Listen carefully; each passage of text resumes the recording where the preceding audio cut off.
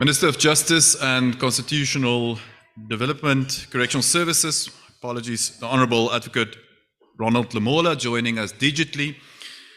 Justice Madlanga of the Constitutional Court, Honourable Mr. Schlingwa, Member of Parliament, Chair of SCOPA, Professor Daresh Ramjuganath, Acting Vice-Chancellor of Stellenbosch University, business leaders, representatives of NGOs, civil society, international organizations, the legal profession, my colleagues in academia, ladies and gentlemen, welcome to the 2022 PSA Counter-Corruption Summit.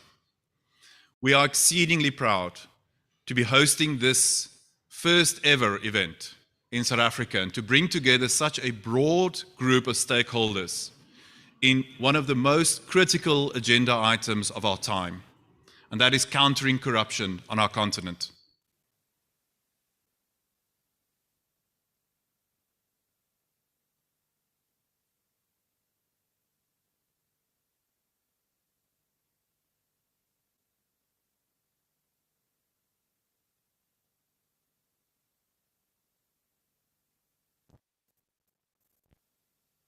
University. I'm a board member of the PSA, and it is our great pleasure to be your host here today. Before I invite our Acting Vice-Chancellor to formally open the summit, allow me to make a few housekeeping arrangements. We ask that you please switch your devices on silent while you're in the venue. The exit is when you leave to your right as well as to your left. Bathroom facilities, if you leave the room, to your right. Tea breaks, lunch will all be served just outside in the lobby area. You have the program in front of you, and we will be trying our level best to keep to the timelines. At the same time, we want to allow for proper engagement. This is a summit, not a conference. So it's very important today for us to hear each other's voices. In a moment, after we've said our welcoming words, I will call our chair, our MC, our facilitator, our good friend, Mr. Songezo Mbete, up here, who will be facilitating our summit today. We very particularly asked Songezo to facilitate the day because we've got utmost faith in him to get a conversation going. The last thing we want is just to have another talk shop. Part of the reason why we are together here today is that we need to turn words into actions. We cannot afford to just talk anymore. We need to start doing. So it's very important for us in the format of a summit to talk about actions, to talk about how we take this agenda forward. And Songezo will help us to reach that goal with our program today. While all of our speakers are, of course, incredibly important, and all of our sessions are incredibly important, we are very pleased that we were able today to bring together representatives of all three branches of the South African state. The executive, represented by the Minister of Justice, the judiciary, we've got Justice Madlanga of our Constitutional Court, the highest court in South Africa, with us, and the legislature. And we've got Mr. Schlingwa here from National Parliament to give us a parliamentary perspective on countering corruption.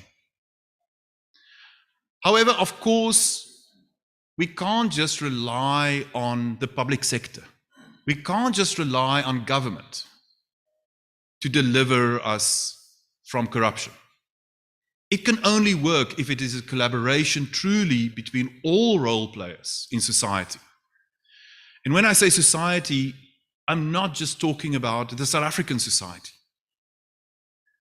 also our continental society, our global society. And we are accordingly very pleased that a number of leading business leaders can join us today to share their views from the private sector as key role players in this agenda. We're pleased that we are joined by major international funding organizations, the World Bank, the African Development Bank, who play key roles on a global level in the fight against corruption. We are very pleased that we are joined by leading NGOs, both national but also international.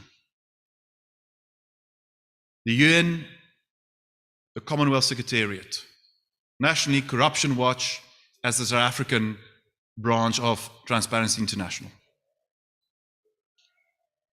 We are very pleased that we are joined by representatives of a whole host of agencies tasked with various aspects of fighting corruption. The National Prosecuting Authority will be joining us. The Office of the Auditor General of South Africa is here. We've got representatives of IPID. We've got representatives of the Public Service Commission. And then we've also got academia. This is where I spent most of my hours working. And apart from bringing knowledge, research, training to bear on this matter, the one thing that academia is really good at is to bring people together. And we believe that we can play a key role in bringing stakeholders together in this fight against corruption.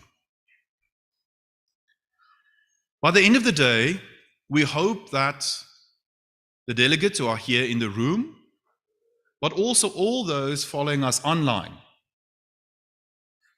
whether through the meeting link or just following us on YouTube where we are streaming live, will join us in adopting a declaration that we will share with you towards the end of our program today, calling for collaboration, calling for what we are going to do today to become the new permanent way of approaching the fight against corruption. That is working together, connecting the dots, strengthening each other's hands in this great agenda. Ladies and gentlemen, allow me now to invite the Acting Vice-Chancellor, Professor Deresh Ramjuganath, to the podium to share a message of welcome from the university. Professor Deresh.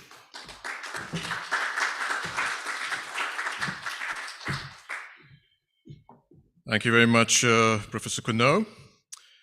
Good morning to the Minister of Justice and Correctional Services, the Honorable Advocate Lamola, Justice of the Constitutional Court, Justice Madlanga, Chairperson of Parliament Standing Committee on Public Accounts, the Honorable Mr. Schlengwer, Deputy National Director of Public Prosecutions, Advocate Anton du Plessis, Stellenbosch University's Law Trust Chair for Social Justice, Professor Thuli Modensela, all the distinguished guests that are present, colleagues, ladies and gentlemen.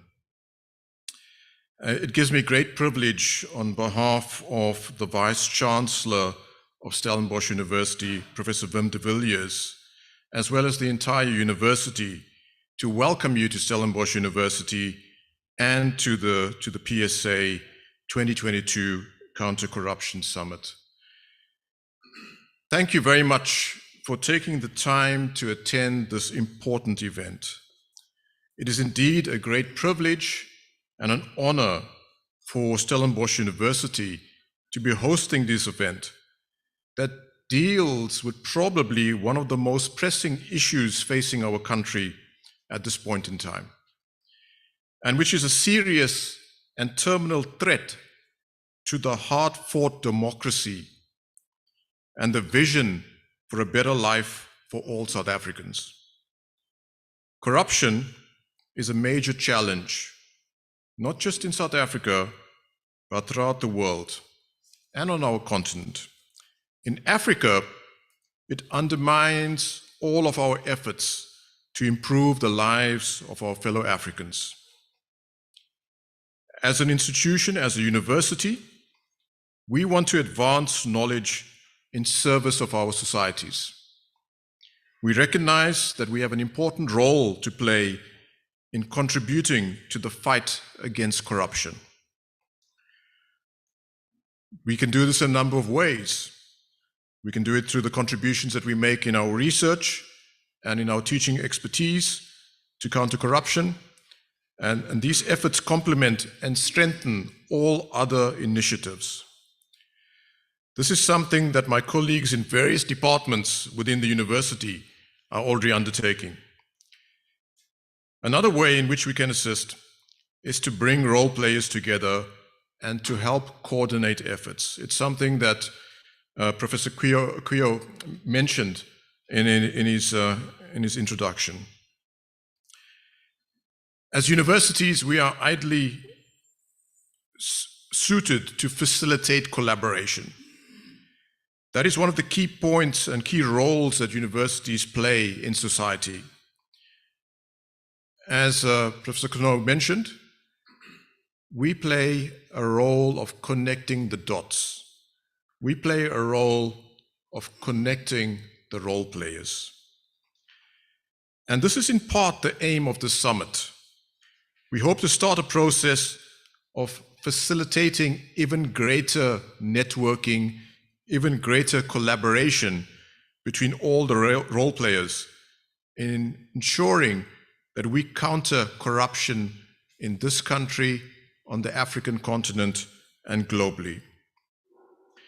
The South African Regional Center of Excellence and its flagship project, the Stellenbosch Dialogue, an initiative that we will be putting forward at the summit, along with our partners in the PSA, promises to be a game changer in raising the overall level of our commitment to countering corruption on our continent.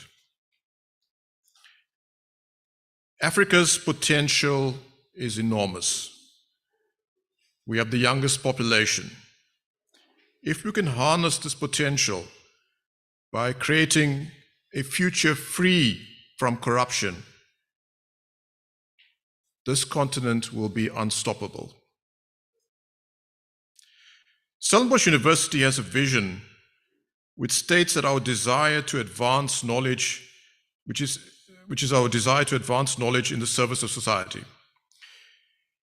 We as an institution are therefore extremely proud to be associated with this initiative, and which we hope will greatly aid in the fight against corruption and take us closer to the beloved country we all want to see prospering. As I conclude, I would like to take this opportunity to thank the local organizing committee and all our SU colleagues under the leadership of Professor Kuno in the local organizing committee for arranging an event of this nature that aids us as our institution in playing our role in this country in ensuring that we can uplift society by targeting and working together as a network in or towards eliminating corruption in this country and on the continent. Once again, I would like to welcome you and thank you for attending. And I hope that you have a fruitful summit, and we're looking forward to the outcomes in terms of how we work together to really see a country, a continent, and a world that is free of corruption. Thank you very much.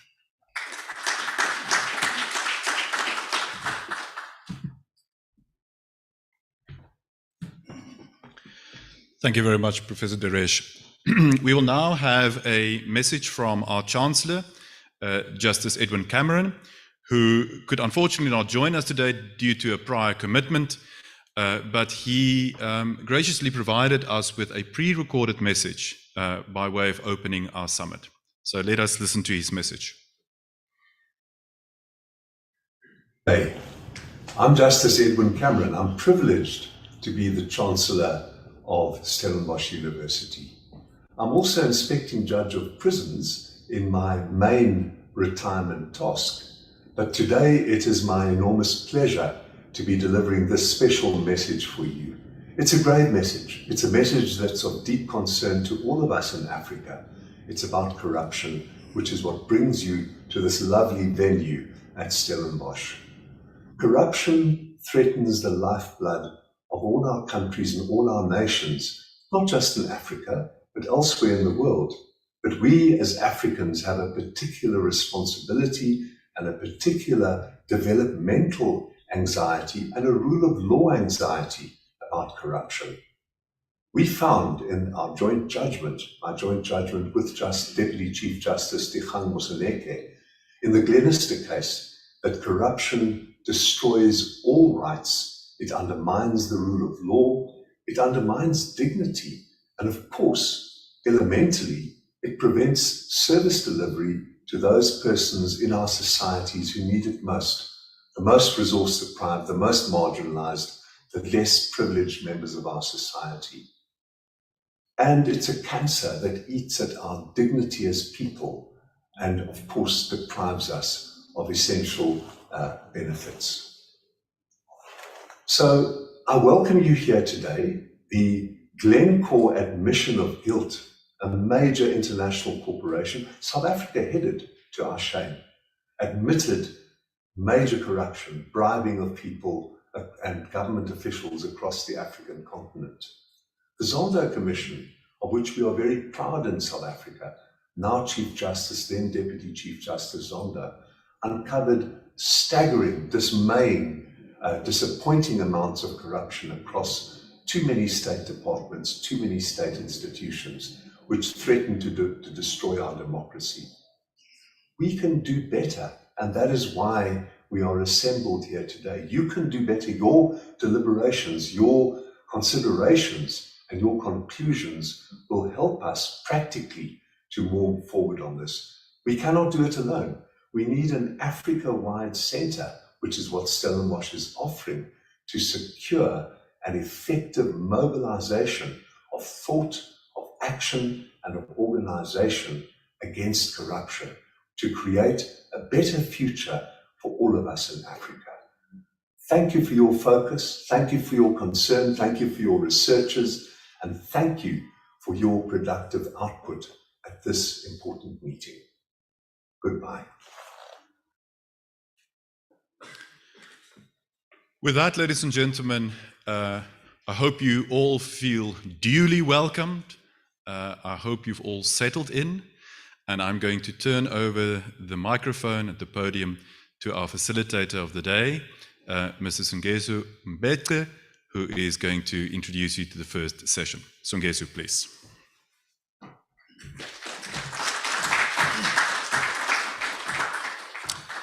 There's an obvious temptation with a round of applause to just wax lyrical and pretend to be the actual speaker, but of course I need to keep my discipline precisely because there are far more eloquent speakers in this room, far more qualified than me to speak on the issues of corruption. So with that said, please, I shall not do that. Good morning indeed. Thank you, Prof. Kino. Thank you so much for that warm welcome. Welcome to everybody. Perhaps I should reinforce some of the housekeeping rules, given the fact that some people would have trickled in after Prof. Gio would have spoken. The toilets, if you exit the room, right, then right again in that small little passage. The last two doors on your left. First the ladies, then the gents. Gents have a longer walk. Second, and of course quite uncommon rarely for summits, we will have a summit photograph after this session. So please hold on for just a little bit longer Make sure your tissues are close at hand. Don't be picking noses in any funny of those things, because this is being broadcast live to an international audience, because this is an international summit. I say those things only to remind you, because naturally people will actually get comfortable, because we have been told that this is a summit and you are being invited to participate in the conversations. And let it be clear now, the Socrates method that I learned in the United States applies. If and when I feel I should engage the audience, I shall do just that, and I will point to you for contributions. Best believe it is in your interest, therefore, to be awake, alive, and be ready to engage. Now, talking about engagement, we are incredibly blessed and privileged to have the online presence nonetheless, of the Minister of Justice. Today is Wednesday, it's cabinet meeting days, but he has indulged us with his time, for which we are eternally grateful. I therefore shall ask the technical team please to dim the lights, as we will get the contributions from the Minister of Justice. Under normal circumstances, of course, I would invite the other panelists of session 1 to be on stage, but I think for now, let us just have them on the ground engaging this conversation from the Minister of Justice, after which I will then invite on stage Justice Madlanga, Member of Parliament, Mr. Pavocat-Stellenbosch, and of course, Professor Thuli Madonsela, to be on stage for the balance of their contributions in the first panel session. I'm happy to see people taking notes, because as a summit would require engagement. I cannot stress that enough. Thank you so much, and over to you, Mr. Minister. Very welcome. Thank you for your time, and we certainly hope that the cabinet meeting is going well for all intents and purposes.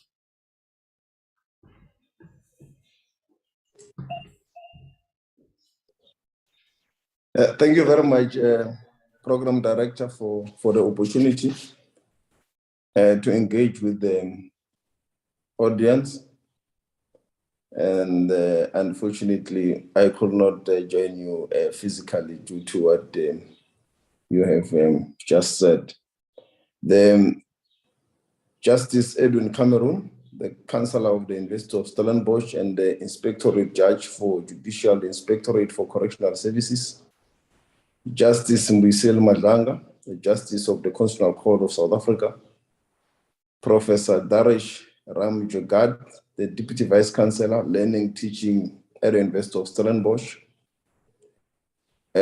Honorable Member of Parliament, Mr. Pavocat-Stellenbosch, MP and the Chair for the Standing Committee on Public Accounts, Parliament of the Republic of South Africa, Professor Quinot and Professor Thuli Madonsela, all the participants of the summit, ladies and gentlemen.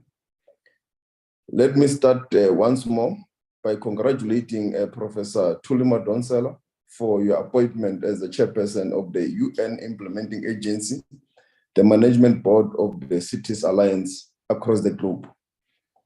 It is a great honor for me to form part of this important conversation about the counter-corruption in our country and the globe. I believe that the key question that the audience expect me to answer is, what is government doing about this scourge of corruption? And for the sake of brevity, I will attempt to respond to this question on behalf of government.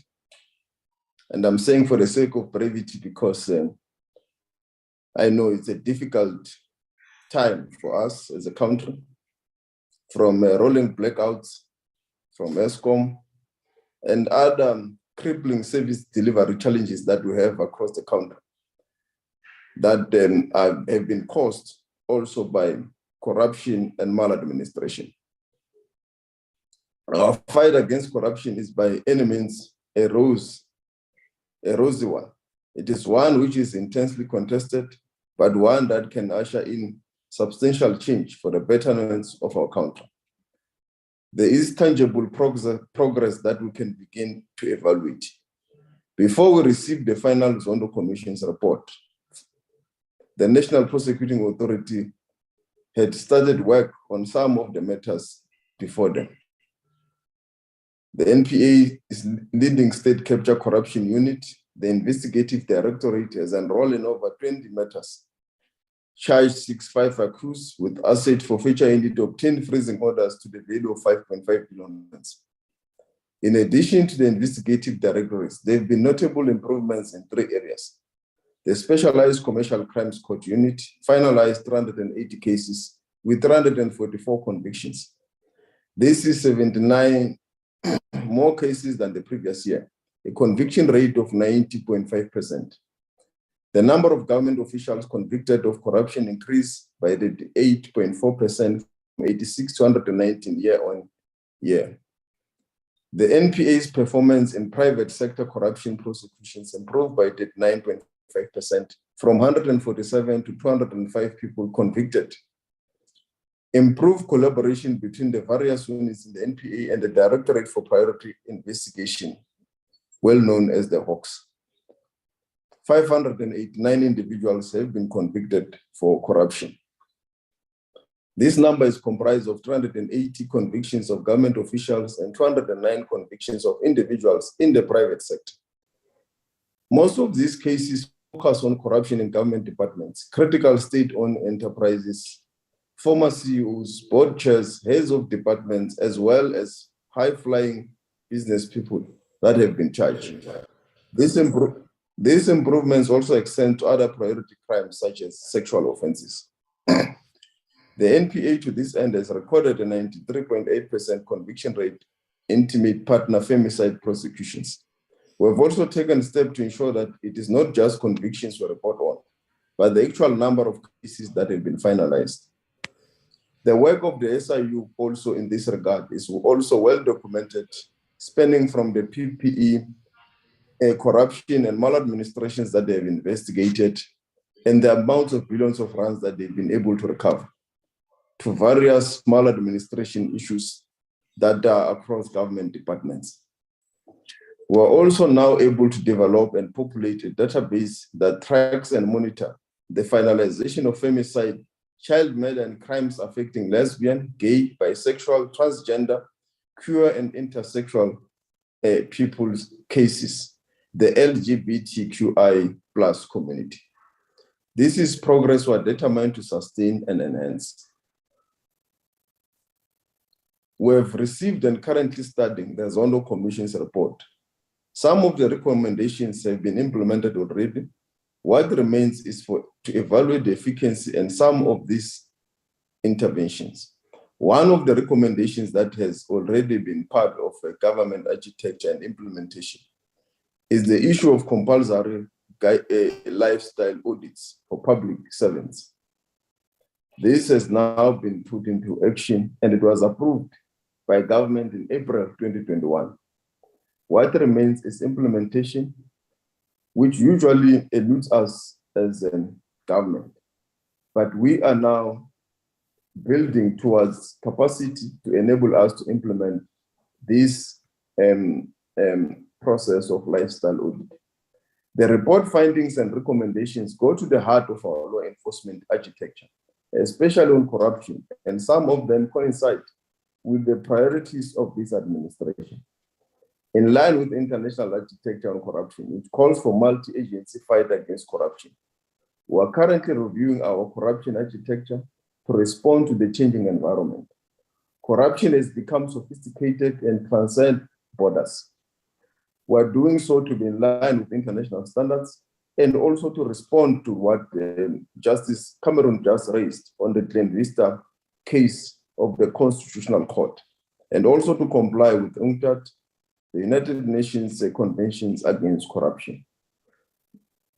While we have got multi-agency structures fighting against corruption, there is a need to strengthen their coordination, but also to strengthen legislations of their independence and their functioning in line with the international standards.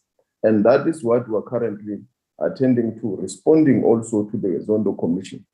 We will soon be able to update the nation on the work in this regard.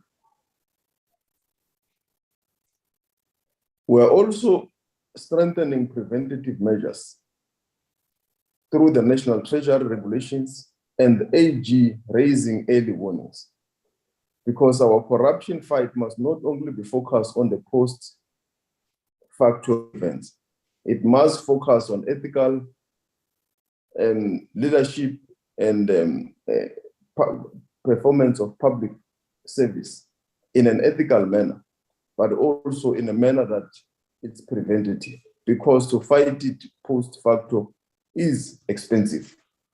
For this to happen, we will need the work of civil society through the corruption council that is in the process of being appointed by the president, where the whole of society will have to play a role to prevent corruption from happening through ethical behavior and through ensuring that this permits to all sides of our society. Because across the country, it is a fact that there are certain instances of corruption that might be seen as minor, like the payment of a traffic fine, a bribe, like the payment to an official of a bribe for a particular service to be provided. It must be a norm and nature that service must be provided as per the Batupilo principles and as per the services that government is expected to provide, without it being induced through a bribe. Ladies and gentlemen, the last part I want to speak on before I conclude is one of our society's most influential institutions, the African National Congress itself, the governing party. When leading figures of the movements are implicated in graft and scandal, it has a direct bearing on how citizens use our constitutional democracy. Over the years, it has become evident that it's no longer adequate to invoke principles such as innocent until proven guilty. So society now demands higher ethical standards from their leaders, particularly from the governing party. If the governing party upholds very high ethical standards, it filters across all spheres of society.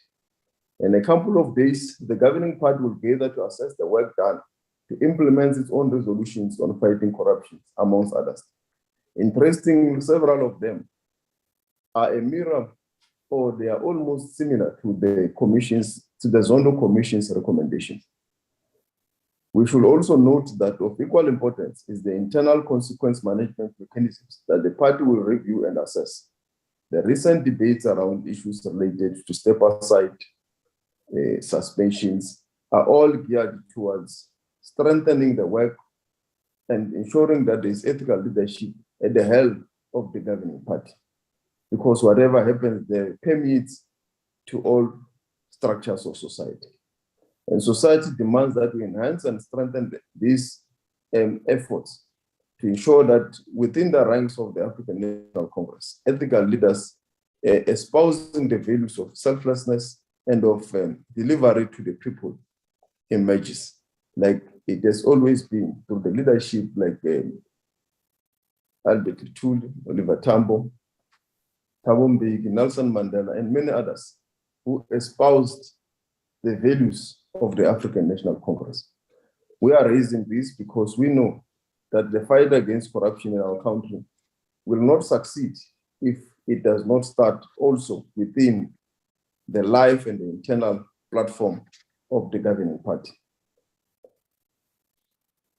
In that vein, as we fight and continue to engage on this topic, I want to wish the summit successful deliberations, and we look forward to read the outcomes of the summit. Thank you very much.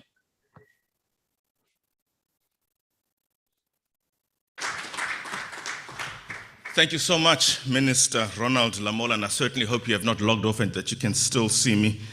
Some incredibly critical remarks that you have made mention of there, and certainly during the course of this day's deliberation, no doubt, those will be addressed. Thank you very, very much for taking the time out to participate in what for you is certainly a busy schedule. I don't propose it to make it any more onerous upon you, but I'm going to dangle a carrot in front of you. There is a cocktail this evening, Mr. Lamola, to which you are more than invited. Should it happen that the cabinet meeting should conclude in time, I have no doubt you can organize a 2-hour flight straight here to Stellenbosch. And I am told some of the latest bottles are being released for the first time tonight, alcoholic and non-alcoholic. There really isn't an excuse, therefore, for us not to see you later this evening. Mr. Lamola, for your time and so much more, not least the respect you've offered this platform. Thank you for your time. It is indeed now an honor and privilege to welcome on stage Justice Madlanga. Please, sir, take your seat, choose a seat wherever you may so be comfortable. And Mr. Pavocat-Stellenbosch to take your seat as well, dear friend. Professor Thuli Madonsela, for those who are looking around and not seeing her, she is in the room. Diane certainly is aware that as soon as Prof. Madonsela is available, Prof. Madonsela is more than invited to just come up on stage and assume her position to participate in the balance of this keynote session. Not session one, keynote session. Moreover, the photograph will take place at 11 this morning. That is in literally 1 hour and 17 minutes from now. Justice Madlanga, Mr. Hlengwa, in absentia, Prof. Madonsela, whatever you do, you will be done by 11. So you will keep each other in check in relation to time. Of course, I'm going to make sure that I organize a convenient cough, but nonetheless a very direct and deliberate cough in terms of marking time for you. In terms of the program, after Minister Lamola, we do have Justice Madlanga to address us on a perspective from the judiciary in countering corruption in this country. As an arm of government, the judiciary, together with the executive, immediate past speaker, and the legislature, the successive speaker, there is an interrelated role to play. And I need not mention at length the built-in mechanism and institution of separation of powers, one of the great victories of the Constitution, 1, 2, and the constitutional jurisprudence, especially that has since developed, to entrench the principle of the separation of powers in terms of these critical arms of government holding each other to account. Let's first, therefore, hear a view from the courts. Justice Madlanga, welcome, and we look forward to your thoughts. Perhaps a round of applause.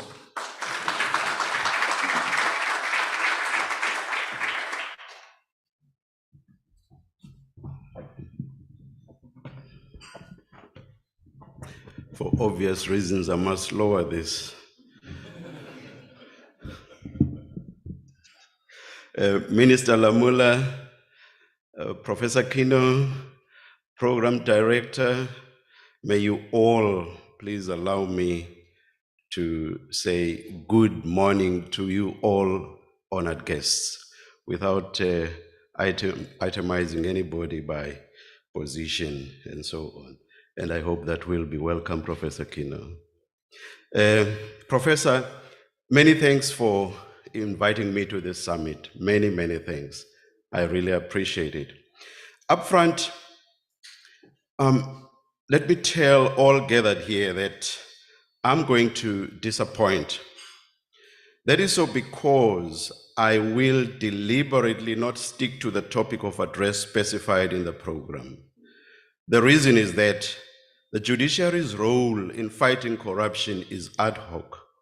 Ad hoc in the sense that we can only deal with matters concerning corruption as and when they are brought before courts.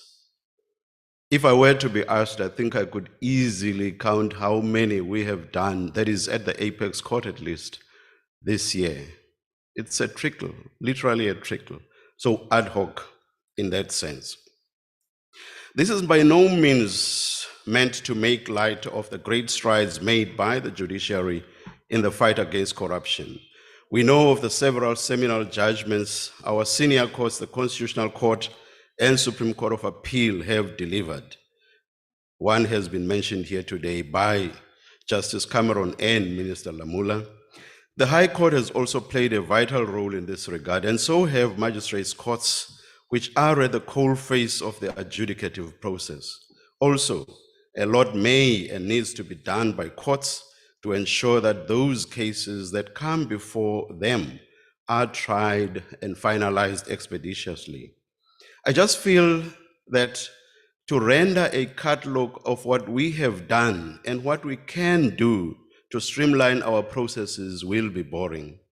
That said, allow me, as it were, to freewheel. We are well aware, sorry, there's nothing we are well aware of. Kofi Annan, the then Secretary General of the United Nations, had this to say about corruption. Corruption is an insidious plague that has a wide range of corrosive effects on societies. It undermines democracy and the rule of law, leads to violations of human rights, distorts markets, erodes the quality of life, and allows organized crime, terrorism, and other threats to human security to flourish. This evil phenomenon is found in all countries, big and small, rich and poor, but it is the developing world that its effects are most destructive. Corruption hurts the poor disproportionately by diverting funds intended for development, undermining a government's ability to provide basic services, feeding inequality and injustice, and discouraging foreign investment and aid. Corruption is a key element in economic underperformance and a major obstacle to poverty alleviation and development. Axiomatically, then, no effort should be spared to ensure that this scourge is rooted out. Corruption manifests in different but sometimes related ways.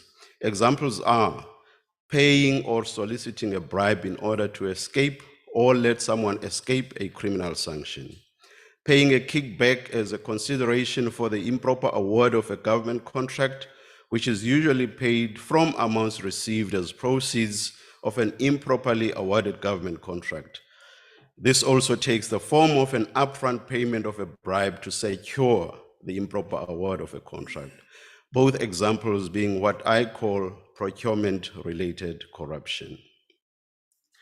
Beneficial ownership secrecy, which is where the real owner of a company is improperly concealed to avoid certain legal consequences while improperly reaping the fruits of ownership. Where a government official takes advantage of their position so as to place a family member in an advantageous position, that is nepotism. The listing of ghost employees on government payrolls and siphoning off monies paid by government as salaries to these ghost workers, and relatedly, the listing of ghost social grant beneficiaries and receiving their supposed benefits. I do not have statistics, but I would be surprised if procurement-related corruption does not rank high up there. And it is what I will focus on. But before I do so, let me take a detour. The norm setting constitutional provision on the procurement of goods and services by organs of state is Section 217 of the Constitution. This section provides that when an organ of state contracts for goods or services, it must do so in accordance with a system which is fair, equitable, transparent, competitive, and cost-effective. To state the obvious, these prescripts are meant to redound to the benefit of the general populace. To be more direct, they are meant to improve the lives of ordinary people.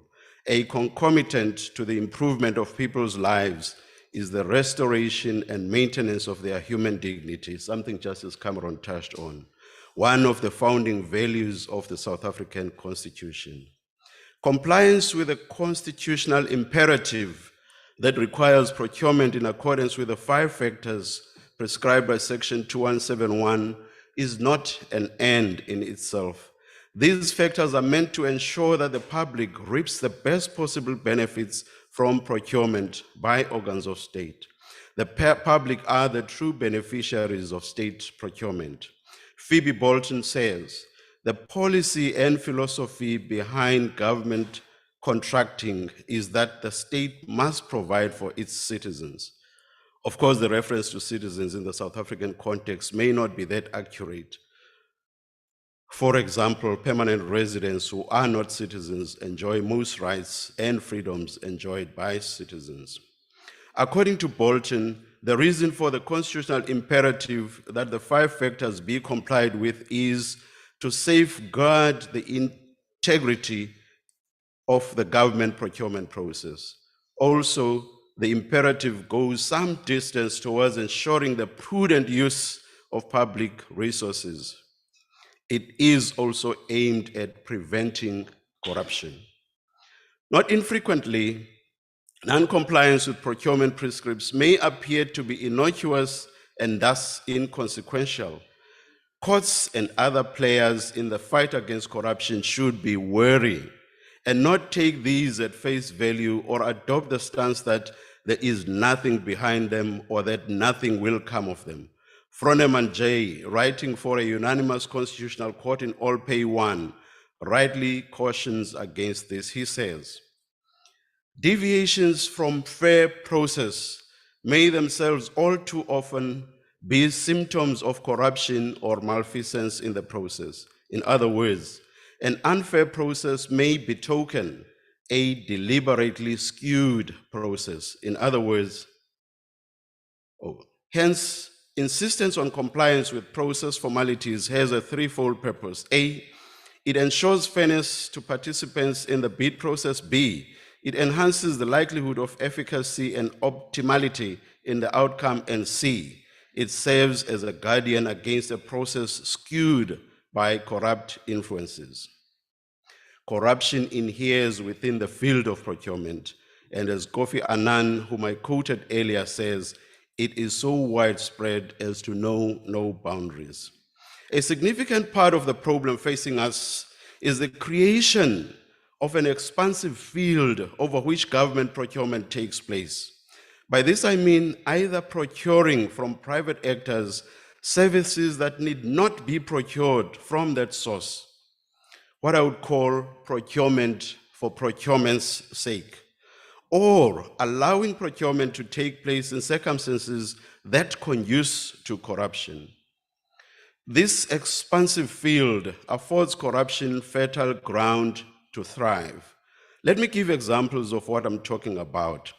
Growing up in my rural village of Mount Frey, Utatu Ngeu, our next door neighbor and my father's age contemporary, and Ubud Makabuka, who was based in the next village after mine, operated government-owned road graders and constantly maintained the gravel roads in my village and surrounding villages. We no longer have those graders. I would be surprised if the discontinuance of this service is not true of other areas in the country. Today, for the smallest road maintenance works, we go out to tender, generally at huge cost.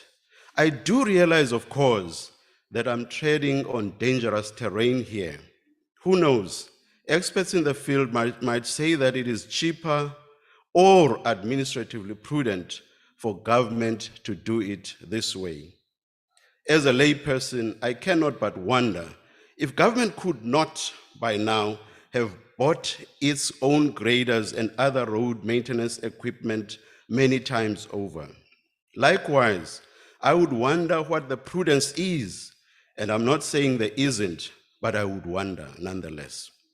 Even if my example of graders and other road maintenance equipment may be shown to have fault lines, my point, which I believe cannot be faulted, is much wider than that. It is that government must not procure goods or services from the private sector where it is not necessary to do so. It may not be necessary either because government has its own capability or can easily acquire the capability. I accept that government procurement cannot be eliminated, but to the extent possible, it needs to be curtailed. I now move on to the next example, an example that typifies circumstances that conduce to corruption. Of course, some, if not most, amongst us here today are academics. I am aware of the particular aversion academics have to anecdotal material. Academics insist on empirical data. I will rely on anecdotal material regardless. I would be surprised if none among us here identify with it. We sometimes hear how, in the context of procurement that requires only 3 quotations and not public tender, the functionary concerned will get quotes from X and Y, well knowing that she or he wants to give the job to W. She or he will then secretly furnish X and Y's quotations to W and ask her or him to quote. W will lower her or his quote by a fractional margin below the lowest of the two quotations and naturally get the job. The Auditor General who comes after the event will not be any the wiser because on paper everything will appear strictly to comply with the set legal prescripts. The required 3 quotations will be on file. Also, we often get reports about the procurement of the simplest of goods that are readily available at, for example, supermarkets from individuals who source these goods from the very supermarkets. This at huge cost. Before some of you bite my head off and ask why our government must enrich established and mainly white supermarkets instead of empowering the economically disadvantaged majority of South Africans, please hear me out. Without suggesting that the focus of our transformative enterprise is not where it should be, I suggest that this focus should also be at the level of ensuring that that majority becomes owners of well-functioning supermarkets, which will become tomorrow's established supermarkets. That way, the majority can then compete at that level with the other supermarkets. In that event, government will be better placed to cap quotations to levels that are related to what is available in the real, not artificial marketplace. At present, government is forced to understand that the person it procures from and who does not own a supermarket is bound to come in at much higher margins than what is available in the real market. Another example of circumstances that conduce to corruption is the use of variation orders in construction. In the interest of time, I will not say anything more on that. None of the issues I've just discussed constitute my main suggestion, and perhaps some of these issues will in any event be addressed by the Public Procurement Act, which, as I understand, is still a bill at this stage. My main suggestion is this. More than ad hoc action taken by, for example, our prosecution services, other law enforcement agencies, and corruption-busting actors like the Public Protector, I am for tough action emanating right from the top. Action that is calculated to minimize, or if I were to be overly optimistic, to root out corruption. Action that decidedly disincentivizes and makes corruption unattractive. Action from the top that equally hits at the top, and action that does so systematically and consistently. For as long as corruption fighting efforts are seen to be an ad hoc and directionless in terms of who they focus on, many amongst the corrupt will take their chances and say, I will not be one of the unlucky ones. How many times have people been successfully prosecuted and sentenced for corruption? How many times has the Public Protector made findings against the corrupt?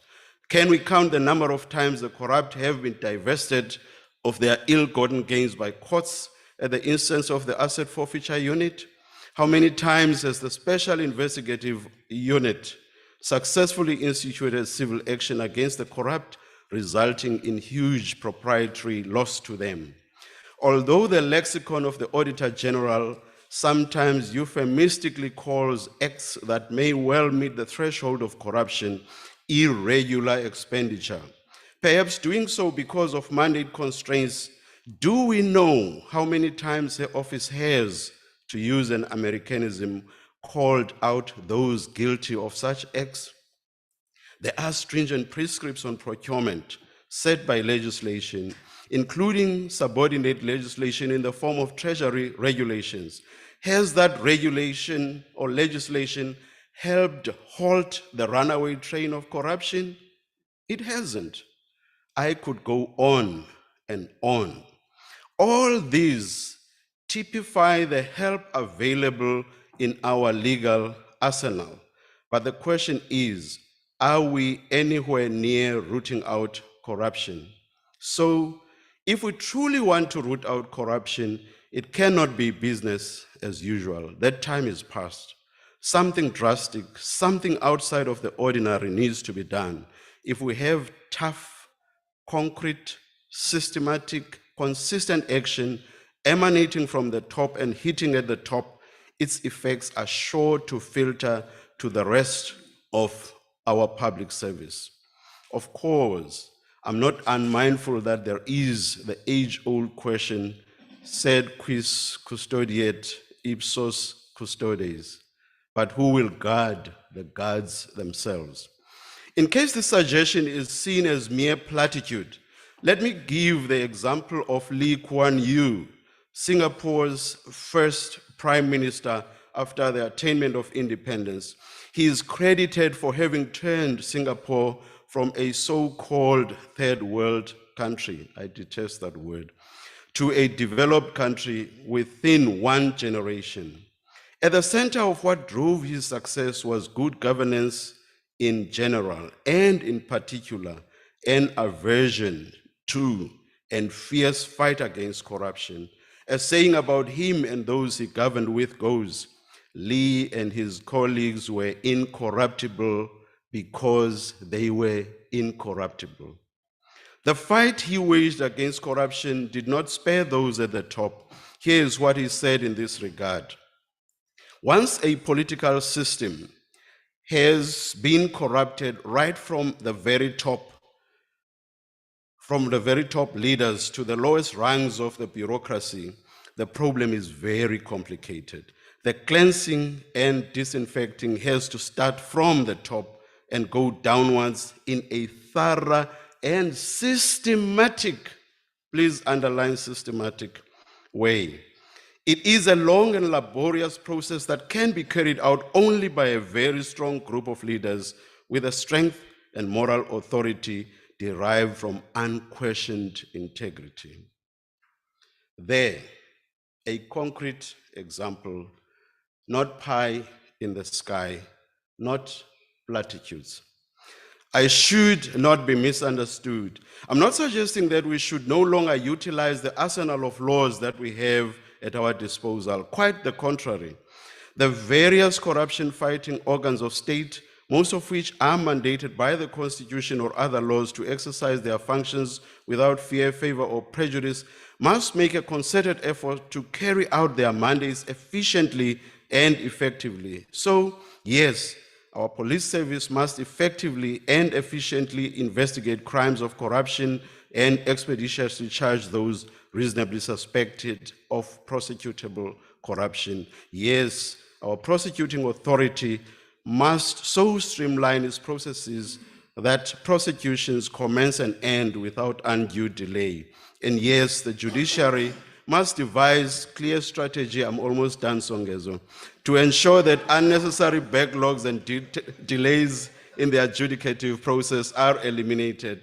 The Auditor General must maintain her efforts of calling out those who are guilty of acts of irregular expenditure in the public service, which, as I said, is a euphemism for corruption in some instances. And she must invoke the new legislation enacted to ensure that hers is now no longer a near toothless bark, but is coupled with an effective bite. Yes, the public protector, the SIU, the asset forfeiture unit, and other organs of state that are part of the corruption-busting enterprise must wage a concerted war on corruption. Likewise, private agencies, private individuals, like all of you gathered here today, still must do their part as well, because they are part of the conscience not to be corrupt, and they are a thorn on the side of the corrupt. Let me conclude by saying I sincerely hope that for the sake of our children and our children's children, there will come a day when our beloved South Africa will be counted amongst nations that have the least levels of corruption, and that we will not have to wait and wait for the dawning of that day. Thank you.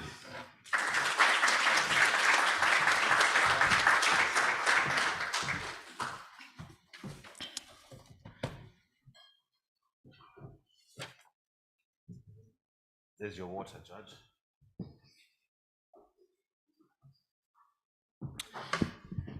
Imagine in our society, all it took for compliance was an awkward cough.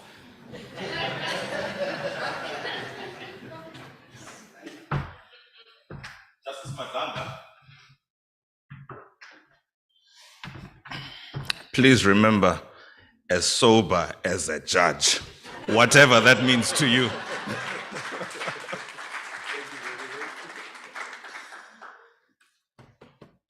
We move on with the program. Thank you so much, Judge, for honoring time. It's going to be so much easier now to enforce compliance with Mr. Hlengwa. He certainly has precedence. And in fact, for him, a cough may not be enough. I might have to revert to the old saying to which he's all too familiar with. Order, honorable member, order. A parliamentary perspective on countering corruption in South Africa.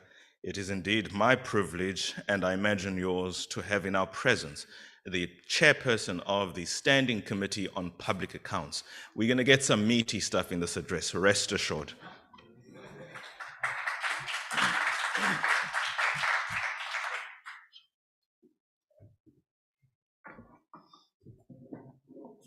To walk in the footsteps of the Honorable Justice, mine will be counted downwards. I'll have to pull this up. Program Director, Butsongezo, the esteemed Justice Madlanga, Minister of Justice, Prof. Madonsela, Prof. Kino, the Acting Vice Chancellor, and for want of time, ladies and gentlemen, all protocol observed. I don't know who protocol is, but protocol observed. Yeah, this is a very difficult one because I think the Justice has said everything. So to borrow a typical isiZulu saying, "Angisasukum nalutho," it means I rise with nothing. And then the first disclaimer, of course, is that these days I'm in a particular difficulty because I think you invited me here as Scopa Chair, right? So when I engage as it, sometimes I get in trouble because the temptations of riding the political wave are very easy when buzzwords and slogans are thrown around and often lose sight of the very fundamental responsibility of respecting the office that you occupy. So that's my dilemma. But I will try and navigate the two quite well. I've got a parliamentary perspective that I'd like to deliver here because it will speak to the work that the Standing Committee on Public Accounts is doing. But I think it will be remiss of me not to contextualize at the very least my own outlook on the crisis, pandemic of corruption, which currently grips the country, and I dare say the international community. I characterize our challenge probably as what I call the institutional trichotomy of corruption, insofar as the actors are concerned. Government and state, business, and the gray area but important one, the tenderpreneurs. I do not consider tendering in the current form in which it exists in South Africa to be business. It is merely a facilitation of money, often at times escalated costs, inflated costs, and no establishment of skills transfer, business growth, and or job creation. And therefore, it does very little to push back on the triple challenges that's currently the norm now in South Africa of poverty, unemployment, and inequality. Seated right here, I can run a tender business and procure for government Valpre water, which would probably cost 9 rands for 500 milliliters at Pick and Pay, ShopRite. I won't name all of them, so it's not a bias, but wherever, 9 rands. And yet a tender's quote will come in and quote that bottle for 25 rands, if you're lucky. And so we are gripped now with a state and government machinery thinking that business empowerment, economic empowerment is merely the transfer of money. And that's not the case. So unless there is a deliberate effort to reconfigure the tendering space and its purpose, the cancer of corruption will continue to prevail as a daily lived reality for the majority of our people and to the detriment of the economy. We must build up the state's own capacity, and where the state's capacity falls short, engage in tendering. It cannot be the alpha and omega of government business transfer. It's not the standard operating procedure which characterizes a nation which is pushing back on the frontiers of structured oppression of the past as a means of creating a future of equality, because the status quo remains. The previously disadvantaged are presently disadvantaged, and their present disadvantage reality is compounded by the realities of corruption and ineffectiveness and inefficiency in the operations of government. The question then becomes, why does corruption fester? Why does it continue? It is my observation that it is not an absence of laws, rules and legislation, or institutions. It is an absence of political will and an absence of the convictions of patriotism wherever we may be deployed in our respective spaces of operation, whether in Parliament, the executive, or in the state-owned entities, wherever. The absence of patriotic outlook to put country first ahead of self, ahead of personal ambition, and ahead of political growth and whatever. If the country does not come first in what you do, most likely you are aiding and abetting corruption.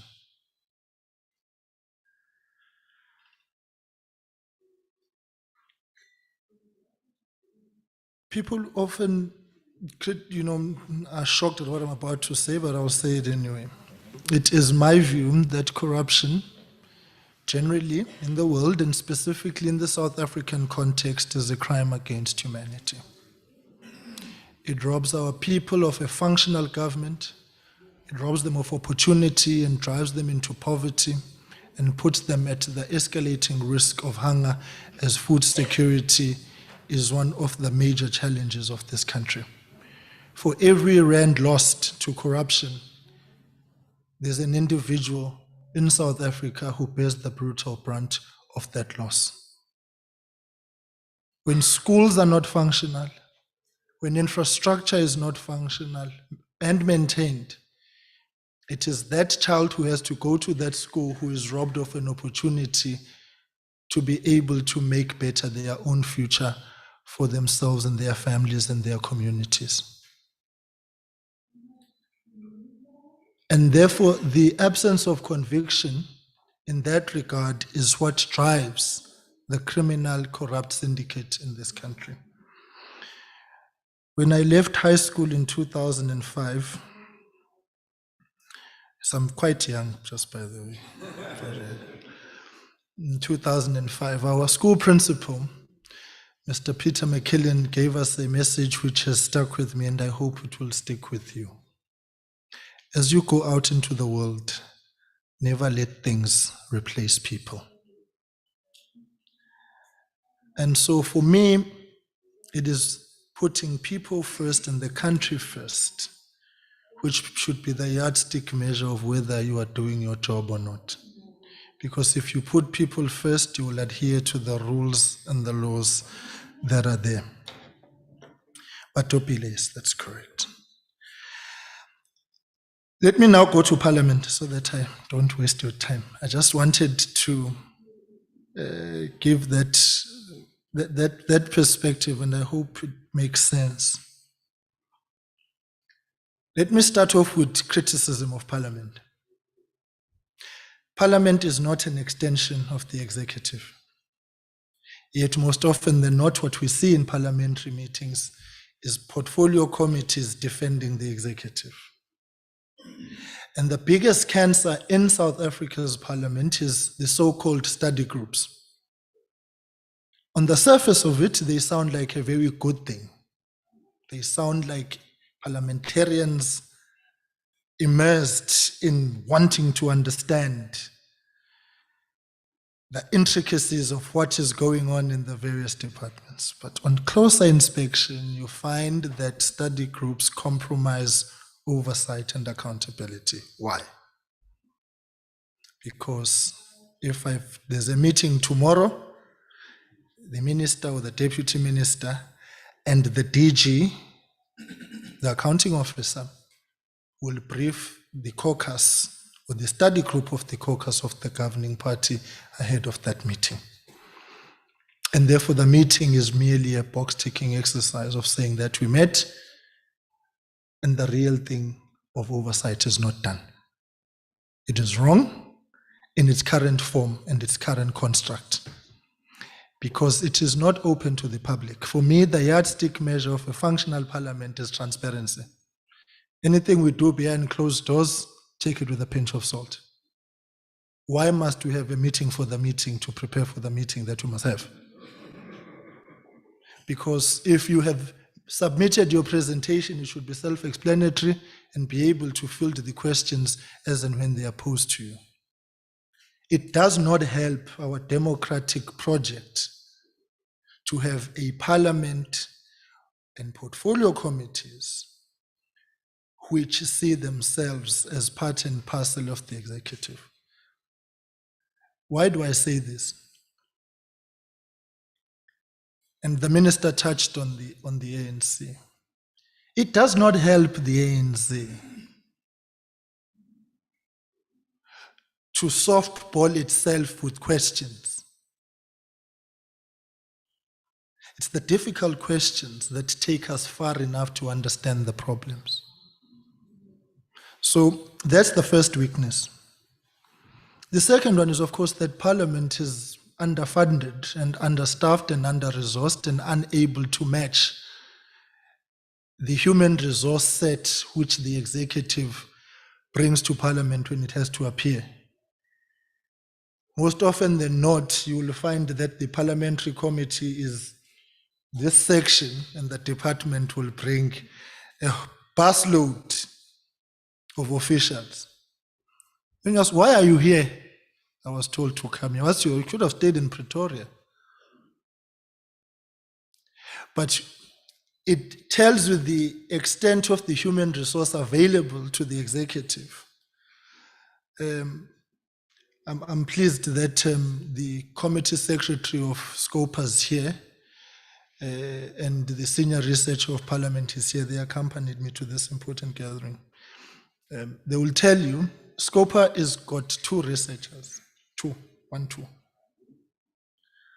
committee secretaries, one committee assistant, one content advisor,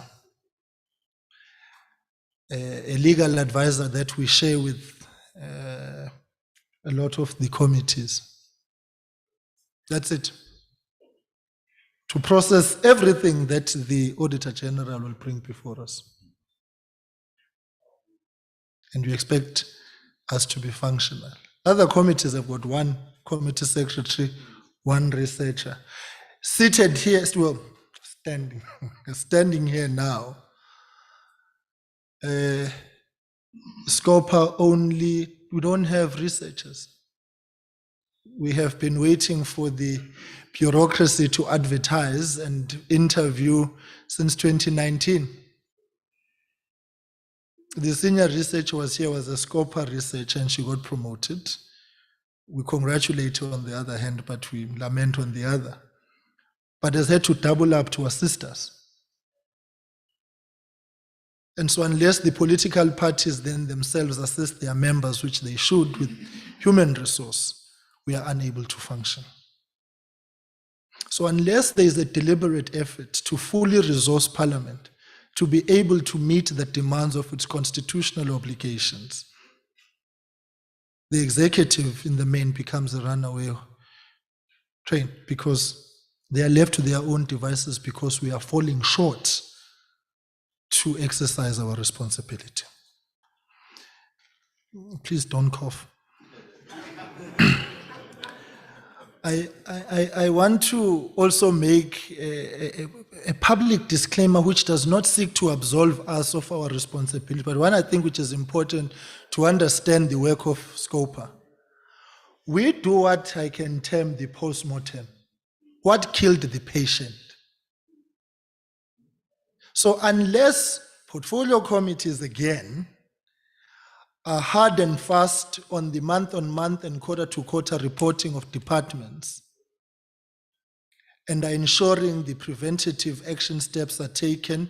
My mother was a nurse and she would always say prevention is better than cure. Unless they do that, we inherit not just the problems of the departments, but the inadequacies of portfolio committees in the sense that the work that should have been done has not been done. In the parliamentary conveyor belt, the budget in the main starts with the Standing Committee on Finance. It will go to the portfolio committees. The Standing Committee on Appropriations does the current year expenditure monitoring. Only when the books are closed, some 6 months later, does it land on Scopa's desk. It has only been the deliberate effort of 6th Parliament, this Scopa, to say, let us also do what we term real-time oversight to assist the Auditor General in the real-time auditing. It's largely not provided for in the rules, but Honorable Justice, we've been able to stretch the rules just a little bit to allow us to do that, because we recognize the gravity of the situation, that if we only wait for the audit outcomes, we are going to at times deal with an audit outcome a year later, and it really becomes cosmetic oversight. But it boils down to empowering the parliamentary machinery to be able to do its work. I would like to just say two things, and then I'll be very brief with my presentation. Is to say it costs money to recover money, and the opportunity cost not to spend that money is far greater if you look at the sophistication of the corrupt syndicate in the country. So the law enforcement agencies themselves require more funds, more assistance, more knowledge, skills, and expertise, because we must not delude ourselves into thinking state capture is a thing of the past. We are living with its consequences today, and probably more work to unravel. It has to happen now, post the political shifts that may have taken place. And so the capacity of those institutions is very, very important. Right. Of course, we are working to blacklist people and companies, working with the Department of Public Service Administration. Just one anecdote, I know we spoke very profoundly about the SIU, and I'll be done. The SIU, whom we have got a great respect and fully support, the proclamations come out. So we asked the presidency from where these proclamations flow from. So what happens when they've reported? And we found that the reports are gathering dust. We've got a backlog of those reports since 2002. It is only this year, at the intervention of Scopa, that the presidency is now working on a report processing mechanism, a matrix, And the cooperation of the current minister of in the presidency has been warmly welcomed, because his predecessor, the acting minister, made it very difficult for us. So in any case, I'll give this presentation to be circulated. I was just saying, where are we? Out of the Corruption Perception Index by Transparency International has scored South Africa 44 and is ranked 70 out of 180 countries, 100 being very clean and 0 being very corrupt, and we are below 50. We're at 44. In 2020, South Africa's score was unchanged. We remained at 44. And the report shows that the sub-Saharan region, poor enforcement of anti-corruption commitments rob citizens of their basic rights and services. The enactment of the Public Administration Act of 2014 to discourage public officials from doing business with the state is a tool we are using to empower our own work. The Honorable Justice referred to the Public Audit Act, which gives the AG more powers, and we've been monitoring the implementation of that incrementally. But of course, it will take some time, but I think the AG is doing very well under very difficult circumstances. The establishment of the special tribunal to assist the SIU in particular to deal with the endemic corruption, fraud, and illicit flows of money is very important. And so far, some 8.6 billion rands has been recovered. This includes the Mahua construction of the washing line fence at the border post. And of course, if I were to go to the SOEs, we would be here for the whole day. But one of the major perennial headaches of this country is the lack of accountability of those deployed to oversee ESCOM. We need to have a discussion about ESCOM at some point. Standing here, there are almost 14 million tons of coal as a stockpile at Medupi Power Station. Right now, Gusile Power Station is literally built on top of a coal mine. That mine is not being mined. They are bringing in some over 700 trucks with other coal to come into a coal mine. There's a lot of things that when you think about it, that it's just decisions that have to be taken, and they are not being taken because it is in controversy and in indecisiveness that corruption thrives, because that confusion creates a conducive environment for you not to see what is going on. If everybody stuck to their lane and did what they were supposed to do, we could easily pick up where things were going wrong. In this 6th Parliament, we have focused on the SIU. We are working with the UIF Public Works, and I want to congratulate the work that the AG is doing. We've got a long list of recommendations. One I want to look at is the anti-corruption task team, bringing all the law enforcement agencies together, because what is fundamentally important is the pooling and sharing of resources to ensure that investigations lead to successful prosecutions. It's that conveyor belt of cooperation is important. Okay, it's fine. I'm going to send you this presentation. Let me conclude by saying, because wow, I'm sorry for being long. I'm pretty sure that you all saw what the former president had to say insofar as work is concerned currently, and the current president has responded. And I think it is important for all of us in our respective spaces to first take personal responsibility of our own time in deployment. And I say this because taking responsibility helps the process. I have a predecessor who is, a major critic of the work that we do as SCOPA. And I always just wonder whether, if we speak about the 9 wasted years, does he forget that those 9 wasted years took place in his 14-year tenure as chair? Take responsibility and climb down on populist public rhetoric if we want to help this country. Thank you.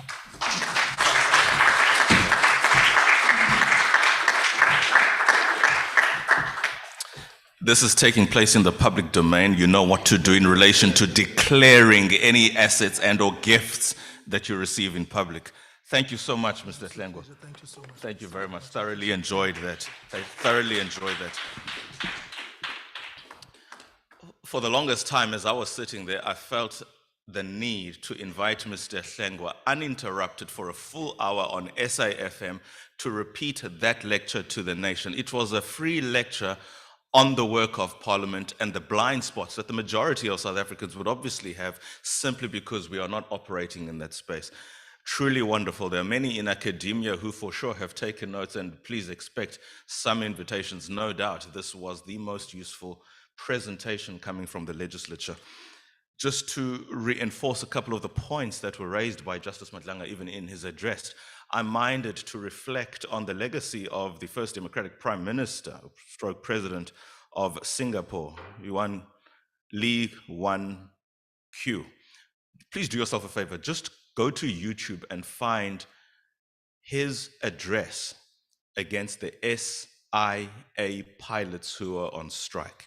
If you want to understand the level of commitment to which that gentleman, the Prime Minister of Singapore, was committed to his no-nonsense approach, go to YouTube right now, it's there.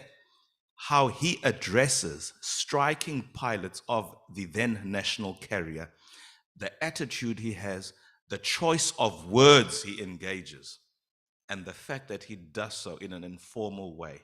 That gives you all the reasons to believe it is possible within one generation, Justice Madlanga, to get rid of the scourge of corruption.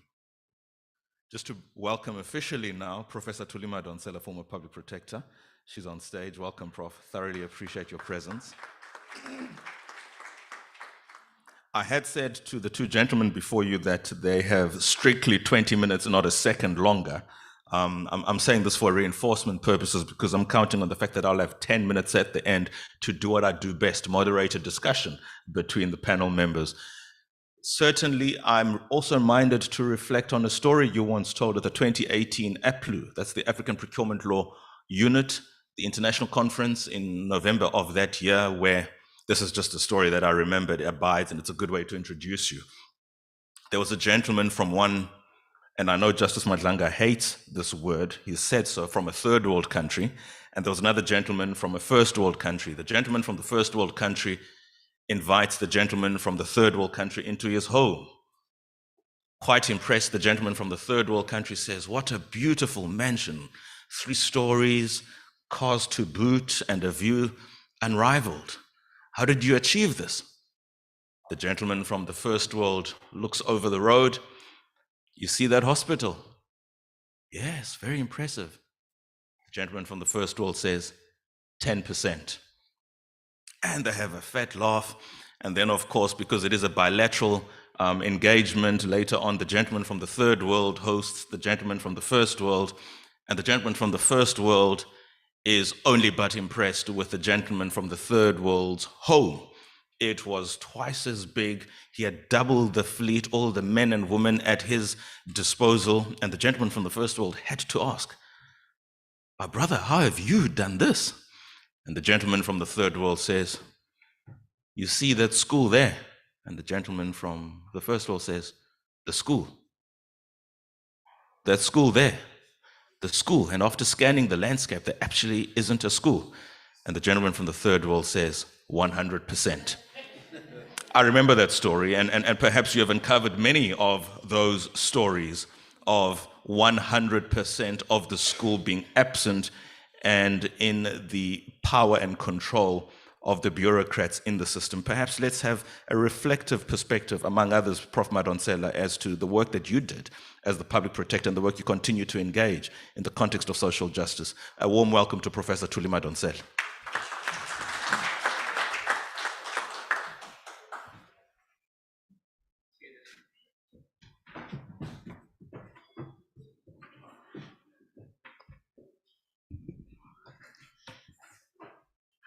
Thank you, Songeza, for the very kind introduction and for borrowing my joke. But it is to the Pavocat leadership that we should be grateful for giving us this opportunity. to have yet another conversation on corruption. When my colleague, Prof. Kio Kino, suggested that we should have this summit, or indicated that they were planning to have this summit and that as a group we should endorse it, I wondered what would be the point of talking about corruption again. I'm a member of the International Anti-Corruption Conference Council. Every year we organize a conference on corruption. Every year we bring people from all over the world to come and talk about corruption. And every year we have key leaders and media houses talking about corruption. But you must agree with me that instead of the problem decreasing, it has been increasing. And I think my colleagues here have been talking to you about why is the problem increasing? What could we do better to end it? And how does this platform, Pavocat, and the Academy present opportunities to do better and see more impact? Kofi Annan wrote the foreword to the UN Convention Against Corruption in 2005, and he said the following: corruption is an insidious plague that has a wide range of corrosive effects on societies. It undermines democracy and the rule of law, leads to violations of human rights, distorts markets, erodes the quality of life, and allows organized crime, terrorism, and other threats to human security to flourish. This evil phenomenon is found in all countries, big and small, rich and poor, but it is in the developing world that its effects are most disruptive. I mean, often when we talk about corruption, we feel a little bit resentful that it is made to appear as if it's an African problem. And Kofi Annan reminded us that it is a global problem. But our program director has also reminded us that although it's a global problem, its effects are primarily felt in our part of the world. And why is it so? Why is corruption more of a threat to democracy, peace, and the rule of law in our part of the world? We need to reflect on that. My experience as a pub protector and the research we're doing here now at Stellenbosch University on social justice and work being done by the Tuma Foundation on democracy, leadership, and literacy reveals some information about why corruption is a greater threat to us. One, which has already been reflected, is the scale. When this joke was told to me in Nigeria in 2009, I had just been appointed as Bob Protector, and I went to Nigeria, and then they told this joke about, 10%, 20%. Well, they said in Europe it's 10%, in Asia it's 20%, and in Africa it can be 100%. And we all laughed because we just thought it's a joke. But until I became PAP protector and realized that no, 100% is not it. It goes up to 1,000%. You spoke,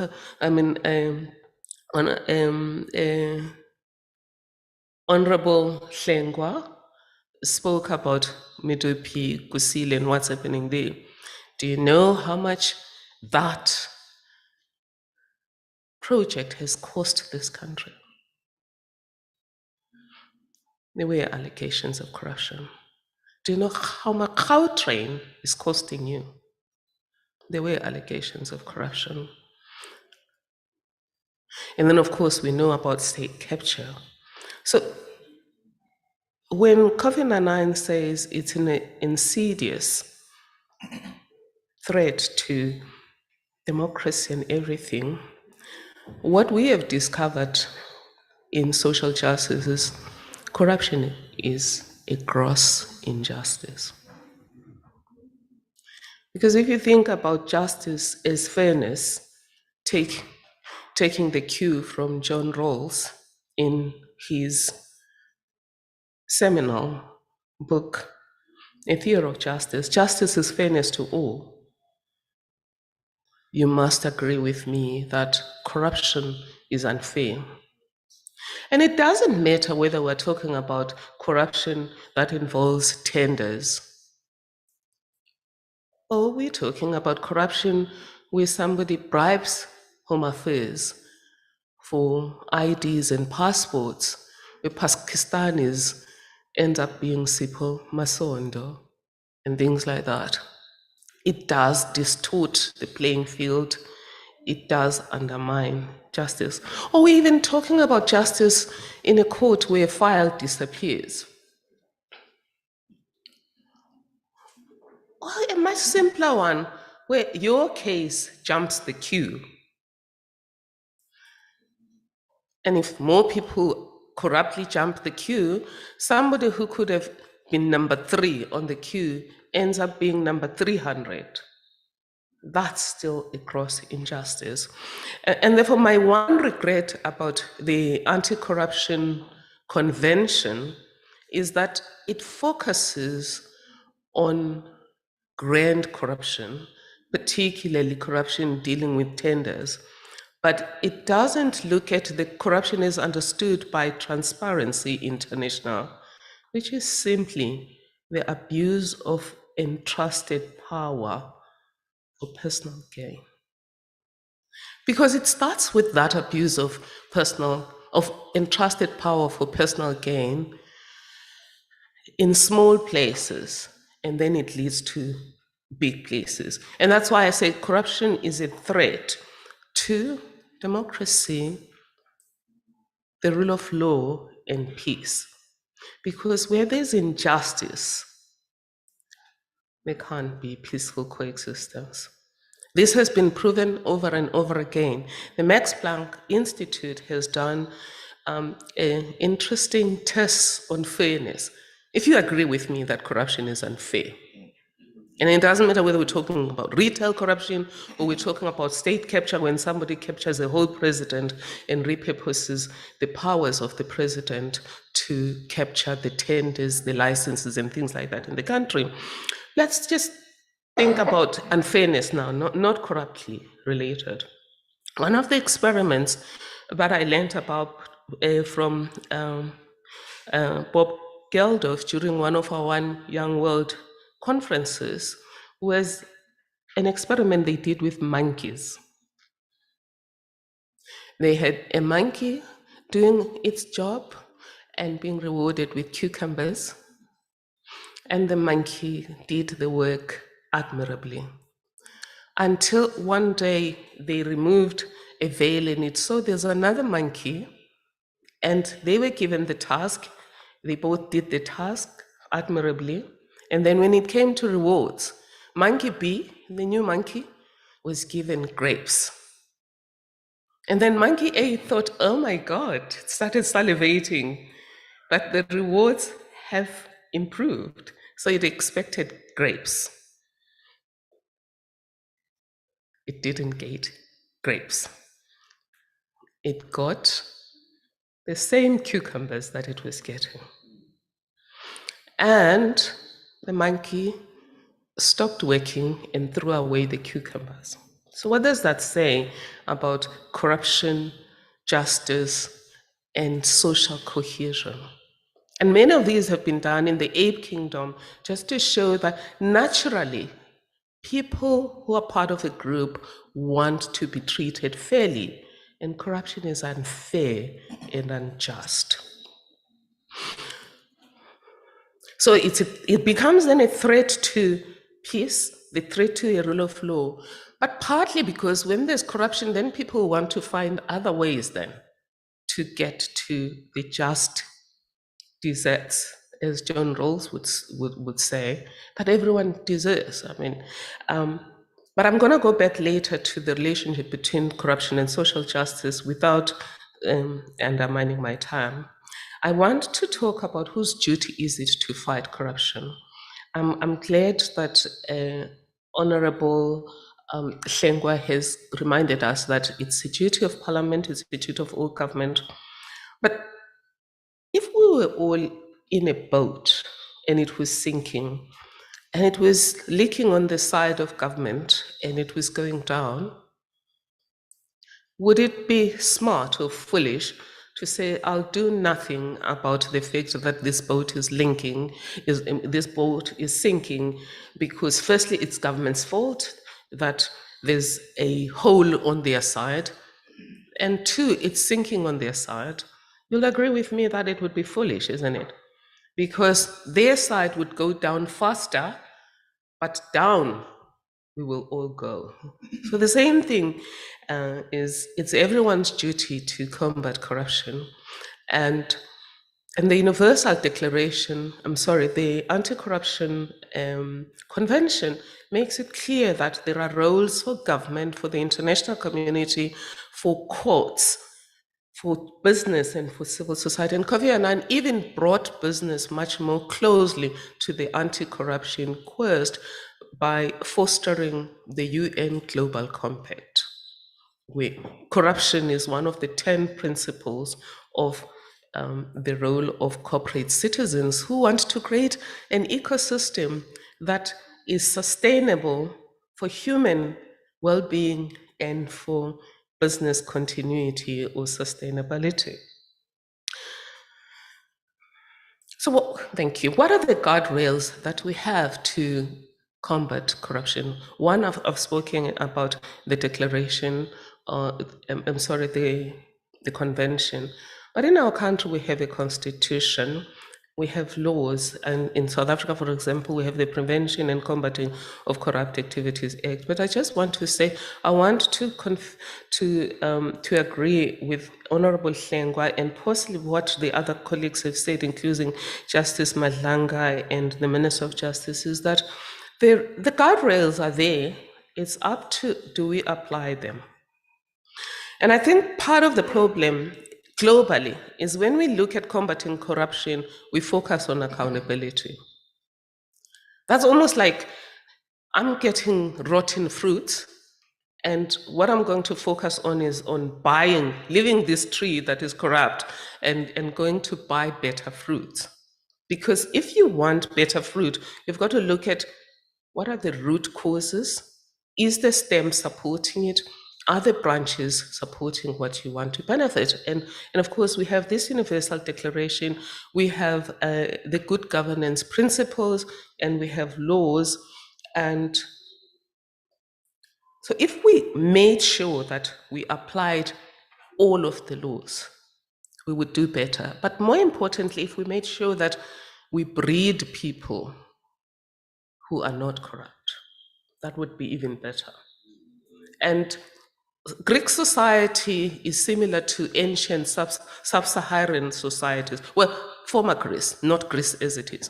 But the Greece that gave us concepts such as justice, democracy, etc., is Greece that was rooted in breeding humans to have humanity. Others call it personhood. We call it Ubuntu. Here in South Africa, Burundi, Rwanda, etc., we call it Ubuntu. In other words, if you don't raise people with the right values of what is a proper human, umuntu, mutu, ubumuntu in Rwanda, etc., then the fruit is poisoned at its roots. So that's number one. How, and then secondly, when we appoint people to positions, whether it's in companies or in government, if they are corrupt, they'll be more corrupt. Right now, we look at state capture and say it was mostly about capturing the tender process. As I'm writing my book and reflecting, I realized, oh my God, it was not about the tenders. The Guptas came in for the tenders as companions. It was about capturing the rule of law. And if people are going to capture the state again in the next elections, they will not be looking for tenders. They will be looking for getting rid of judges that are standing in the way. They'll be looking for getting rid of SIU and others who are in the way. And they'll be looking to replace those people with compliant people. So at the core of South Africa's state capture project, trust me, tenders are part of it, but they're not the real quest. The quest is to capture the state to avoid accountability. So, but what are the opportunities for moving forward? We have the State Capture Commission in South Africa. We have a global quest against corruption, including the International Anti-Corruption Conference. And this year at the International Anti-Corruption Conference, we've said, let's turn the tide, man. Let's stop talking. Let's make sure that we look at all of the systemic things that come together to create a corrupt world. And among those is the gangsterish culture. That's one thing that I came across as a perpetrator, is there's a gangster mentality globally. And I can see that mentality primarily in America and in South Africa. And I started seeing it as perpetrator in 2010. And I wrote about it. I spoke it on a platform like this, and I said to the governing party, which was my former party, we're not the mafia. You can't tell me, don't touch family. And that culture is emerging right now, where if in combating corruption, we say we're gonna touch some people, but some people are family. And in South Africa, the emerging culture that has been introduced by Bell Pottinger, family means black. So imagine if in South Africa I was never to touch any black person, and we're the majority in government. Could we ever make any progress against corruption? Then they say, don't touch women. So you can't touch black people, you can't touch women. So eventually we can only touch white males. But before I end, white males are also, but white males are not also always in the right, because let's look at the role of the media.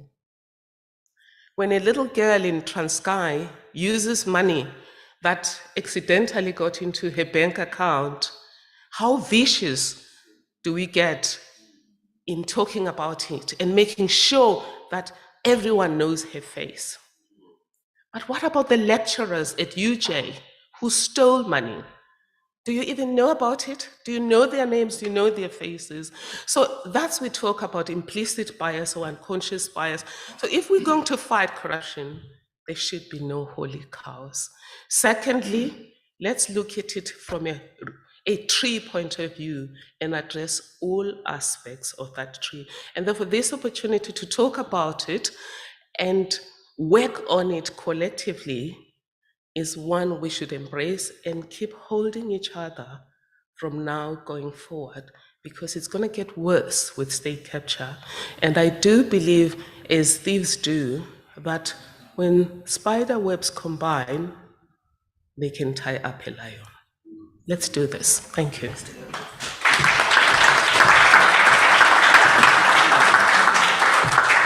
Professor Madonsela, in keeping with the noble profession of law, especially a noble professor of law at Stellenbosch University, please receive this as a token of our appreciation to lubricate more such conversations, particularly to us very receptive people. I literally do want to steal the next 6 minutes that remains on this session to just quickly engage my audience, because I think it's only appropriate as a radio personality to do what I do best. Microphones, please. Microphones on. Yeah, microphones are on. And I think a recurring theme from Justice Madlanga, from Professor Madonsela, Mr. Hlengwe, is that institutional relationships need to align better and more effectively. Mr. Hlengwe, coming from the legislature, and let's just pretend we are on radio and news are in 6 minutes, give a response that covers the fact that there are other speakers to follow you. How would you think institutional relations between the executive, the judiciary, the legislature, the fourth estate, the media, and civil society generally should engage each other to address the fundamental concerns that you spoke of when you were here? Well, I think the paradigm shift is important. It's just a matter of doing what you're supposed to do. I don't think we need to reinvent the wheel. We all know what needs to be done. Intergovernmental relations are there, the frameworks are there. It boils down to political will and personal conviction to do the right thing. Stay in your lane and respect the integrity and the space of each sector. And I think what is the final point is that discussion and dialogue are an essential ingredient of functionality. And for so long as we define each other as us and them, as opposed to defining each other as team players in different roles, that's the problem. So, and I think the final point I'd like to make is that the continued attacks on the judiciary are totally unacceptable and inconsistent with the democratic outlook that we have. We are on a slippery slope. It's very dangerous. And it's fundamentally anchored in a very reckless and irresponsible to all ends approach to want to capture power and the populist political rhetoric at play. So I think the major discussion we need to have, without saying the members of the judiciary, with all respect, Judge, are perfect, is to protect the judiciary. And that has to be a concerted national effort. Can the judiciary breathe light, genuinely, how the judiciary feels in the light of these attacks? I mean, we saw it with the former Deputy Chief Justice, who was, by calling, independent in mind and in character and in judgment. Many politically say it cost him a position, but the strength of the conviction behind conduct of a judicial officer in an environment that is, shall we say, tainted or hostile, perhaps, to the effective dispensing of justice, of duty, of defense of the Constitution, what does it do for the integrity of the individual, for the integrity of the institution, and effectively independence? Maybe some gathered here today did watch me try to be Chief Justice at the interviews, which of course I failed on or in. A part of what I said there was exactly what Mr. Hlengwe said towards the end of what he was saying, which is that we as the judiciary are not holy cows. We should be criticized when it is necessary to criticize us. But I agree with him also on the caution that he expressed with regard to that criticism. So it is, I'm not in the least bothered much by the criticism and whatever else we face from the Constitution, because I operate from the perspective that there is a Constitution that tells me what I should do and how I should do it. Which is why, for example, I was able even today to stand there and say what I said and explain why with regard to how I personally feel we can wage the fight against we can and actually should wage the fight against corruption. So whatever may be happening out there, it does not affect me in terms of how I perform my function. And I want to believe that it does not affect my colleagues, or at least most of my colleagues on the bench. We continue to function as one unit whose purpose and whose sole reason for existence is to dispense justice. And indeed, where we do get the odd case on corruption, where we do the best to ensure that from our perspective, we nip it in the bud. You certainly do carry our prayers and meditations, Judge, you and the balance of the judiciary, precisely for that, because the environment, I mean, we all know, we're living in South Africa, we are aware of what's going on and how orchestrated it is. Final comment from you, Professor Madonsela, because Justice Madlanga alluded to the fact that corruption by its nature is cross-border, it's international, it is agile, it is a system that is very much syndicated and controlled and organized. As Mr. Tlengwa further went on to say, regional approaches, therefore, and cross-border and multilateral approaches to engaging this question, thoughts and comment on that and the need for? Absolutely. Some aspects of corruption are cross-border. I mean, like I said, retail corruption is still corruption, even if it's just between one traffic officer and a person. But organized corruption, such as state capture and such as tender-related corruption, is very organized and cross-border. And sometimes it mixes up with terrorism and destabilization of democracies. And therefore, it's important that we collaborate across borders. And I'm hoping that my colleagues from this particular group of Pavocat will get into the International Anti-Corruption Forum and make sure that we link up with journalists that are doing big data. One of the fights against corruption today as a cross-border thing is to share data, share big data, which helped with state capture, having those Gupta files. It has also helped with other corruption matters, not just state capture, when we got those WikiLeaks and we got to know about offshore accounts. I would agree with you that working together across borders, sharing information, helping each other with extraditions is absolutely necessary. A warm round of applause to this most august panel. Justice Madlanga, Professor Thuli Madonsela and Mr. Tlengwa. Dear photographer, please give me the rare honor of taking a picture of me as I am elevated, because in 2 minutes I will no longer be as important.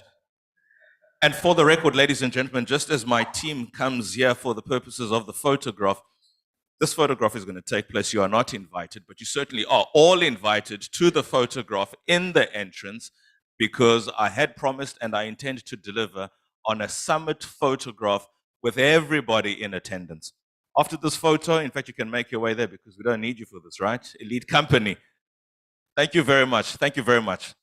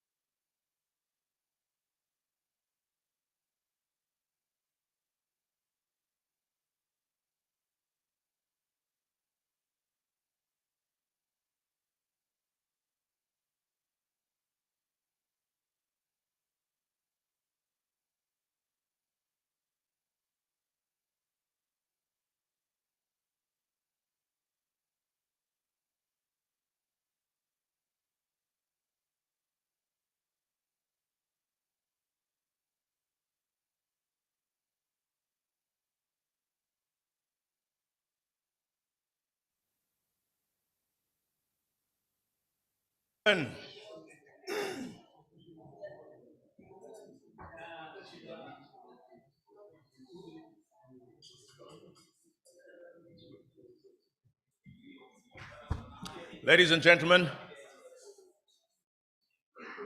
could we get colleagues who are outside to come through? Could we assume our positions, please? I absolutely want to be known as that guy who honors time.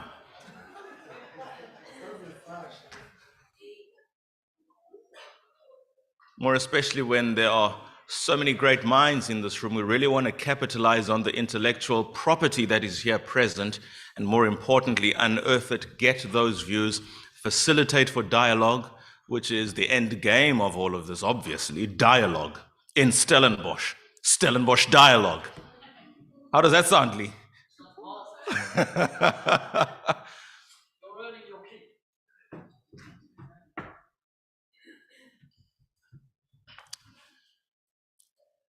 Again, this session will comprise essentially of two components. The two gentlemen on stage will be session 1.1, and then Happy Kambule of Business Unity South Africa, together with Ms. Esetu Mangcwatya, the Deputy President of the BMF, will constitute session 1.2, if that makes sense, because session 2 is allocated 2 hours. So these two gentlemen have an hour, and Mr. Kambule and Ms. Mangcwatya will have the other hour. And what I do propose, and Karam and Sam, this is perhaps where you should be a little more attentive, I'll give you 15 minutes uninterrupted each, and then the balance of the segment, the half, if you will really be used to engage the audience. Paul, from the Western Cape Public Service Commission, is really keen to participate. Where's Paul? There, Paul, yeah, he's really keen to participate. Roger, as much keen to participate, the gentleman from Houghton in Johannesburg. Ottilia as well, a colleague and friend of mine, who's a social commentator. They're all keen to participate. And I'm really just shouting random names here, so best believe when I say I'm going to point out to you to participate.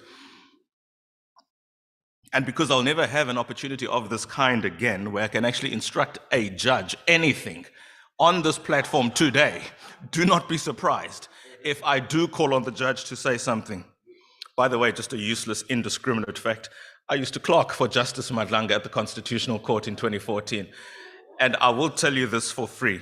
2014, the whole of that year, by a country mile, was the most important year of what I refer to as my young professional career. I started out in Jan of that year. It's only a 12-month contract for all clerks. I started in the chambers of the late Justice Thembile Skweyiya. Incidentally, Justice Skweyiya in the 50s was schooled in the Eastern Cape, Hildtown, the former missionary schools. Madiba went to that missionary school. My dad, my late fathers, who are twins, went to that school. Unbeknown to me, on day one of meeting Justice Skweyiya, he says, "Mabetla, come here." Obviously, I'm summoned to chambers, and I go. "Where's your father?" "Oh, he's late, Judge." Tell him the story.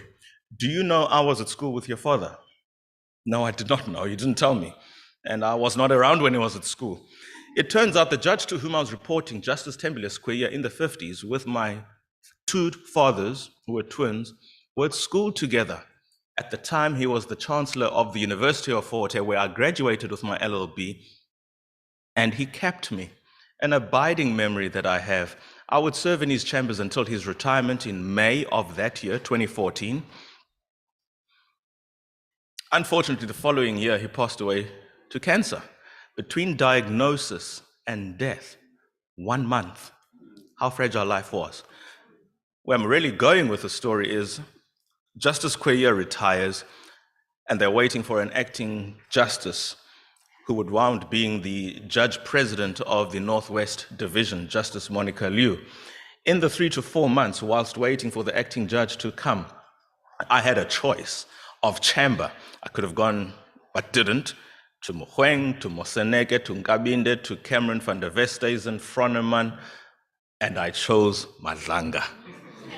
How special, Judge? I can never thank you enough for that training. I can never thank you enough for that experience, and I will use what platforms I ever have just to keep reinforcing the work that you do that will never be seen but will most absolutely be felt among my colleagues and contemporaries.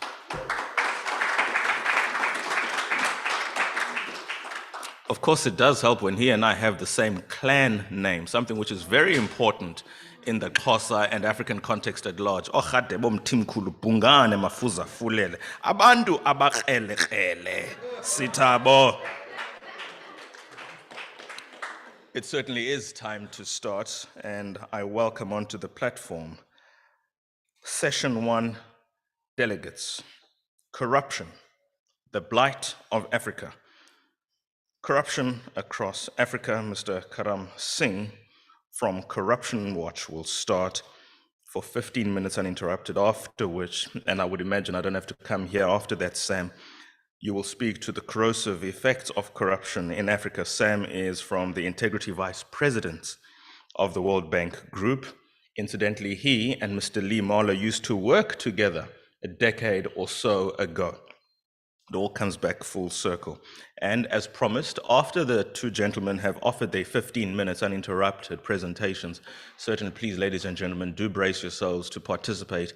It is, after all, a dialogue. It is a summit. It is not, in express terms, as said by Professor Kino, not a conference. So here we are going to engage and robustly at that. It is most certainly due.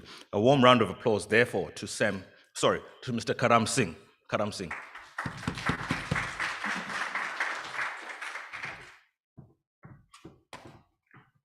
Thank you.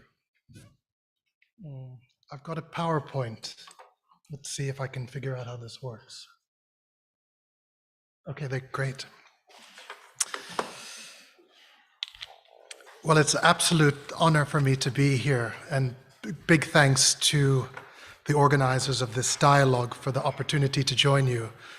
I would like to give particular thanks to Professor Quino, who Corruption Watch has been working with very closely over the last few years on issues of procurement reform. And I've been thrust into a space with some real experts on procurement reform, and I often feel out of my depth when it comes to the technicalities of talking about procurement reform. For us, it's really all about transparency and about ensuring that there's more data published, but it's obviously much more complicated than that. And we've often relied on Prof. Williams and Prof. Quino's expertise to take us through that. So many thanks to them. It's a great honor to be here with you today. I'm the executive director at Corruption Watch, which might be news to many of you who may still think that David Lewis is the executive director of Corruption Watch. David retired last year. He wasn't in fantastically good health over the last couple of years. But those of you that will remember the launch of Corruption Watch in 2012, the then public protector advocate Madonsela was there, Mr. Vavi, Mr. Lewis, and others. And it's been 10 years of state capture ultimately. So with the big questions about the role of civil society in the fight against corruption. But I do feel that Corruption Watch has established a good track record, and we're often called to comment in the media when big corruption scandals happen. You can imagine the challenges we feel when multiple announcements happen on the same day, like the Guptas are being arrested and the latest edition of the Zondo reports being released. And then we often have to really think on our feet to be able to make important comments in the media. It is 10 years of Corruption Watch. We are a civil society organization. We use a variety of tools in the fight against corruption, from research to advocacy to strategic litigation to public education, and in some cases, select investigations. We're widely networked across South African civil society, internationally, and I think importantly, we are the South African chapter of Transparency International. So when we talk about some of the issues around corruption in Africa, I'll rely on some of the reports which have come out of TI.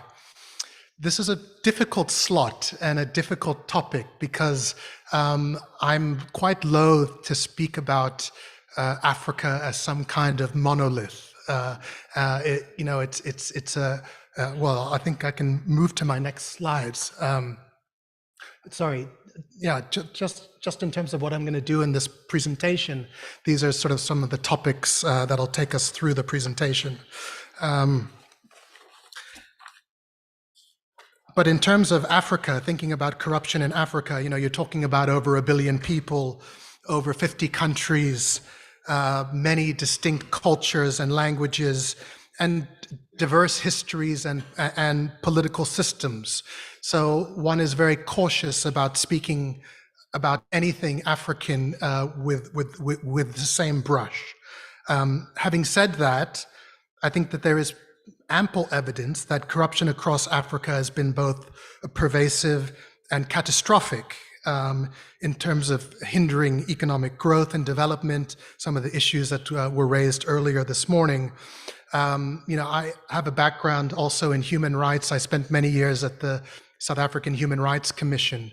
And for me, the linkages between the impact of corruption and the realization of rights, particularly socioeconomic rights, for me is a profound issue. And oftentimes the big corruption scandals that we see are at the coalface of the provision of education, the provision of water and sanitation, the provision of health.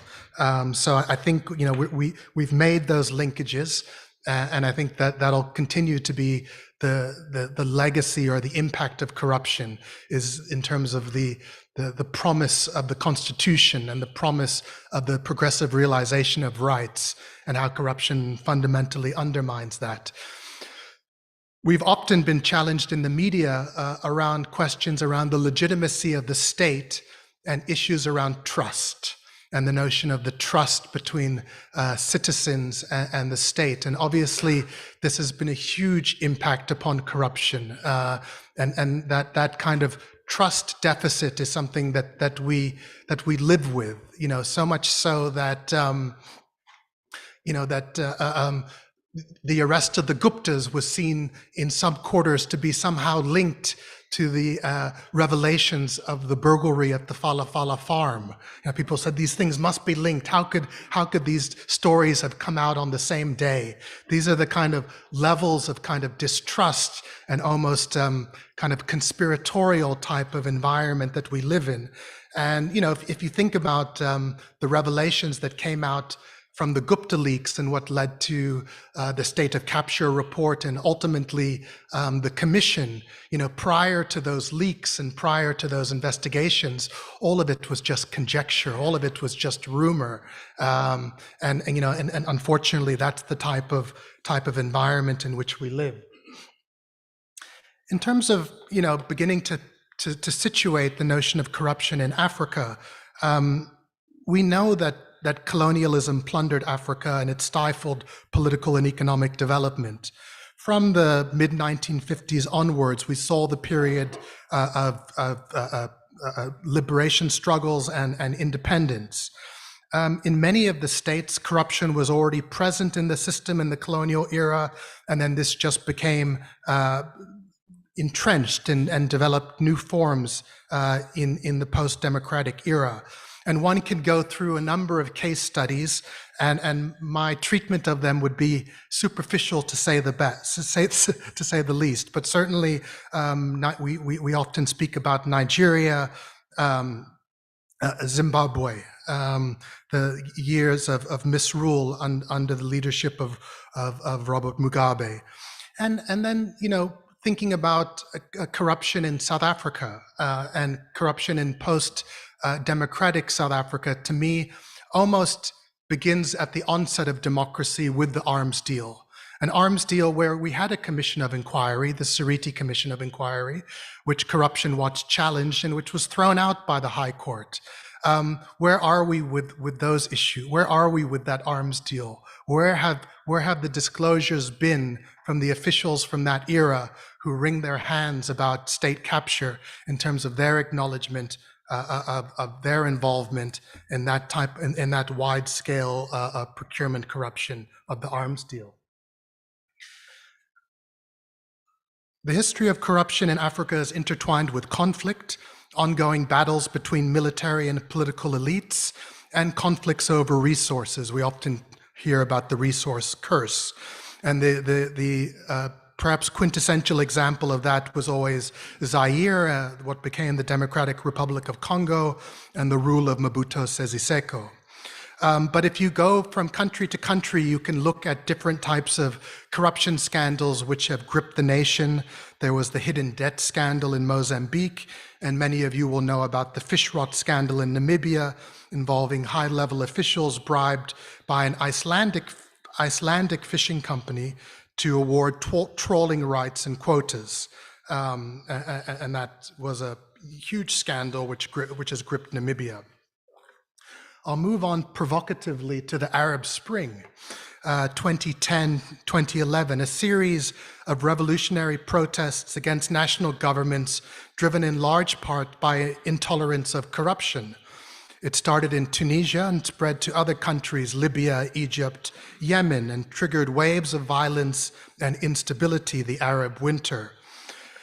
The reason one raises the Arab Spring, of course, is because it was raised quite provocatively by former President Mbeki in a recent speech about the dire economic and socioeconomic conditions, which he says, if unabated corruption, might spark our own Arab Spring.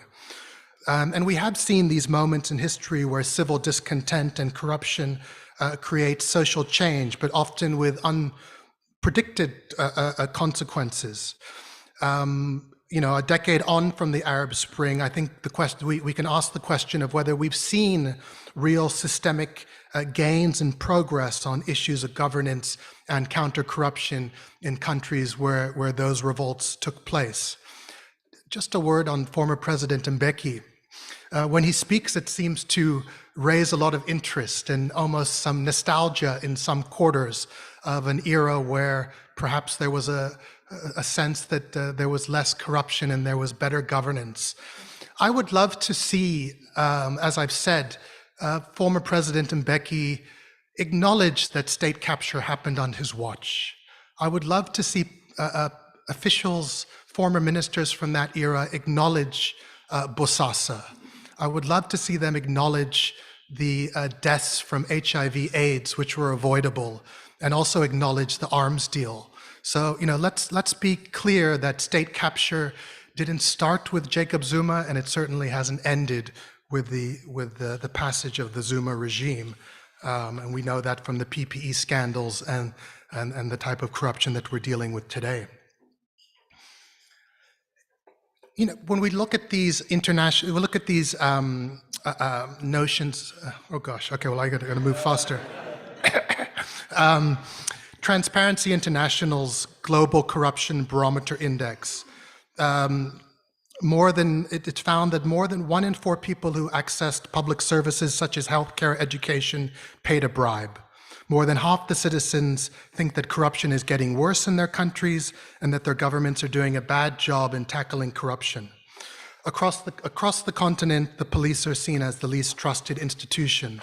This map is a graphic that the Transparency International produces, and the darker the color, the bigger the problem seen of corruption. In sub-Saharan Africa, the score has been around 33 out of 100, and very little significant improvements in the last decade. The gains that have been made have been overshadowed by backsliding and stagnation. 44 out of the 49 countries assessed still score below 50. The UN Conference on Trade and Development estimates that Africa loses $88.6 billion annually to illicit financial flows. This is stolen money that's laundered and legitimized by the international financial system. Reports from the U4 Anti-Corruption Research Center has shown that global governance indices suggest that public sector in sub-Saharan Africa is the most corrupt in any region in the world. This is from a number of indices. Obviously, there are methodological challenges. It's difficult to directly measure corruption, so these indices are drawn upon perceptions. These indices also underplay the role of the private sector. Foreign entities that assist in laundering funds from this region are not captured in these matrices. and there's often significant complicity with the private sector, including the banking sector. So it's important to note, I think the take home for me on this is that corruption in Africa is not perpetuated solely by African elites, but is facilitated by a global system which allows for money laundering and the offshoring of illicit finance. There was a lot of talk this morning around the different instruments, about the legal framework, about the standards which have emerged internationally in the fight against corruption. We know about the UN Convention Against Corruption, 2005, the African Union Convention, 2006, the African Charter, and the SADC Protocol on Corruption. This all goes back to the early 2000s and is widely signed onto and supported by most countries in the region. So there is a progressive body of law and standards that's emerged, and there's some consensus upon how we respond to corruption through preventative and restrictive measures. But for the most part, these laws and standards are not taking root in national institutions. South Africa, for instance, remains non-compliant with the UNCAC in terms of the establishment of a dedicated anti-corruption agency, Glenister 2. You want me to step off, so let me move on quickly. I barely got into the heart of my presentation, but I can also circulate and share this presentation. Talk about different types of modalities of corruption, political corruption, power-preserving corruption. These are concepts which we've seen in state capture. They find reflection in the Zondo report. I'm going to move quickly through these last couple of slides, talking about bureaucratic corruption. While these categories overlap, they illustrate that different corrupt acts are undertaken for different ends. One can find various examples of these types of corruptions across the continent. And as I noted, state capture in South Africa had elements of both political and bureaucratic corruption. I'm going to move on. I'm not going to talk about this because I'm out of time. Lessons from South Africa. Fighting corruption requires an understanding of where the key vulnerabilities in any country's institutions lie. The Zondo report provides a perfect dissection of the institutional weaknesses: public procurement, whistleblower protection, political party funding, beneficial ownership transparency. The report provides various plans for implementation: the establishment of an independent agency against corruption in public procurement, standing appointments and oversight committees for SOEs, and new rules around appointments to those bodies, and reform to parliamentary procedures and rules to enhance the power of oversight. These are my last two slides. It's not enough to know in theory what institutional changes are necessary to deepen democracy. We must take concrete action now to implement the institutional reforms. To this end, it's important to note South Africa's national anti-corruption strategy, which talks about an all-of-society approach, government's willingness to be transparent with information open to scrutiny, national anti-corruption institutions that are adequately resourced and protected from capture, robust civil society capable of doing monitoring, the involvement of all social partners, including the private sector, and importantly, a free and independent media that's able to investigate and call for accountability. So, we must resist a singular framing of Africa as corrupt. The shared context between states suggests that there are many lessons to be learned from individual counter-corruption successes across the continent. We look to Kenya in terms of the work, some of the work being done there around procurement reform, to Ghana around the anti-corruption coalitions which have developed there, and particularly in terms of their whistleblowing act and witness protection acts. And much more research still needs to be done about where there are successes globally. So yeah, I'll finish there, and thank you. Sorry for going over time. Okay.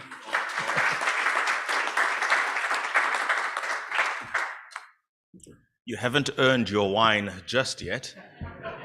So please go down to the floor so that you can be able to interface with the presentation by Sam. Thank you so much, Karam, much appreciated. Certainly don't be disheartened. Neither your presentation nor your thoughts are lost. I do confirm that absolutely every presentation that is available to us will be available to you. Karam, your thoughts are still going to be shared and engaged, and robustly so at that, on the other side of Sam's presentation. Integrity Vice Presidency in the World Bank, or at the World Bank. Let's please welcome Sam. Sam, come through.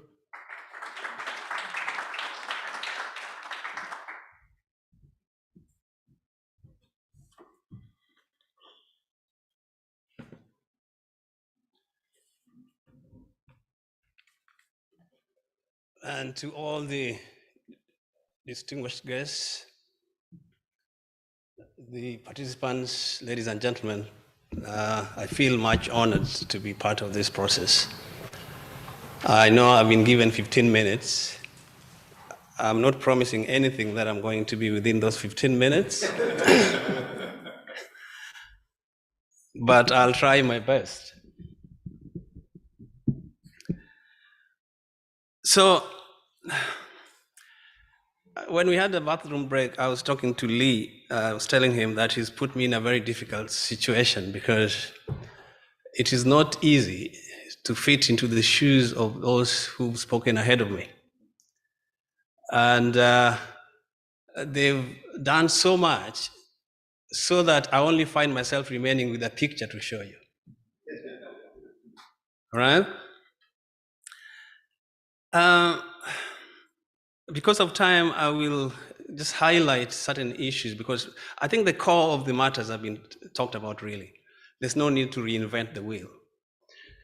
So Aristotle, to quote him,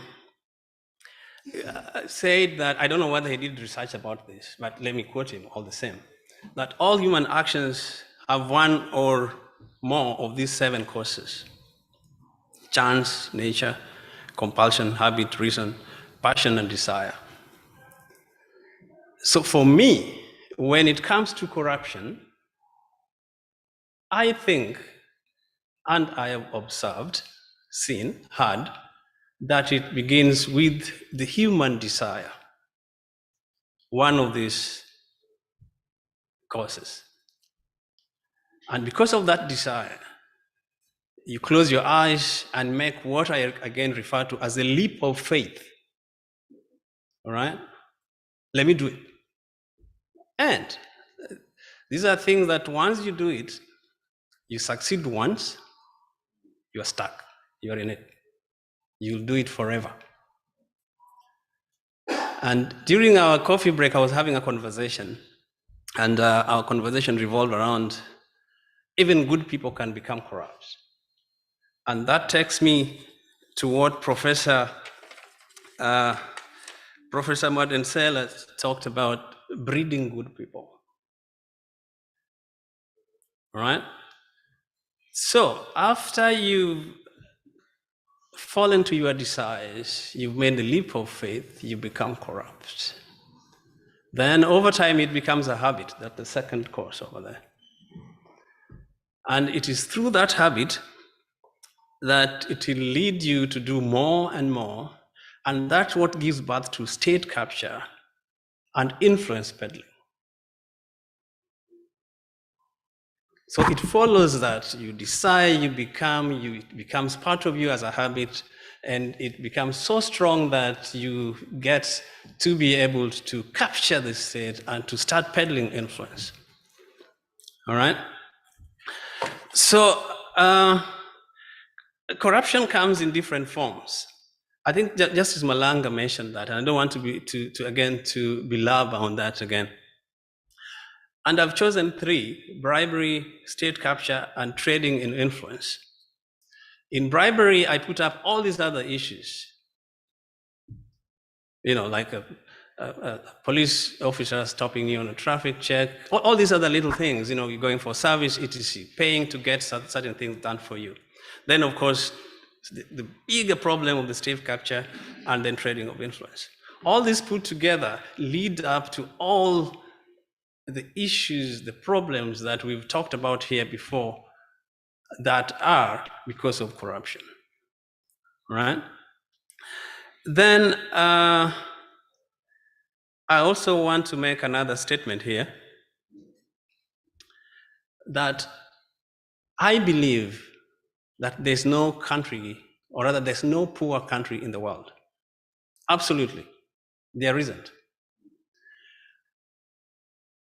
Where I sit, I've been lucky enough to get that opportunity to travel all over the world, speak with people, exchange ideas, look, see, listen.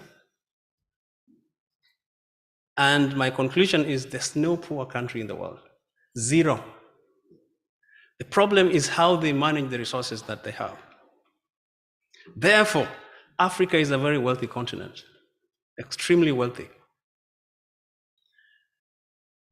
Because 30% of the world's mineral reserves, this is according to UNEP, are here in this continent. And there are some which are up to 90%. You know, when you go to technology, when you want to manufacture a phone, you know,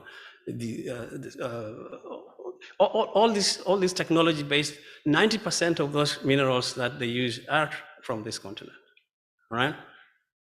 80%, or rather 8% of natural gas, oil reserves, and then 65% of the world's arable land here,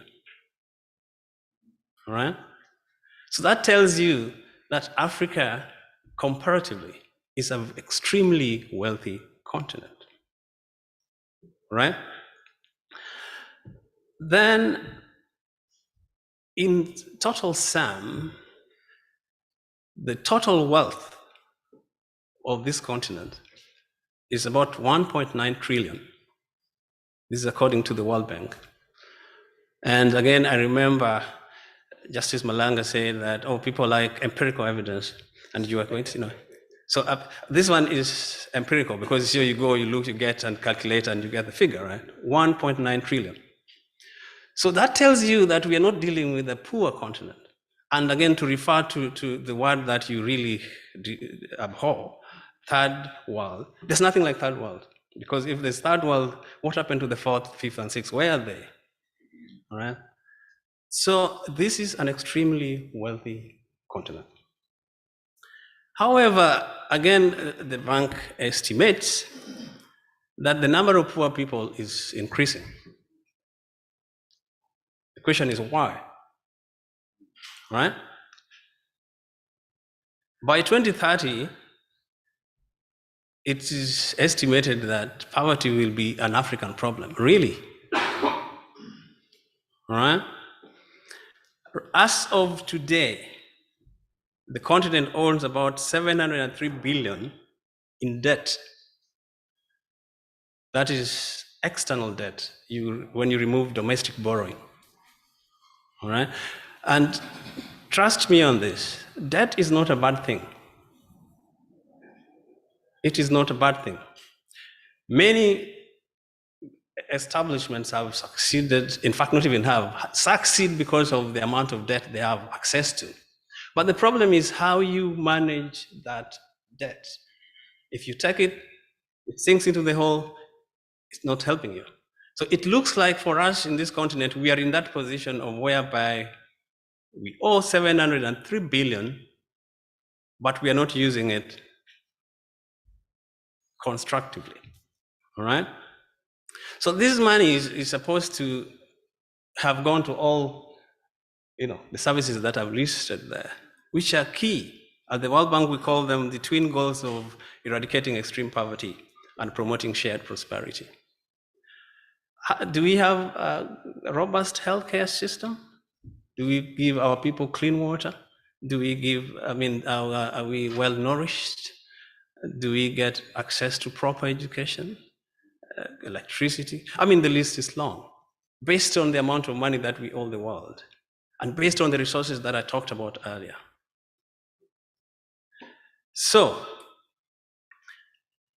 with all that I've said, figures show, empirically though,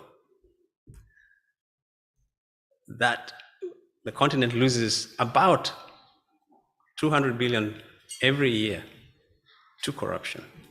So that takes you back to my initial introduction that we are rich, we have it, but how we use it is a problem. There are leakages, there are loopholes where it comes and finds its way in a wrong direction rather than where it's supposed to be. Then the last few lines over there are repetitive. Every speaker ahead of me had mentioned that, so I'm not going to talk about that anymore, right?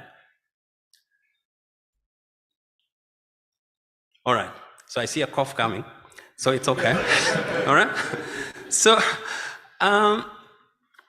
it's the same story. Everybody has spoken about this. I'm not going to repeat it, right? I'm not going to repeat all this. But there's one phrase I want to re-emphasize here: vested interests. You'll get all these slides, but please take a moment and think about vested interests. When we have a moment to discuss later after this is something that we need to look at carefully, extremely, all right? But in conclusion, all is not lost really, all right? Let's be fair to one another. All is not lost. If you listen to all our conversation, the Honorable MP, he mentioned what South Africa is doing right now, Honorable Judge. It means that even though things that don't look so rosy, at least we are not sleeping. We are trying to do certain things. I've listed a few there. That brings me to the question of, if it were me, I would advise that let's stop talking about what we need to do, but let's talk about how we need to do it, all right? Without which, we'll end up nowhere. That takes me again to Professor Malanga, that every single year they talk, conferences, workshops, people come and talk, share ideas. It is time now to stop talking and let's start doing. And I congratulate the organizers of this, Professor Lee Mala, Professor G, because this is going to be a concrete step to converting our conversations into real action. And therefore, I congratulate you on this, and I thank you very much. And I hope that we are going to have a meaningful and fruitful conversation after this. Thank you so much.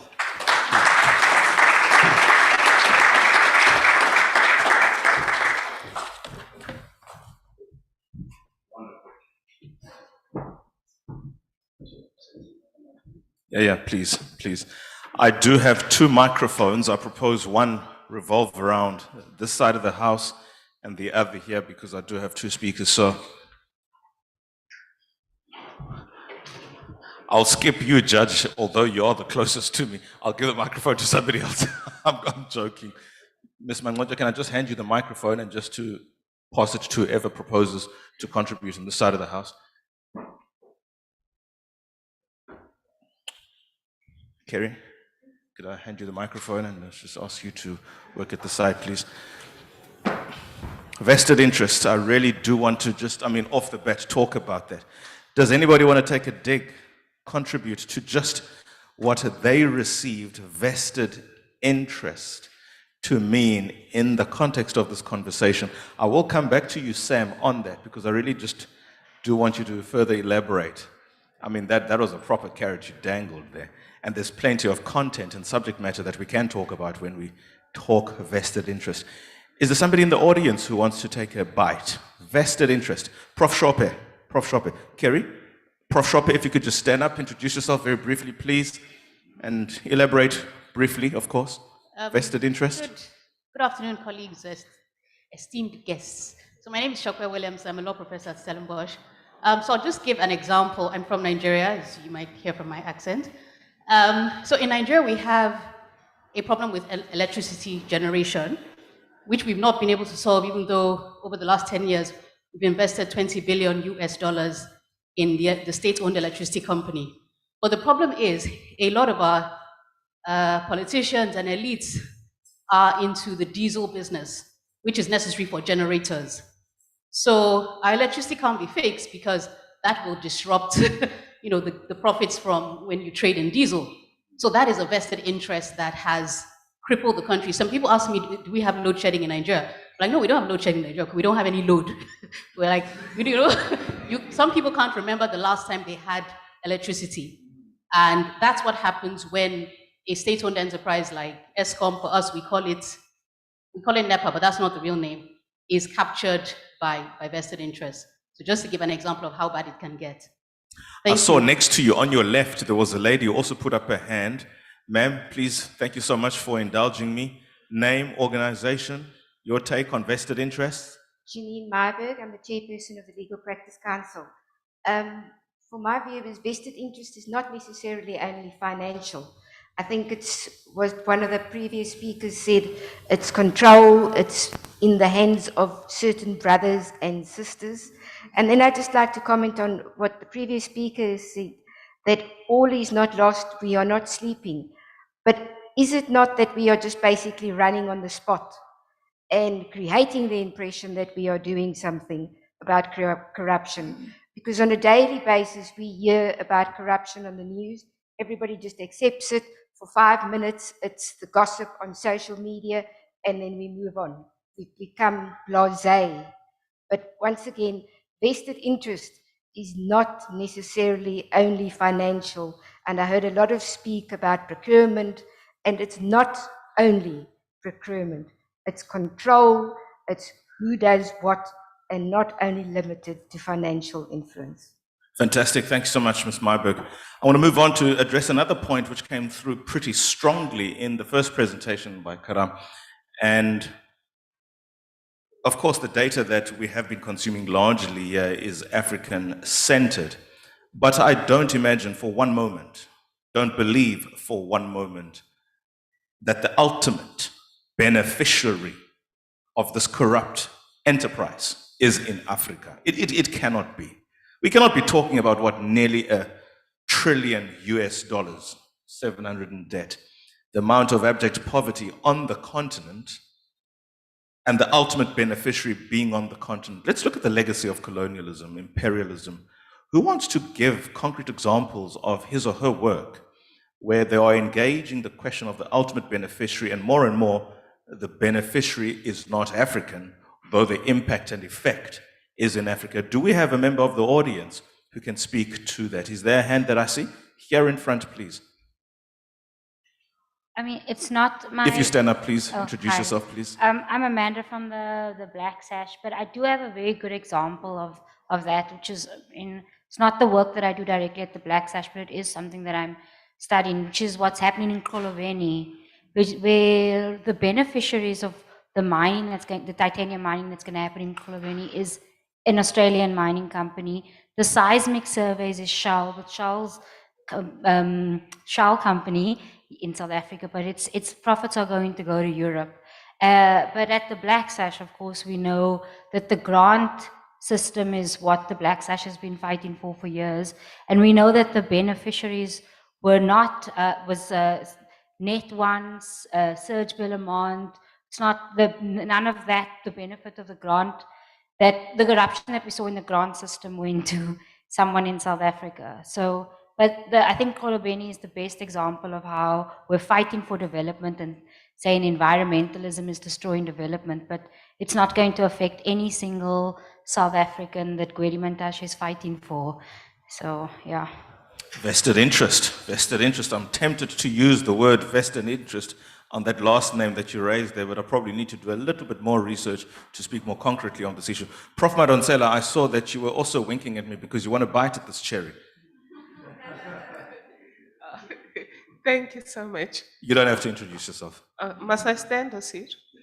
Please stand, yes, for the cameras, please. Okay.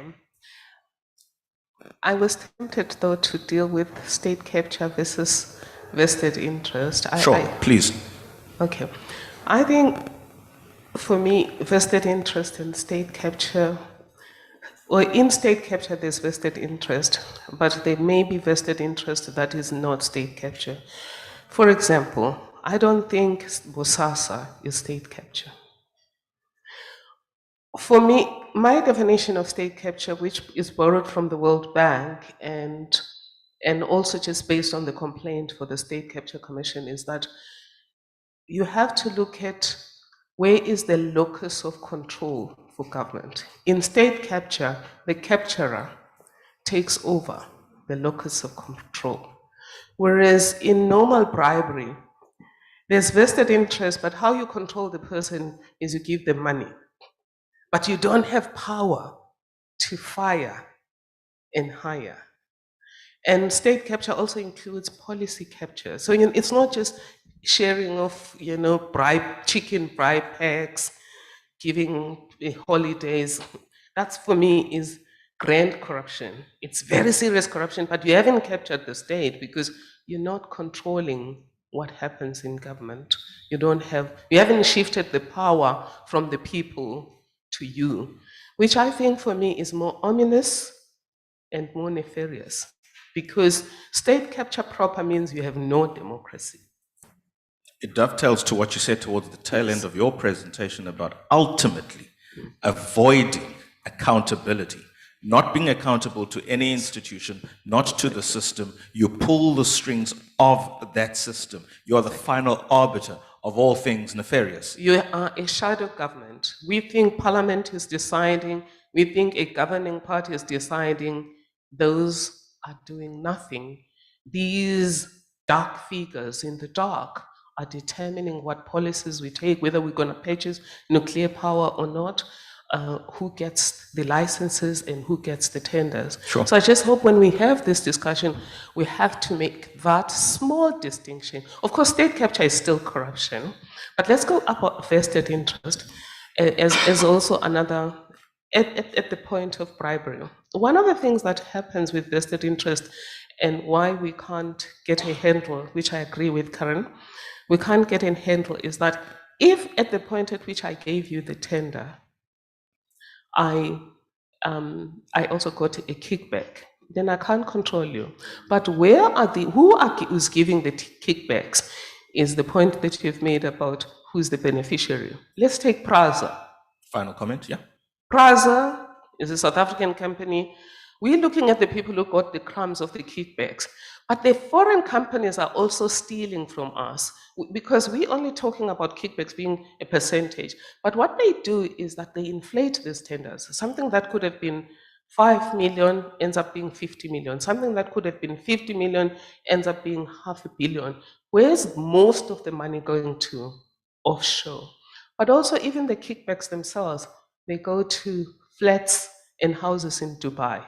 These beneficiary trusts, that hidden beneficiary trusts that they create to own houses in Dubai. We knew that people had houses in Dubai, for example, when investigated state capture, but we battled to link the ownership of the property in Dubai to the people. But when they ran away from the country, they used the properties in Dubai. And that's the agility of corruption, isn't it? I will take, please, okay, now we're getting warm, aren't we? Now I'm seeing more and more hands. Oh, here we go.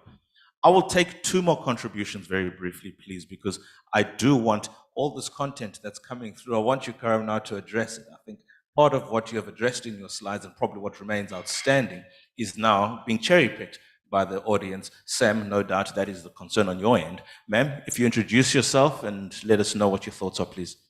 Good morning. My name is Saya Pierce-Jones. I am a former member of the media, journalist, and I'm now pursuing a degree in law.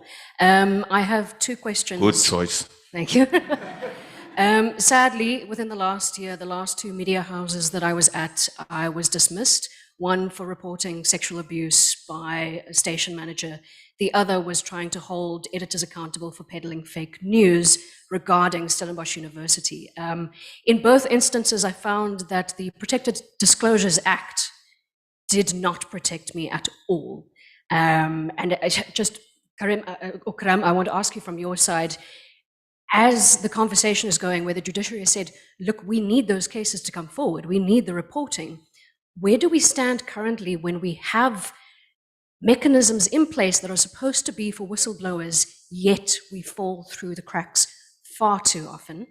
And then, Sam, I need to ask you, as a member of the World Bank, one of the World Bank's key focuses now is around climate justice. But in South Africa, as Mr.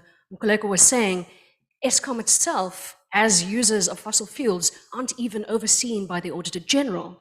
We're currently spending millions and billions into this fossil fuel thing. So my question to you is, how does the World Bank interrogate how those funds are being spent if they are countering this idea of climate justice when we ourselves as South Africans have very little oversight and very little oversee into what is happening with Eskom? Thank you so much.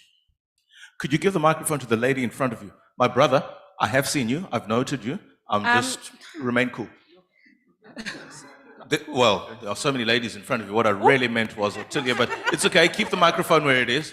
Keep the microphone where it is. It's all right. I mean, we'll keep contributing. Ma'am, come through. Sure. Or should I? You know what? Both of you. Okay. Because I was going to cede to her since it was handed to her. But Songezo, you asked a question around, I suppose, the history, so to speak, around corruption and where we are now in terms of beneficiaries. I'm Ottilia Anamaunganidze and I work for the Institute for Security Studies. And I didn't think I was going to speak just yet because in my mind, I'd missed until now the question around illicit financial flows and its impact on the South African economy, but the continental economy as a whole. And then there was something now that Prof. Madonsela spoke to that made me say, I want to just quickly say something. I thought about e-tolls.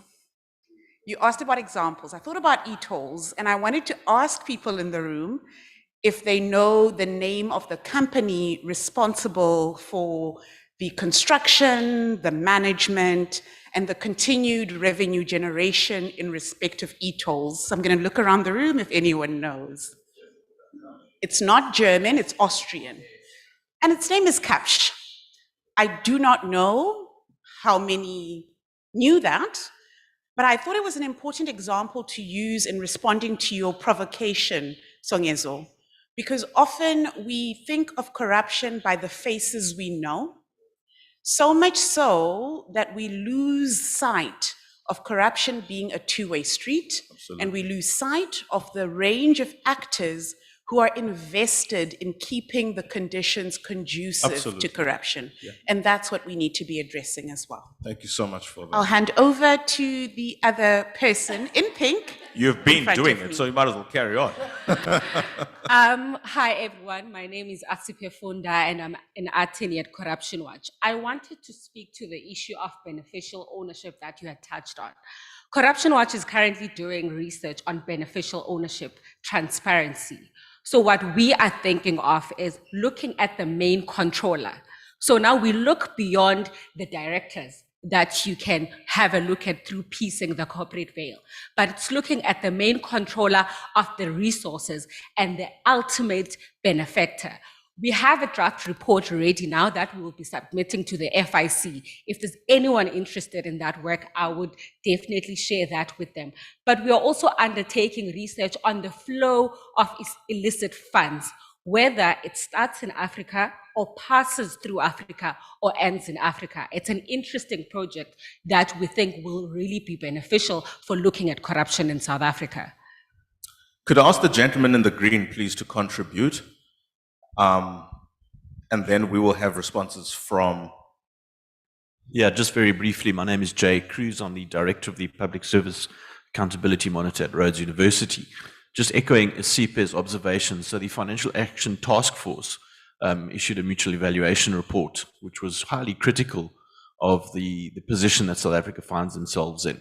So we are creating opportunities for money laundering and trafficking of funds. Another observation which didn't receive sufficient regard in prior years was the high-level panel on illicit financial flows. And the findings there, UNCTAD released a report in September 2020, identifying approximately $88 billion is lost to Africa through IFFs. Thanks. Mr. Hlengwa, sorry, I'm going to be a little more executive in my control now. One more hand from Scopa Chairperson, only because he has to go. No, Gio, don't prompt me. Give it to Mkhuleko. Mkhuleko, take the microphone. Thanks. There's two things. I'm very sorry. One, there's the fundamental question about the flow of information. Vested interest is the role of the media. And until we have that discussion, because media, whilst I respect it, we need to know the faces behind the ownership in order to ascertain the agenda. And I think it's very critical because it sets the agenda for perception.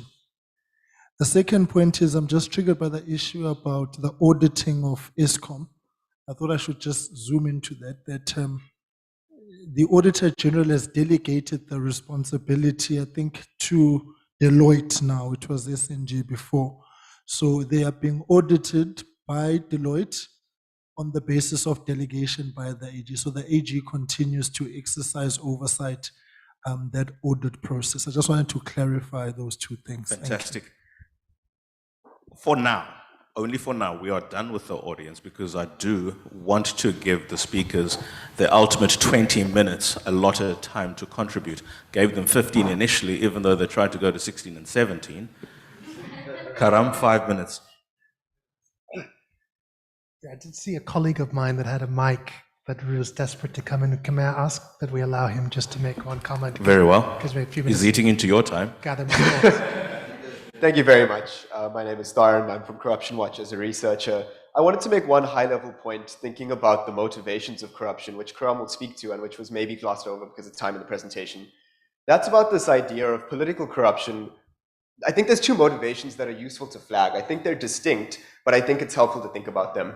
One is corruption as extraction, and the other is corruption as power preservation. So when we talk about tenders, when we talk about extracting funds from the state, that's the first kind, right? It's motivated by money. The second kind is about preserving power. That's about appointments. And I think that they overlap, but I think conceptually, why is this happening is always the question. And I think Thuli Madonsela spoke to this, right?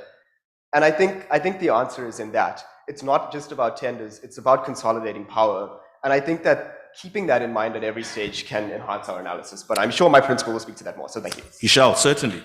Karam? I wanted to address the question that was put to me on the question of whistleblowers and whistleblowing and the challenges around the Protected Disclosures Act. Currently, the Protected Disclosures Act doesn't provide protection to actual people, right? It provides protection to the disclosure. Then we have the Witness Protection Program, which happens when there's an ongoing prosecution. So if you're a Babita Diakaran, who's a key informant in an investigation, that's long before it even gets to the stage of being in court and before witness protection could kick in, you're in an extremely vulnerable situation.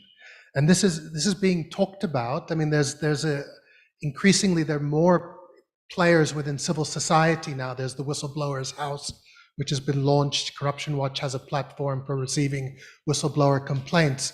And I think what we're hearing from whistleblowers is that they've got a number of concerns, right? They've got psychosocial challenges, they've got financial challenges, they've got legal challenges, and they've got challenges around their physical safety. So these are the things that we need to sort of consider going forward in terms of creating a system which actually protects the individuals and provides support to them.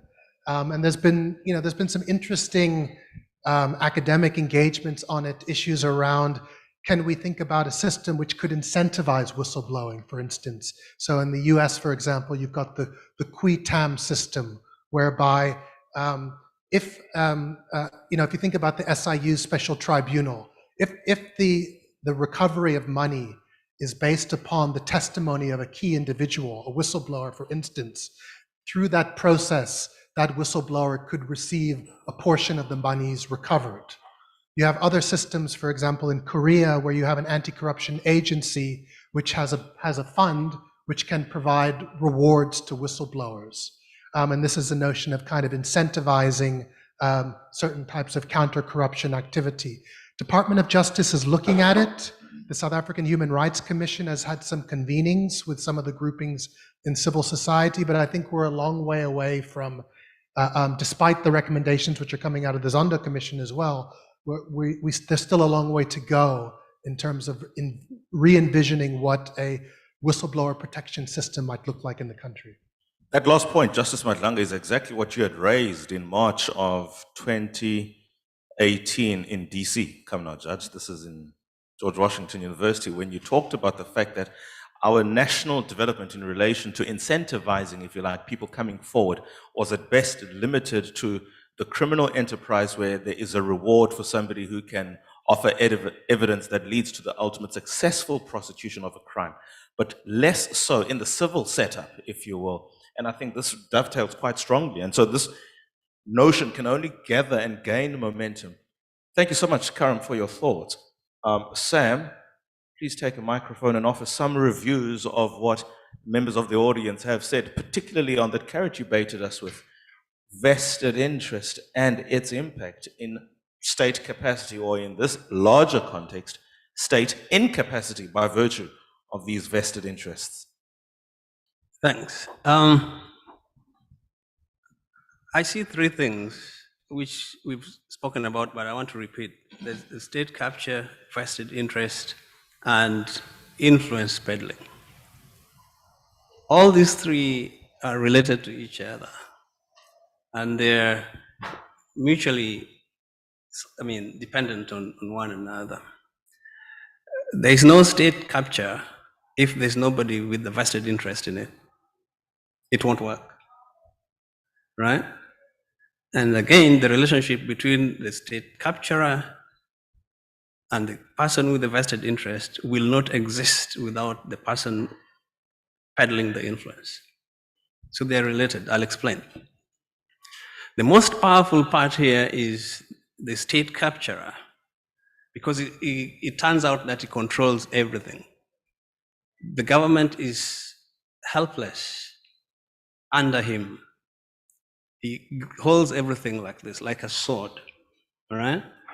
But he finds himself so useless, so helpless, if there's nobody interested in what he's doing. And that's where vested interest comes in, right? I'll give you a very simple example. In one of the countries around here, the government was trying to digitize land records so that every ordinary citizen like you and I, instead of going through the process of getting a lawyer, go do the searches and, all the processes of land transaction, conveyancing, I sit under a computer, I do it myself, print records, I pay, I'm done. That process alone was fought through tooth and nail. It even found itself in court, and it was defeated by lawyers. Why? Because lawyers have interest, they have a vested interest in that process. That's how they make their money. If I came to your practice, Professor, that I want to do conveyancing, that's how they make money, right? But if I remove that process from you and I bring it in front of a computer so that every John, Mary, and Jane can do it by themselves, lawyers will lose business. So that's a simple example. There's nothing corrupt about it, but they were exercising the interest they have in that process to stop the whole thing. It collapsed. It cost the government, that particular government, billions of dollars to do that. And by the time they were going to start to press the button so that it could start operating, all the lawyers in that country went to court. It was defeated. So that's just a simple example of what vested interest can be. It is who is interested in what the state capturer is doing. The contractor, the supplier, who wants to do business with the government is somebody who holds vested interest in that. I'll give you, I'll go back to our Nigerian sister over there that talked about generators. I went to Abuja and Lagos a few years ago, and I was shocked that every few minutes there was a power blackout. Then I asked a question that after every power blackout, I could hear generators going pump, every household, yeah? Then everybody that I spoke with saying, there's electricity in Nigeria. But there are people who have another interest in, generator business, the oil and gas business that do not want electricity to run. Therefore, we kill electricity and you buy our generators and we move on. So, the examples are many, all right? But this guy with the vested interest depends on the state capturer, because the state capturer has the key to everything. Everything that the government can provide to the society, the capturer holds like this. I'm going to ask you for final comment, and I'm going to ask you because the technical team keeps winking at me. Hold your mic as close as possible to the mouth and don't move it, please. The question that you made mention, or the point, there is no poor country. How then do we ensure that those riches are at a fundamental level protected by systems that are put in place, that are insulated from these then with vested interests? Can I ask for 30 seconds reply to that question? Indeed. I think that is the biggest headache that There's no poor country. But how come we are where we are? What can we do to make sure that all the resources are used? I don't have an answer. I'll be lying to you if I said I have an answer. The only thing I keep on telling people, I think, which has been tested and tried, is that if you focus more on what you need to do, which is the problem now with us in this continent, you won't move anywhere. You'll be on a treadmill. You know, when you're running on a treadmill, actually you're going nowhere, right? But you're running really, really, really fast. So we are on a treadmill at the moment. The question we need to ask ourselves is, how do we need to do what we are already doing to stop the leakages, to turn our people to be responsible? You know, the moral responsibility. Because if you have that moral responsibility, when you are in a position of trust, you have the resources at hand, you'll be using them for the purpose for which they were intended. But if you don't have that moral responsibility, it won't happen. So it takes a lot to convert this into art. Very well. Thank you so much, Sam, for your thoughts. Final comment then, Karam. The very first point that you made mention of, and I'm sorry, I'm not only going to give you literally a minute to respond to it. Strategic litigation. There is a view, narrative, perception, as the case may be, that NGOs, and I don't imagine Corruption Watch would be absolved of this narrative that attaches certain NGOs are the engines that drive particular missions to protect private interests, to make sure we are looking the other way so that we don't look where we really need to be looking, the points made by Tilia particularly. The question of strategic litigation to ensure that the real puppet masters are brought before the system, brought before ultimately Justice Madlanga, ideally not have to go that far. How do we engage that question of strategic litigation to know how to follow the money and to hold accountable those who really should be held accountable? It's very difficult. It is extremely difficult, and I would be lying if I would say that strategic litigation is low-hanging fruit, is a silver bullet, is something which is easy. So my answer is a little bit negative. I'll just give you a couple of examples.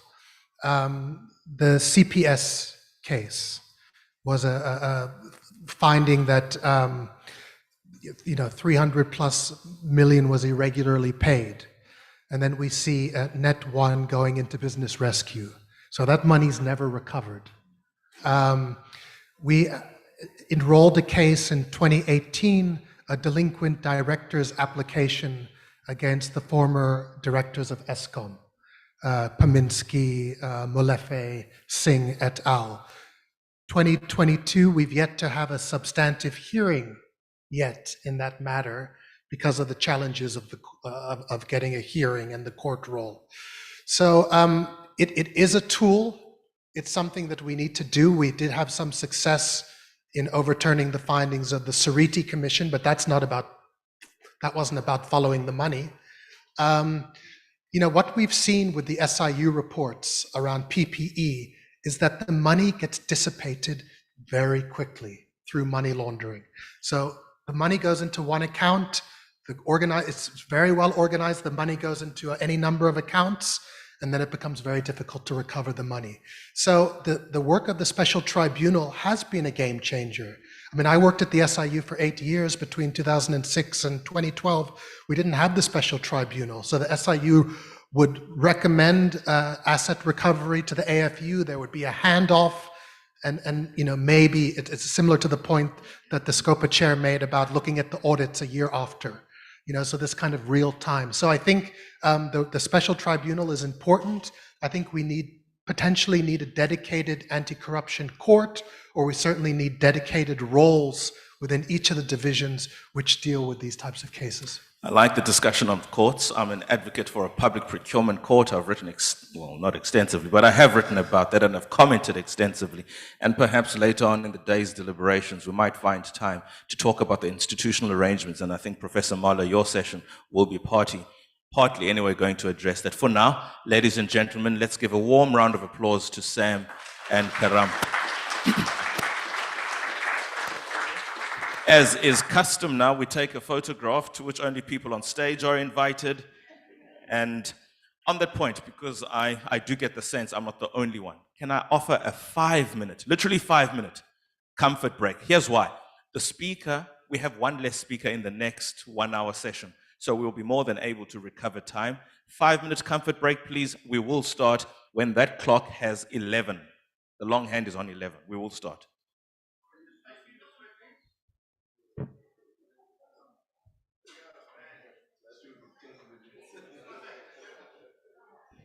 Five-minute comfort break, please. Next speakers come through. Thank you very much.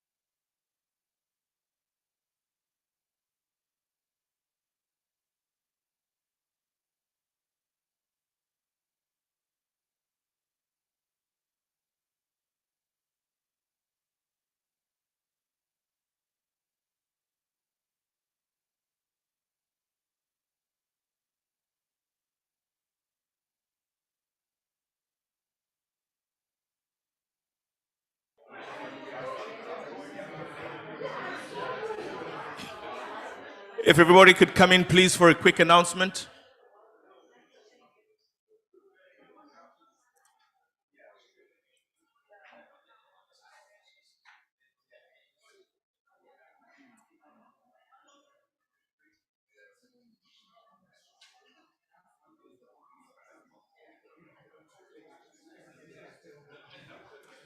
We are going to make a quick announcement, please, ladies and gentlemen. Could I ask that we just take our seats, please?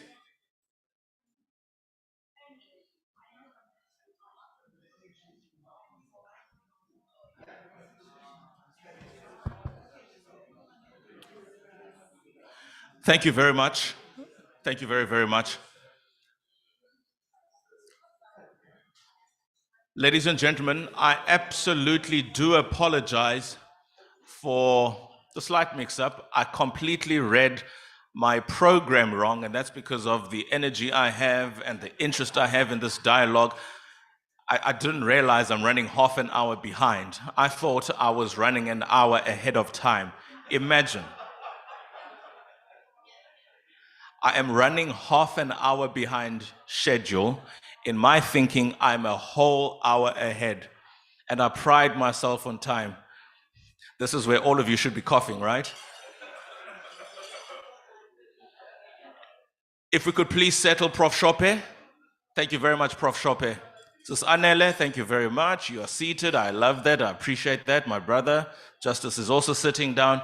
Professor Mahler has a very short but incredibly important announcement to make. You don't want to miss out on this one. Please, Lee.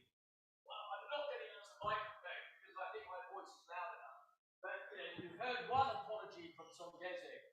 It falls upon me to offer a second apology on behalf of the Pavocat-Stellenbosch Academy. And I'll explain the apology in a short story. So when I was a very young, a much slimmer man, I had the privilege of attending the Royal Military Academy at Sandhurst. And one of the lessons I learned from my 12 months of running around like a headless chicken was that no plan survives first contact with the enemy.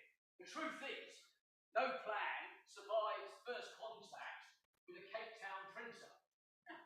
Because to my horror, as we were speaking this morning, I opened the brochure which says the South African Regional Centre of Excellence, only to find it talks about the Riyadh Dialogue and a similar sort of initiative that the PSA is running in Saudi Arabia.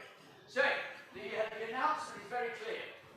Please leave this, Exhibit 1, on your chair, and when you come back, as if by magic, you'll have a better copy, which actually relates to the South African Regional Centre of Excellence. Professor Kilo and I will be discussing the South African Regional Centre of Excellence with you this afternoon. The most up-to-date version of the brochure is actually on our website.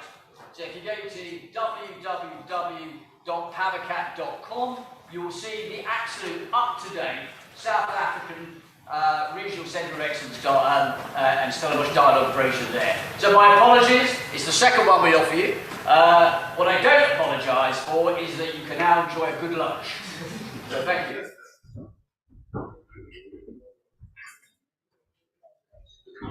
It's lunchtime, see you at 2.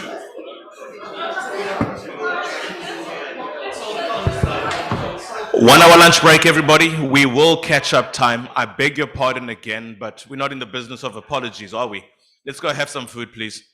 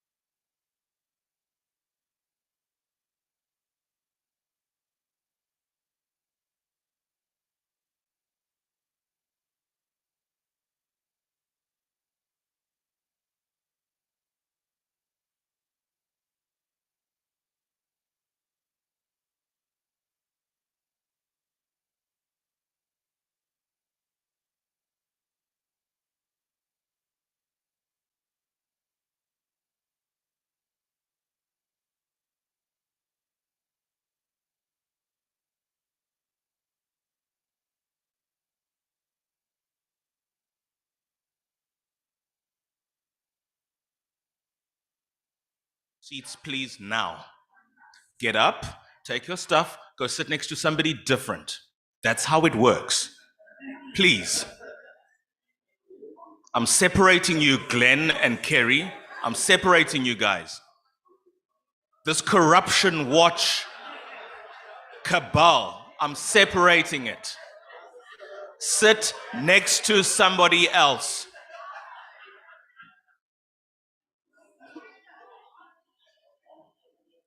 Sit next to somebody else.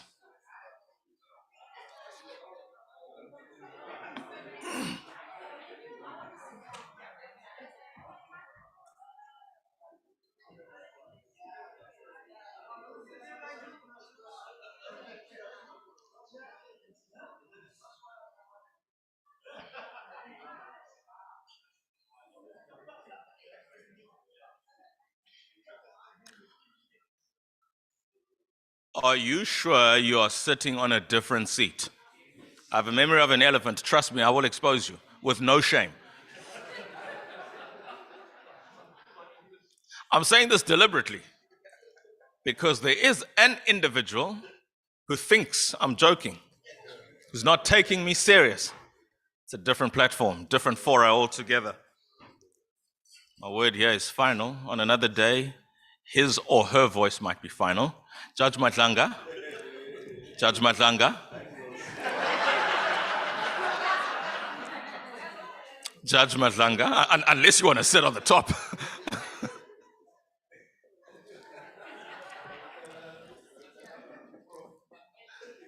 There we go. Thank you very much.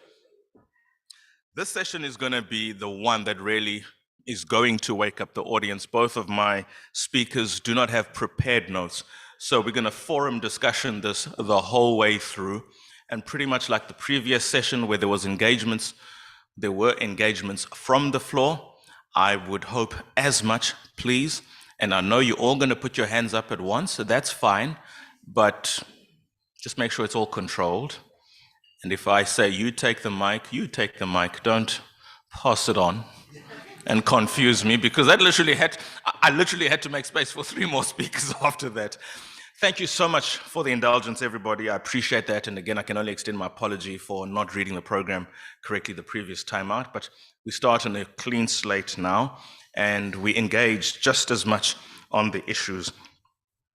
The effects of corruption on commerce in South Africa, and there's a lot of content in this discussion, more especially when we're talking about private interest and corruption, and perhaps how, relatively speaking, they tend to not get the arrows that come through to the public sector for whatever the reason. At the same time, we obviously have to lament the fact that it is businesses who are adversely affected by corruption, particularly your small businesses who cannot cushion the landing as quickly or for as long. And of course, one need not say anything more and or beyond COVID 2019 and the South Africa experience, and just how so much money to this day remains unaccounted for, even developing institutional capacity with the Auditor General to start this thing of live audits simply because it was just too much, without any shame, the level at which the polity of our public procurement system was just being literally pillaged. So please, a warm round of applause, because they've already taken the mantle to be on the stage. Mr. Happy Kambule of Business Unity South Africa.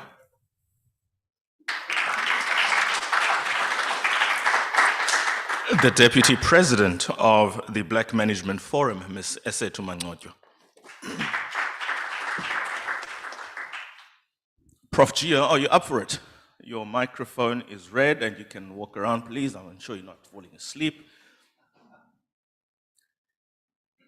I'm going to do things differently.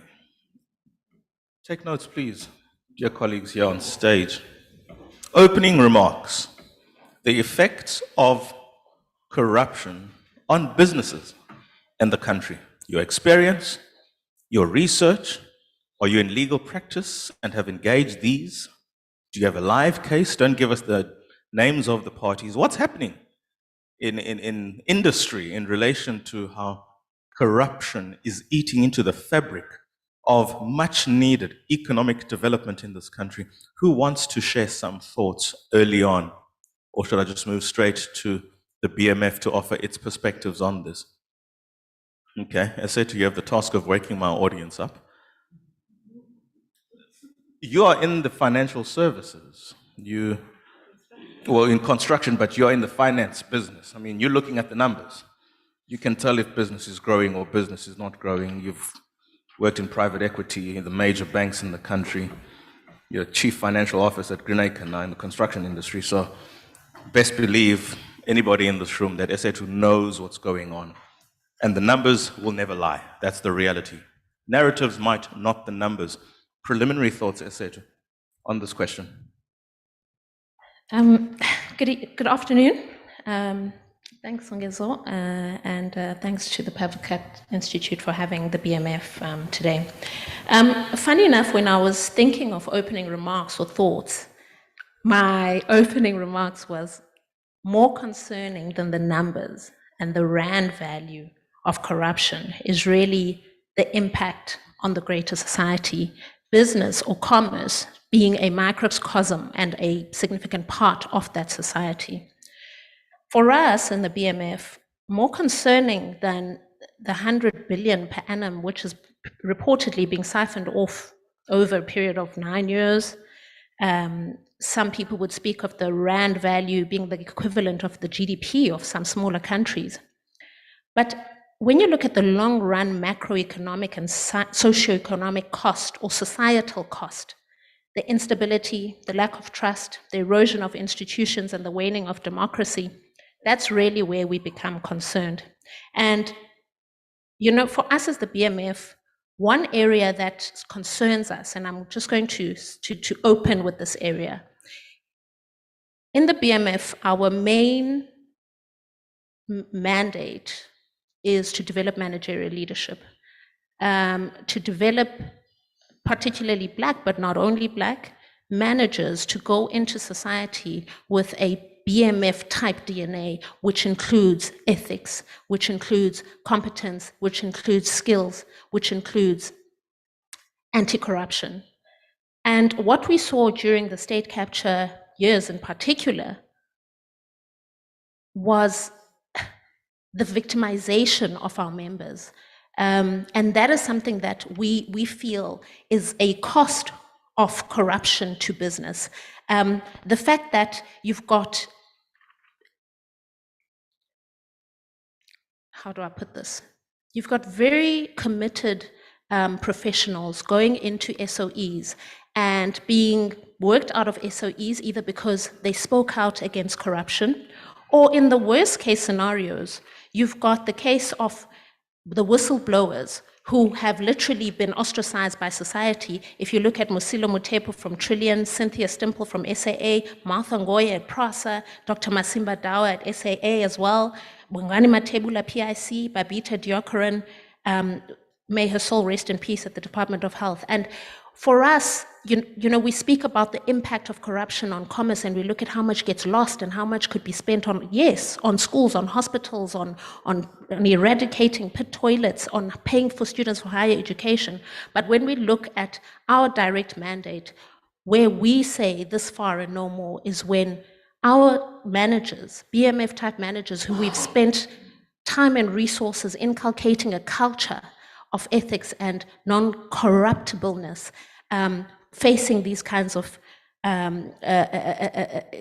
toxicities in these environments. And ultimately, what is even more concerning, and I speak this to corporate, private sector, as you said, Songezo, where we are calling out private sector as the BMF, is to say, why do these people struggle to find jobs in corporate in South Africa? Why does Musilo Mutepo sit for 2-3 years without a job in South Africa?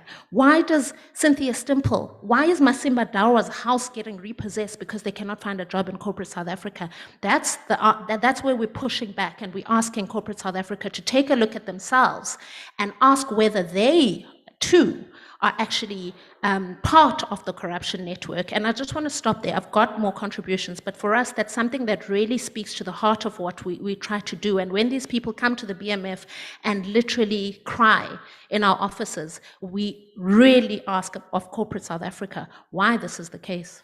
And there are many of those. I mean, Ethel Williams, who was a protagonist in leading evidence at the State Capture Commission of Inquiry, chaired by the then Deputy Chief Justice Zondo. These are some of the names that we perhaps have to spend time engaging, and outside their names being Ethel Williams, in the last 5 or so years, over 1 million professionals have left the country. Think of how much money the country has lost, the skill, the development potential in the result that has simply been now the benefit of largely your developed countries, as it were, even though such terms, the jury is out on their use in this particular day's proceedings. But South Africa doesn't just lose money, but it loses skills that could generate the type of capacity this country needs ultimately for her development. Business Unity South Africa has perspectives. Happy? Yeah, good afternoon, everyone. I'm also going to start with an anecdote. I'm very happy as well to reduce the average age of the room. I know some of my youth colleagues are around, but it's also good just to sit here as well to say, hey, I'm youth. And you just got out of youth, right? Kind of a year or so. But I think colleagues, the first thing that's there is that from Business Unity South Africa's point of view, the Zondo Commission was like, at least for contemporary times, the seminal work around corruption. It provided at least an in-depth view of the patronage networks, as well as some of the, I will use the same word, gangster and in some way cabal networks that operate in South Africa, right? We do know about the construction mafia. We know about the trucking mafia within the coal networks. We know about many of these bodies and sometimes individuals who are politically aligned and affiliated in trying to sabotage the country, because all of this is economic and treason in most respects. And from BUSA's perspective is that we need to protect one, the rule of law, and that's why BUSA came out and said, look, because of what has happened in the Zondo Commission, first and foremost, any company that is affiliated to the members of BUSA and is incriminated in the Zondo Commission has to come out with all the information, make a disclosure, and if found to be wanting, must remove themselves from the broader network of organized business, because it has to go into a sanction of some sort whilst the process runs. Number two is that there was a standing proposal to the National Prosecuting Authority to say, look, if you do not have the resources, come talk to business. Come talk to business, whether it's about private investigations or the resourcing of some of your investigations. Because the problem right now, and we're hearing it generally, is that there's a lack of resources, there isn't enough capital, and also the capacity to undertake the necessary investigations aren't there. But we do have all those skills in the private sector. So come and take this proposal. That was not taken up. We still stand today that the bilateral that we had initially started with the National Prosecuting Authority on this proposal has not actually gone through. Not because business is not trying to come to the table, but it is saying that this is the contribution we can make in the forefront. And then lastly, I think just to touch on whistleblowers is that business had as well issued a solution to say, well, as corporate South Africa, and I'll use that wording as well, is that we need to start protecting our whistleblowers. The first part would be the design or the establishment of a fund that protects those whistleblowers, and then secondly, a means and a way to make sure that those whistleblowers are protected within their professional wheelhouse. So if you are able to move from X because you undertook a particular disclosure, you are at least protected, at least in the main, to continue with your profession, because you being a whistleblower is not the primary contribution you are bringing to the country. Yes, it is one of the important ones, like every other active citizen or responsible citizen, but your skills, which are sorely needed to ensure productivity and growth, are the ones that are required. And of course, that has come with teething problems, because the range of stakeholders that are required in order to push something like that forward hasn't been forthcoming in terms of what is required. I don't want to name names, but that is something that corporate South Africa has put on the table and is seemingly trying to work towards. So there are other examples and other issues that I would like to cover, but I'll leave you to. No, sure. I mean, I think I'm really interested now in the National Prosecuting Authority's views, and I think you drew some good references there, and you've thrown the line in the water. Now I'm going to actually go for the hook here. Advocate Anton du Plessis and Andrea Johnson, both from the National Prosecuting Authority. Anton is the Deputy National Director of Public Prosecutions. Andrea Johnson, Investigating Director at the NPA, both online. So if I could ask the technical team to dim the lights, please, and get them on, so that at least in the audience we can see them. Good afternoon, Advocate du Plessis. Good afternoon, Advocate Johnson. I don't know the protocols at the NPA, so I'm simply going to say the NPA, and whoever responds will respond. Preliminary remarks on behalf of the NPA in relation to going after the guys who are lubricating the system, if it is brown envelopes, if it is in any way the dexterity that they engage in to avoid the strength of the law enforcement agencies. What is South Africa dealing with in the context of corruption, specifically at the private sector level, and business people who are pulling the strings behind what we see, which is largely given the face that it is a public sector issue, and a lot of the time, unfortunately and wrongly, that face has a darker hue to things. I'm saying these because these are the perceptions perhaps the majority of the people might think, but probably be, for whatever reason, be loath to say out loud. So good afternoon, Ms. Johnson, Mr. du Plessis. Thoughts from you in relation to that point, either of? Okay, thank you. Ladies first, so let me take the floor. Good afternoon. I'm Andrea Johnson. I'm the investigating director. And we all keenly aware that the corruption matters more so in the state capture space have to be dealt with by the ID. Much of it is also dealt with by the Hawks and the Specialized Commercial Crime Unit. But what is so important about what the gentleman just said with regards to resources that can be provided, especially by the private sector, may I say respectfully so, but tongue in cheek, it is exactly because of the expertise and resources that lie within the private sector that the public sector was plundered. Because what happened is people were put in place utilizing large corporates, very tech savvy, large volumes of money, and there you go, we have corruption. And so what happens is that people like myself in law enforcement have the mammoth task, colleagues, and the honorable justices that are there. I apologize, I did not greet you. We have the mammoth task of unfolding all of this work. It has come over for a number of years. There's sophisticated systems that were used. There's a lot of paperwork. And what happens is, unfortunately, it's not an issue of the private sector would like to help. The private sector was highly complicit. So whilst you had public servants who assisted in committing the corruption, much of it was also driven by corporates. So unfortunately, the blame is on both sides. Anton? Thanks, Andrea. Yes, good afternoon, colleagues, and thanks for having us. Sorry we couldn't be there in person. I think if you've read the newspapers in recent weeks, you'll understand we have quite a lot on our plates at the moment. I think the first point to make, and I'll come back to the question of resources when we look at some practical recommendations. I think the first point to make is that the rule of law in South Africa, like globally, is facing incredibly strong headwinds. And it's a, as I say, it's not just in South Africa, but the challenge we face in South Africa is partly due to the nature of state capture. And we've heard a number of colleagues speaking about the very particular challenges we face with state capture corruption. And that's why I'm pleased Andrea's online, who will speak through some of the very technical aspects, the technical challenges we face in dealing with these cases as prosecutors. What I'd like to do after Andrea is to come back and just speak a little bit about some of the more institutional reforms that have happened. And I'll just make two introductory points before Andrea goes into the technical things.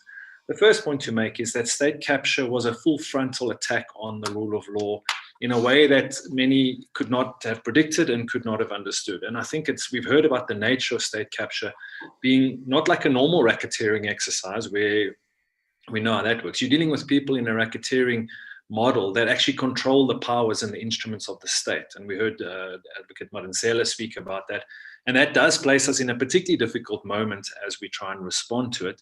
But we're also dealing with a level of a type of attack on the rule of law that undermines its legitimacy more than any other normal attack that you would find with corruption. And that is because it's not just the people it's not just the private sector, but it's leaders from the private and the public sector that launched this attack against the rule of law. So the very people that the country were looking to actually protect the rule of law were the very ones undermining it. So now that if you go back to the sort of principle of Moranic, for example, which says that the rule of law can't be the rule by the law, but it needs to be the rule of persuasion.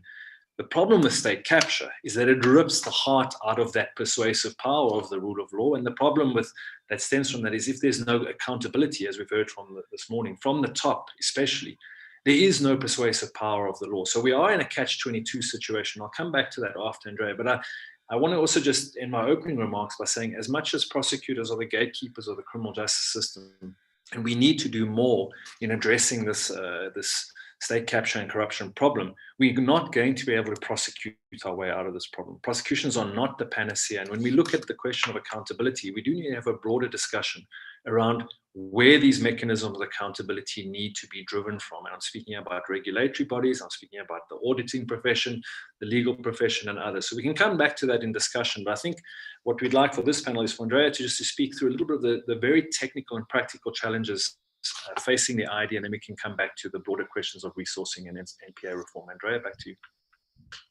I will certainly, thank you so much for those contributions, Andrea and Anton. I'll certainly take you up on that challenge in terms of addressing what essentially comes before the mandate of the NPA.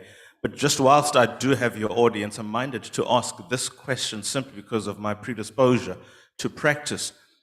The caseload before the traditional courts is largely a caseload that resembles what happens in the public sphere.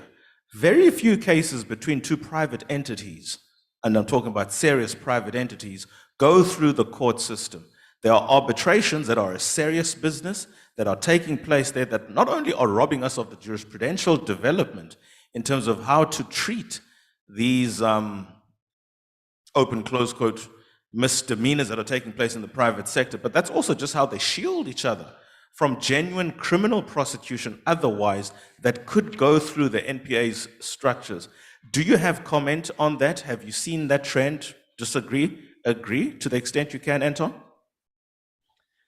Certainly something I know Andrea's working on very closely, but you're right. I mean, accountability, as I said, we have to improve and enhance the level of accountability for these crimes, and the best way to do that is through our court system. It is going to be a collaborative whole of society response, though, and the levels of accountability need to be meted out not just through the courts, but through other mechanisms. And we're looking here also at, in terms of the amount of money that can be reclaimed, the amount of money that can be frozen and actually paid back to the victims of crime. It's all part of it. But I think probably the one challenge we have is that the mantra that has become so widespread is that we are not going to solve our problems in South Africa until we see people in orange overalls. I think that is perhaps too narrow a view to take. It's a fundamental component of the response, but it could be a red herring. And I think we should be alive to the fact that if, as many people say, and if you see many of the recommendations from the Zondo report, it's the NPA should do this, the NPA should do that, there should be an investigation. What that then does is it perhaps creates a free pass to other parts of the system where accountability also needs to be meted out. Andrea, but maybe you want to address the issue, particularly in the context of corporate. Thank you. Yes. So, thank you. When it comes to the corporates, and I think it's not about that they err on the side of caution. I think it just has become normal practice. The one hand washes the other. And because in the public sector, we are all out there, we have a public service. We do not have, of necessity, the mechanisms to hide behind. We do not have the money to hide behind. And so corporates actually have worked out amongst themselves how they are able not just to shield one another, But you have to also ask why the banking sector doesn't come to the party. Corporates behave badly. The banking sector has a right to report suspicious transactions through to the relevant, to the Reserve Bank and through to the authorities. This has not happened. And that gives such credibility to the Paul Holden report about the enablers of state capture. And we must go back and look at those enablers of state capture. And the enablers are invariably within the private sector. The Section 34 reporting, compliance officers, even in companies, are non-compliant. And so where we would ordinarily have had recourse by considering prosecutions, these matters do not come to the fore, and we are unable, therefore, to deal with these matters. Would we like to prosecute corporates? Most certainly, because corruption should be dealt with holistically, colleagues. It cannot be only those officials in government. It has to be all of those that were involved, even those members of society who are not in the private sector, but have allowed themselves their identities to be utilized to create fictitious companies so that public entities and private entities could actually embark on corruption. So it's one I look forward to. It isn't as easy as one would like us to believe. So the enablers of corruption are still seriously lacking in coming to the party. And I think the challenge that we're going to face is having that accountability. You know, as we go forward, you would hear, I think it's important for me to emphasize, all of the challenge we have is not only a legal responsibility. It's not only a law enforcement responsibility. It's not just what will the Hawks do? What will judges do when these matters come before them? How will the NPA prosecute? How will court roles deal with it? We have to ask, what is our moral obligation? And do these entities actually have a moral compass that ensures that they come to the party, come clean, and that we assist them in their good corporate governance? Thank you, Chair. Thank you very much, Andrea. Thank you, Anton, as well, for that. Let me just come to the live participants here, or in person, shall I say. Happy, let's talk about building the base for accountability.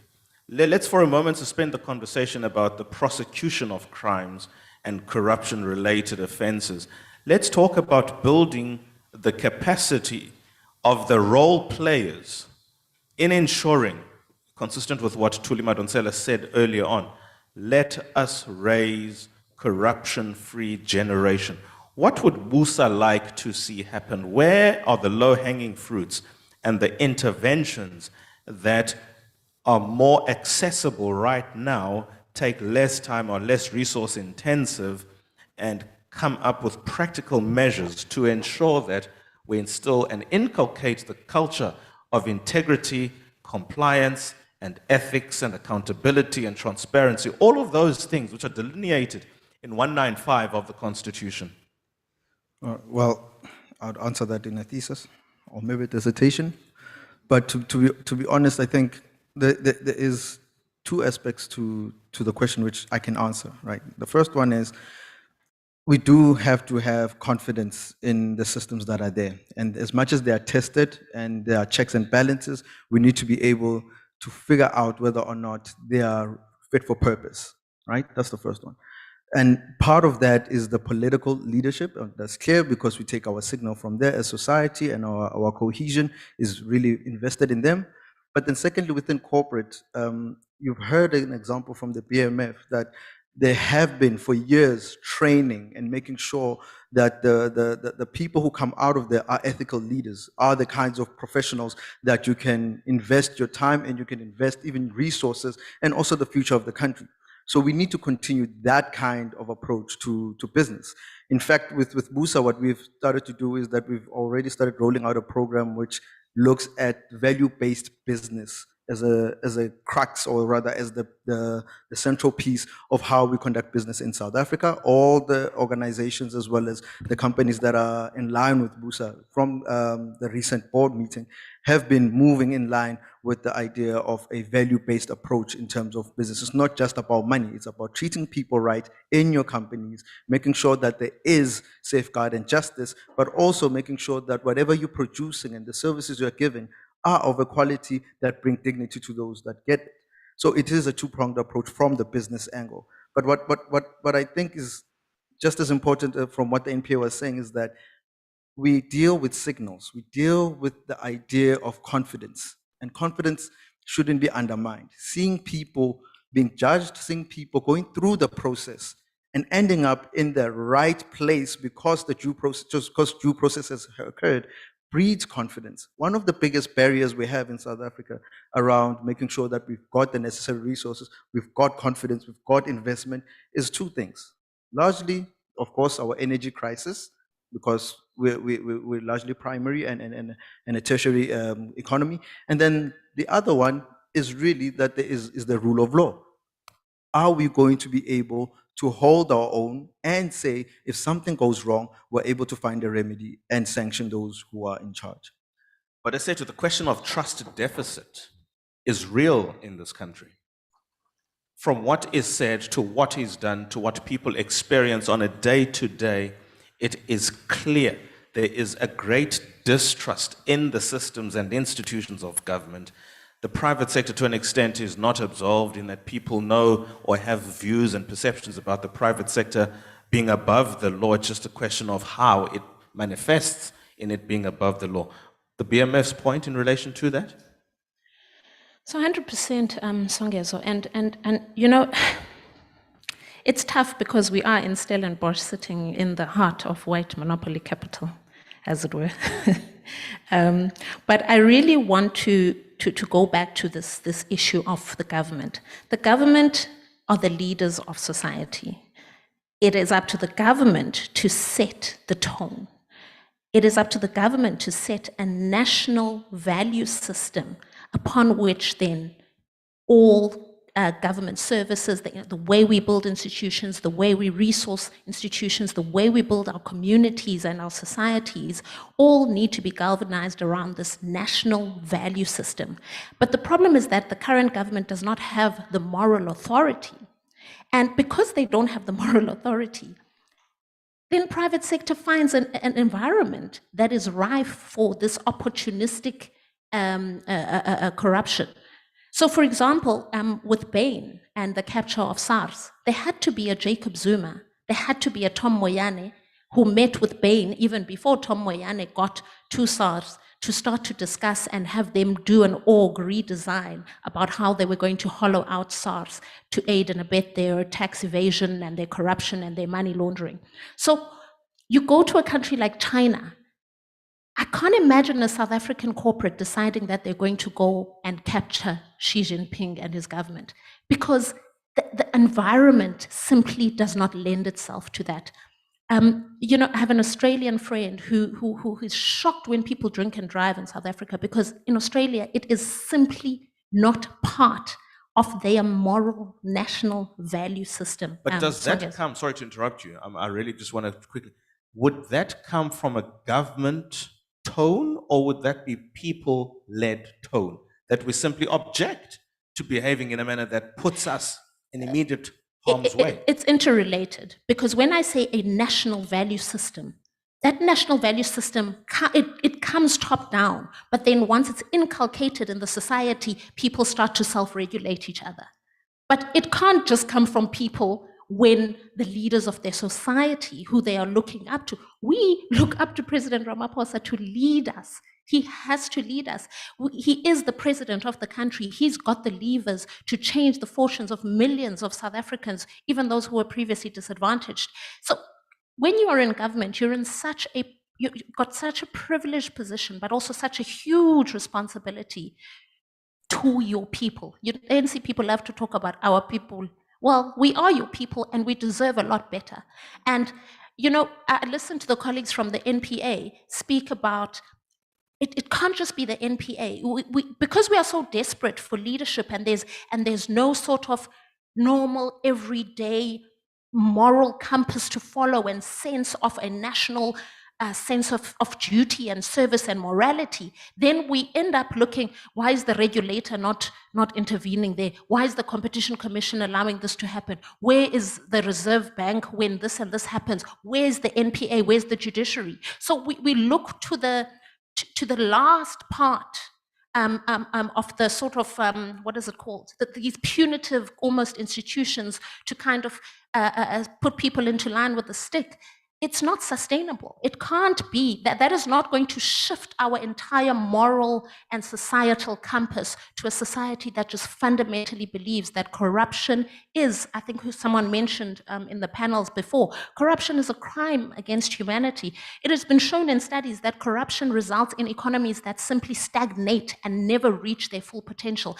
And what does that mean for people on the ground? It means that they're sitting at home, they're hungry, they're unemployed, and then we wonder why we have July riots, and we wonder why Thabo Mbeki speaks about our own Arab Spring, because people, it's normally said that there's nothing as dangerous as somebody with nothing to lose. Well, our people have nothing to do and nothing to lose. So I agree with the President Thabo Mbeki that it's only a matter of time, and that cannot be driven by the people. The people take their tone from the leaders of society, in business, in government, but especially in government. I'm sorry, I know I don't want to absolve the private sector, but I am of a conviction that it is government's role to lead the society. Let me bring in Anton from the NPA on that part, and I absolutely do appreciate your energy and passion and conviction in the voice there, Esetu.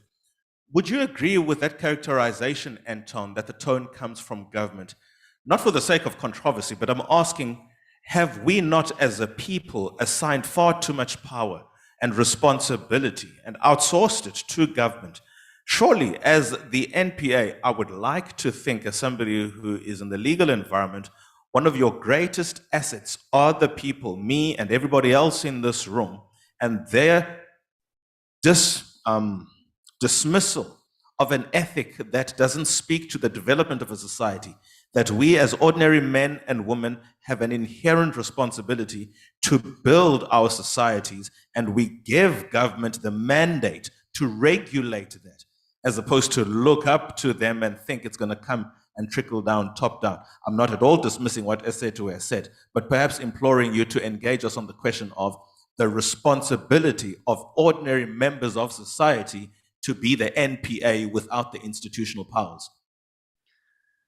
Look, I think that's a whole different summit, and it speaks to the question of the social contract. I think if I can bring it back to the rule of law as a key ingredient to that social contract, and the rule of law in South Africa is the rule of persuasion, and therefore credibility in accountability matters. And there, I'm not trying to shirk responsibility of the NPA. You're right, it is a multifaceted problem. It's a moral dilemma, it's a regulatory dilemma, it is.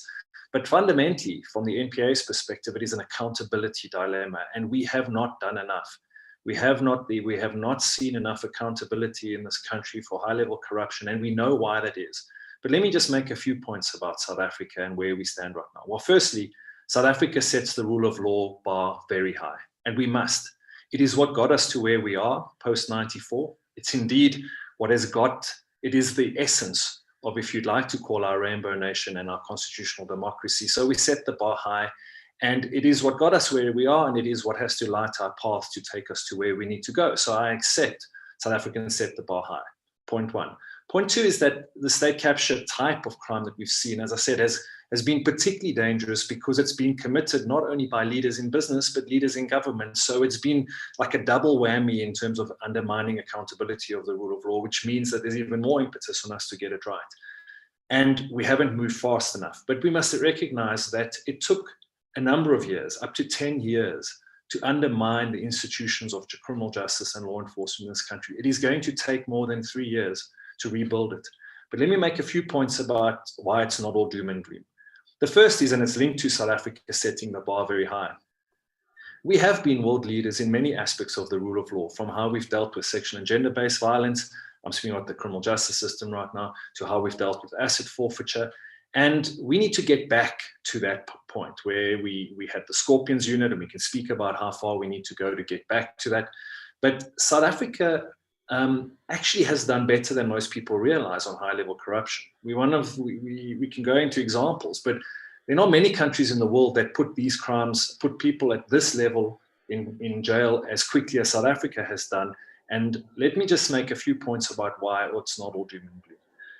Firstly, the ubiquitous taps of corruption in this country are being turned off. You can see it from the recent seminal high-profile arrests. You can see it from the contestation for political space that we're seeing right now. The narrative that South Africa is a failed state because you're seeing this contestation for power is perhaps the wrong one. Ironically, one of the reasons why we're seeing this contestation for political space right now is because we're actually a growing constitutional democracy where the rule of law is entrenching itself. Yes, we have many, many problems. But right now, you can be assured that the NPA is more independent than it has been in many, many years. No one controls the national director or the senior leadership of the NPA. And I think many people, both within private sector and government, that are committing these crimes know it, which is why this contestation for space is so noisy and so violent. And it's horrible to go through, but it's not a sign of a failing state. It's a sign of a state that's actually growing. That's a key point. Secondly, and we can go into examples of progress that's been made, but if you look just at the level of asset forfeiture, in the last year alone, South Africa has frozen 5.8 billion rand in allegedly stolen money. Now, that's a huge amount of money, and that's a component that we don't speak about enough. We've made huge progress in rebuilding the ID, and Andrea can speak about that in a little while. But there are a number of important steps that need to be taken over the coming months to cement this progress. Because our challenge, colleagues, is not only to deal with the ravages of state capture in the short term, which I know people are hungry for orange overalls, we must see it, but we also need to future-proof an organization and a criminal justice system so that it doesn't become vulnerable to state capture in the future. That's the challenge we face now, a parallel challenge of dealing with the short-term priorities of putting people in jail and seizing their money and rebuilding an institution to make sure that it can sustain any future attacks that we've seen in the past. Yeah. Can we talk about some of, I'm going to stick to the NPA now simply because I really want to get through to this. Bulelani Ngcuka, Vusi Pikoli, Menzi Simelane, Mokotedi Mshe, Nxasana, Abrahams, not one of them, all of them, not one of them has finished one's term in the NPA since 1998. How does the state, how does the NPA in particular win public confidence when that is the reality of its leadership? The jury is out on the current NPA head, and absolutely every single person in this audience would want her to finish her term and to be successful at that. The reality, though, is born in those facts that I've just raised. How do we move beyond that? So globally, when the rule of law and politics and power collide, the law often seldom comes out successful. It's the challenge of these kinds of situations and of these kinds of crimes. But South Africa is also a young democracy. The NPA was only established in 1998, and in sort of global terms of rule of law institutions, we're a mere infant, and we're learning and we're making mistakes along the way. I think I'm confident to say that the mistakes that were made, or that maybe not even mistakes, the lessons that were learned under the previous national directors in terms of how to navigate the political space that we're in. We're not political actors, but we need to be very smart at how we navigate the political space, that we've learned important in lessons. And I said, the NPA is more independent today for a number of reasons, jurisprudential, but also individuals, than we have been in the past. It's an iterative process. The NPA needs to learn from the lessons made, mistakes made in the past, the lessons learned, and it's always going to be challenging. It's not just for the NPA. I think if you look at attorneys generals all over the world, it's difficult for them to say. But there are a number of lessons we've learned. We can discuss them if we have time, but I'm more confident today than I have been in the past about the current leadership of the NPA and the current structure within which the NPA finds itself, although there is a lot of room for improvement, which we can also go into.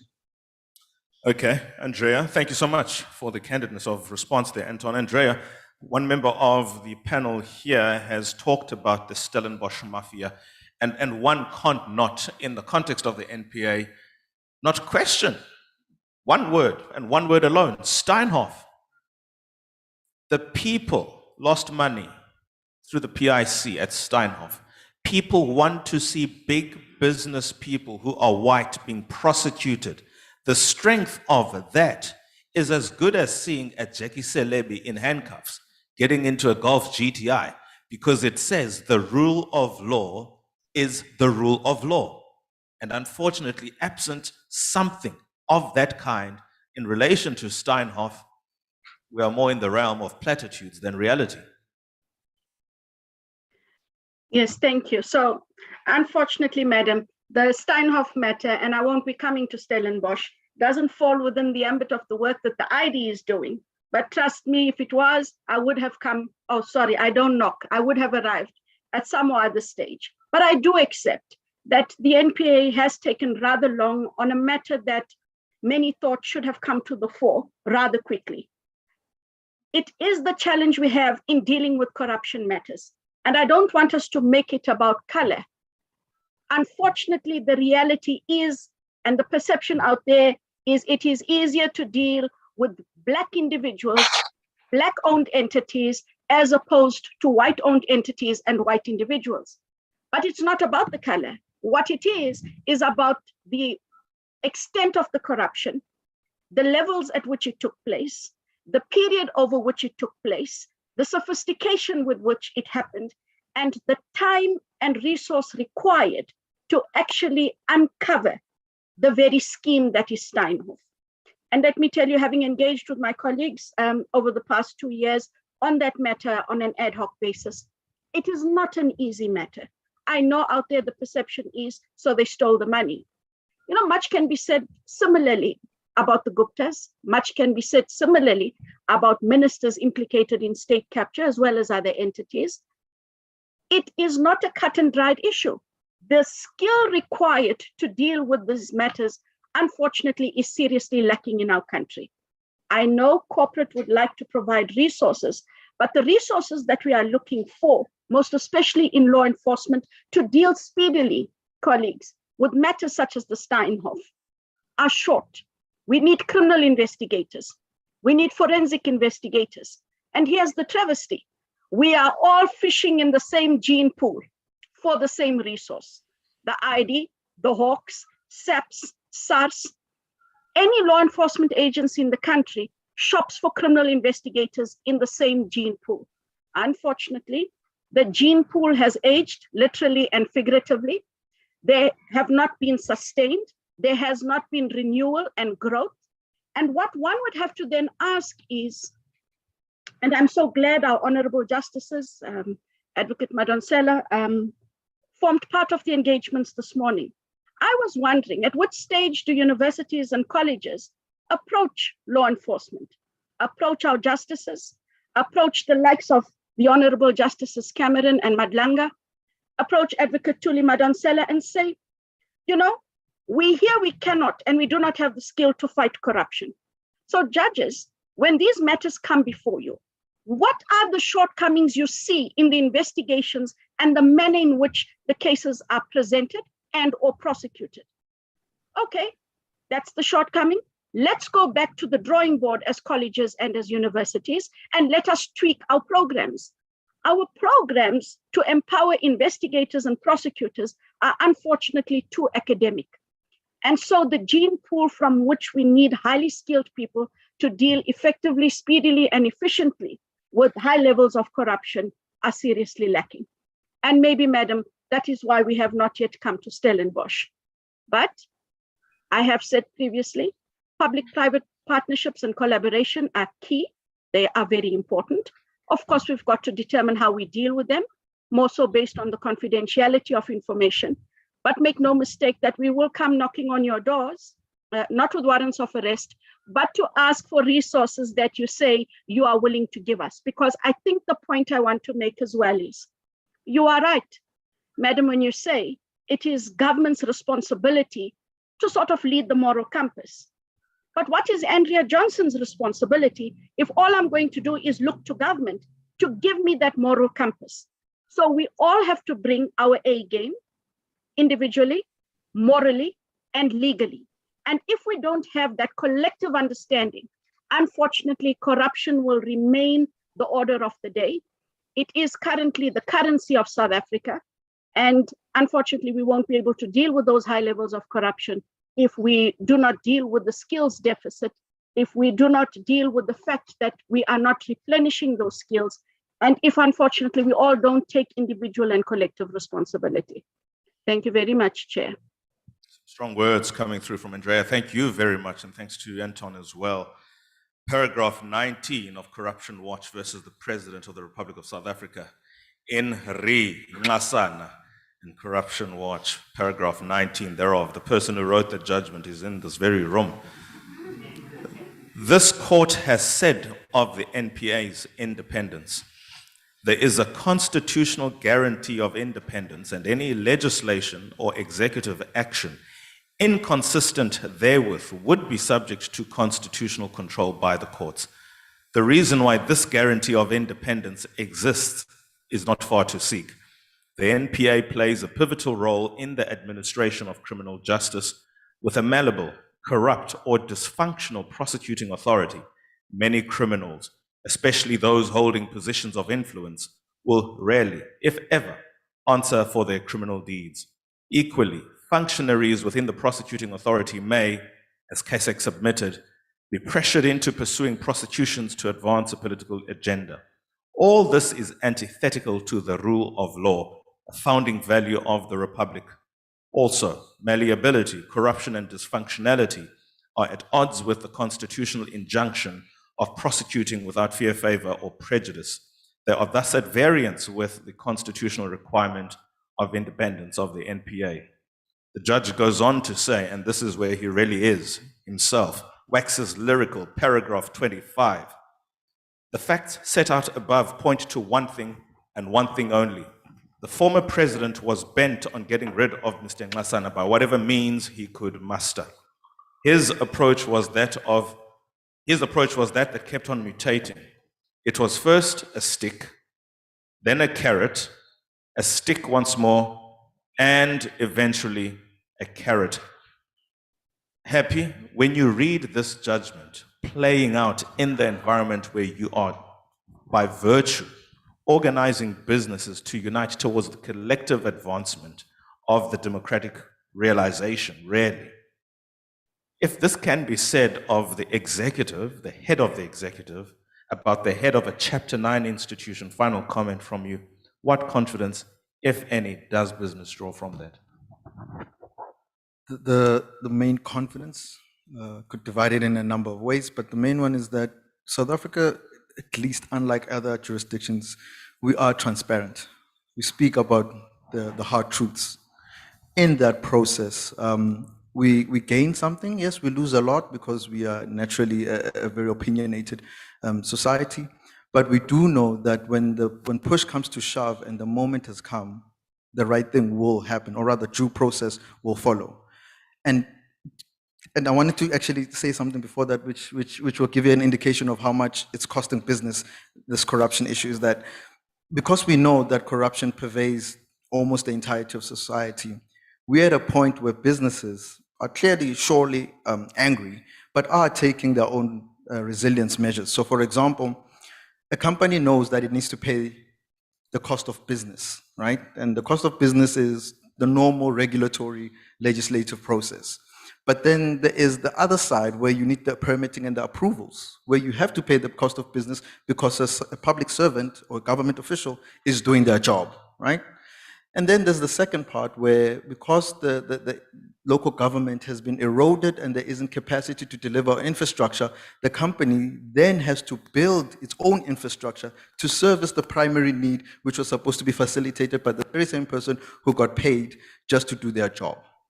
Now, those are costs of business which get internalized by companies. Not saying that they pay the bribes. Some do, some don't. Most don't want to do that. That is fair enough. And what tends to happen is that because the cost of business are becoming more and more onerous and they're just becoming a burden, companies are thinking of leaving. And companies are leaving. But the problem then sits is that even if we do address just the fact that we're paying or rather are having to pay the cost of business through corruption and bribery, is that we still need to pay the cost of business for service delivery, which is the fundamental bedrock of any productive society, particularly those that want to undertake business activity. And then that increases the lack of productivity, that increases the amount of money that one can make from that, and then that makes it not a business case anymore for you to invest in them. But back to your question, there is confidence that the judiciary is independent, that is clear, that it continues to fight not to be captured, and that at the end of all of this, when we collectively start to address it in a holistic fashion, we will see light at the end of the tunnel, and we're already seeing those permutations happening. Internally in business, people are being fired. We know that. People are losing their jobs because they're undergoing irregular activity, signing wrongful contracts, or have been suspected of doing undue influential kinds of practices, whether it's through money or through some form of persuasion, just because of a political favor. People are losing their jobs. Those are the things that aren't being reported, but those that are reported, we want to see due process take its course. Final comment, Esetu, on this panel, on the impact of corruption on business, and perhaps one thing to look forward to that we must all fight for, perhaps? Thanks, Songezo. I just want to touch on a little bit of your pushback on my handing all of the responsibility for moral authority to government. If governments did not have legislative power, governing power over countries and over people, there would be no Arab Spring.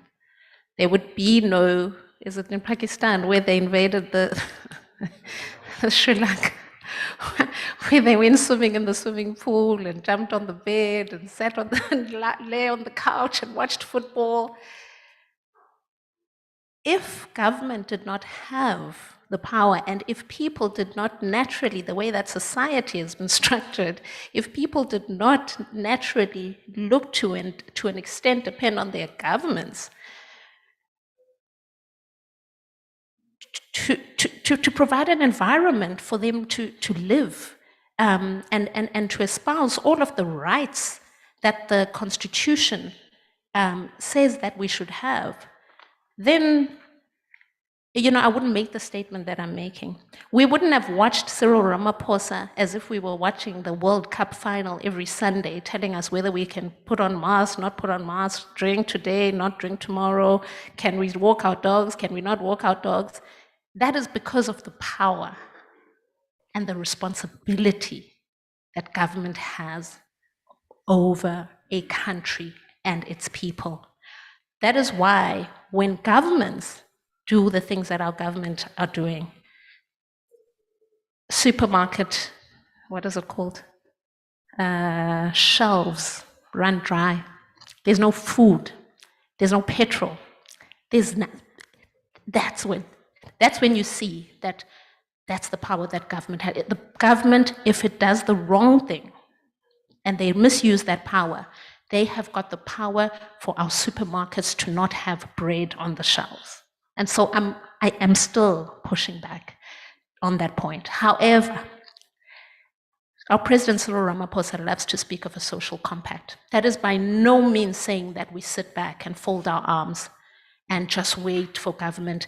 South Africa actually is a good example of how vibrant our civil society and our population really has become. I think the Zuma years woke us up from a slumber when we realized, hey, we've got to get involved, we've got to lift our sleeves and get involved in this thing and become partners with government and hold them to account and shout and scream as many times as we have to because of the power that they have. So that's just one point that I wanted to make. The other point that I wanted to make about Stellenbosch, about Steinhoff, and I am going to go there to so-called white That has to be your last capital. point? Yes. As Black people, if white people don't know, the reason we sometimes when we speak and we fight so hard for this country, we always say it's because we don't have anywhere else to go. Maybe you can go back to your people in Australia or Europe or UK, but we don't have anywhere else to go. And I've met a lot of white people who feel in there, at that poem that says, I am an African. A lot of white people, Afrikaans, English, who feel African. So don't come and build a Stellenbosch that's going to be like an Oranje and start your own kind of country here. When I came here, people said, oh, how was it in the Republic of Stellenbosch? I said, yeah, after clearing customs, it was okay. And they said, how's the jet lag? I said, yeah, I think I'll be fine after some time. So I would like to invite you to come back to South Africa and to build this country together with us. And lastly, Songezo, there's just, it's a well-known quote. I'm sorry that I'm not quoting the author. But it says that first they came for the socialites, and I did not speak out because I was not a socialite. Then they came for the trade unionists, and I did not speak out because I was not a trade unionist. Then they came for the Jews, and I did not speak out because I was not a Jew. Then they came for me, and there was nobody left to speak for me. Thank you. Ladies and gentlemen, that is the Deputy President of the BMF, Ms. Esethu Mangcwatyoa. Here with me, Mr. Happy Kambule of Business Unity South Africa. And of course, on the line, we had the National Prosecuting Authorities representatives in Anton du Plessis and Andrea Johnson. A warm round of applause and appreciation to them, please. Thank you, everybody.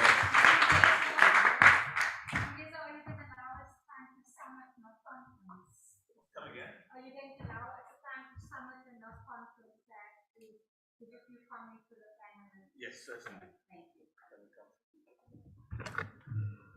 I beg your pardon for that, but it certainly is going to happen. Just I missed it in the session.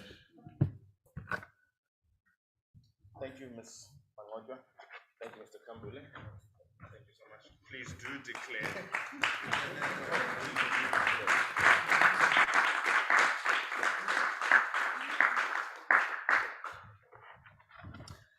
Let's move right along, and we certainly will summit. I beg your pardon, we will summit. I just am trying to catch up sometime because for fear of rolling over, my dear professor, who's looked at me once or twice, not making it all too subtle at that, Professor Shope Williams-Elegbe, she comes through now and is next on the podium. Ladies and gentlemen, a warm round of applause to her. Deputy Director in the African Procurement Law Unit. She's a full professor in the Department of Public Law here at Stellenbosch, and she helped me get my master's. And she did crack the whip all right. Presentations from Shope Williams-Elegbe, Corruption in Public Procurement, Links and Solutions. Thank you, Prof.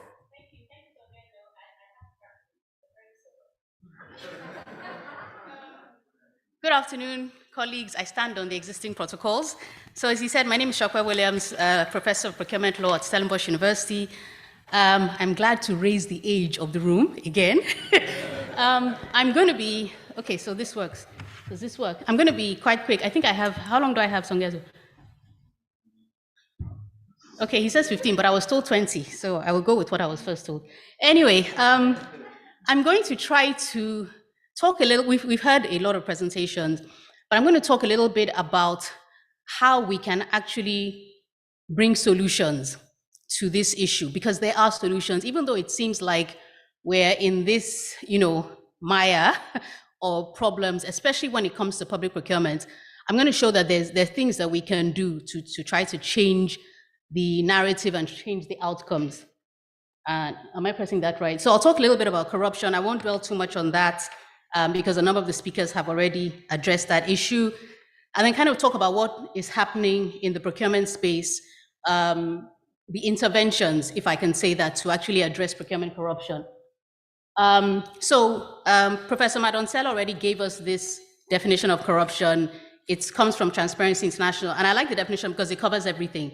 It covers, bribery, what we're used to hearing about, abuse of office, undue influence, embezzlement, state capture, fraud, all the things that we see in public procurement, corruption, all the elements that work together.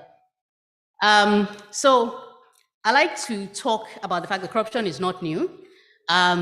And it's been with us for a while, and it will continue to be with us because it is a consequence of the human condition, if you like.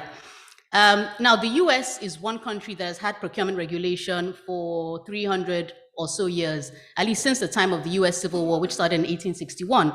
And in 1861, they had, all this procurement for the, for the Civil War, war materials and stuff, and they found there was a lot of corruption. And a committee was investigating and said that both the officials in charge of the Navy and the Department of War had awarded contracts not to the lowest bidder through proper advertisements, but to friends and associates. They could be talking about South Africa today, right? And that was 1861. In another investigation, they found that that another public official was implicated in an affair where the government unknowingly repurchased arms it had already discarded as uselessly obsolete. I thought that was quite interesting, that the government was buying stuff it had thrown away. So you can see that even as far back as then, we still have the same problems. What has kind of changed is the fact that we have a lot more awareness. We have, we have media, we have social media and all that. And we also have, things sounding a bit different, we also have a lot more tools in our armory in order to address this. Okay, so what's the relationship? And some of the earlier speakers have talked a bit about this. We have a political system that favors wheeling and dealing, right? We talk about democracy, but I find the concept of democracy a bit of a misnomer, because it's not always, or in reality, it's not the votes you cast at the local election or the general elections that actually decides. It is the party delegates that usually decide who is stepping forward. And once that person is put forward, you don't have a choice to pick someone else. So we have this system that within the party structure, we were talking about contestations now, within the party, the political party structure, there's this element of give and take. If I scratch your back, you scratch my back. So that's one element that kind of breeds or creates an environment where corruption can thrive in politics. In public procurement, we talk about the agency problem. We talk about the fact that you have a public official who acts as an agent for his principal, whether that principal is citizens or the government. And sometimes this agent's interest might be in conflict with the interests of the government. So that can create an environment where the agent does things that are not in our best interests. We have discretion in decision-making in public sector, more so in public procurement. We also have what we call an asymmetry of information in procurement, which is that in many cases, the information about tenders is not available to everyone. So if I asked you, what should be the average cost per mile of a road or per kilometer, we don't know that. We don't know how many tons of steel do we need to build a 300-seater auditorium. So there's information there that is not publicly accessible, which can be abused or manipulated. Procurement rules are very complex. In South Africa, exceedingly so. One of our partners in the African Procurement Law Unit did a study some years ago, found out that there are 42 pieces of legislation that directly impacts procurement. That is crazy. So we're at the point now where we're trying to, draft or redraft or redraft our procurement bill to make procurement, at least to make the law a bit simpler, a bit easier to navigate, a bit easier to understand. So that complexity also creates an environment where, it can be abused, sometimes abused intentionally, sometimes abused inadvertently. And then that leads to the issue of professional competence or incompetence, right? The complexity of procurement itself means that you need to be really well skilled in actually be able to navigate the procurement space without making mistakes. It's very, very difficult to do that. And we have a skills gap. In the public sector, we absolutely have a skills gap. Even though some years ago, National Treasury tried to list the kind of qualifications that procurement officials should need, they weren't successful because we just have a skills gap. And in my opinion, that skills gap actually goes back to early years education, where South Africa doesn't invest. We've talked about accountability. We've talked about the fact that there are gaps in the way people are held to account. And if you look at the public sector, it's much easier to get away with murder in the public sector than in the private sector, because the way we are incentivized in the public sector, the kind of things that, the way our contracts work in the public sector is very different. In the private sector, you can be out the day that they discover there's something wrong with, that you've done something wrong. You might go to CCMA, but in terms of the power that your company has, they can actually make a decision really rapidly. So that's been a problem, and that actually creates some of this environment where we see repeated failings in the public sector. So consequences, a number of speakers have talked about that, so I won't deal too much in that. We know the effect on economic development. It costs a lot more to build anything in any African country than it does in Europe. And you can quote me on that. The impact on public investment, we divert funds to white elephant projects where it's easier to make the payoffs. And I think the colleague from talked about borrowing costs.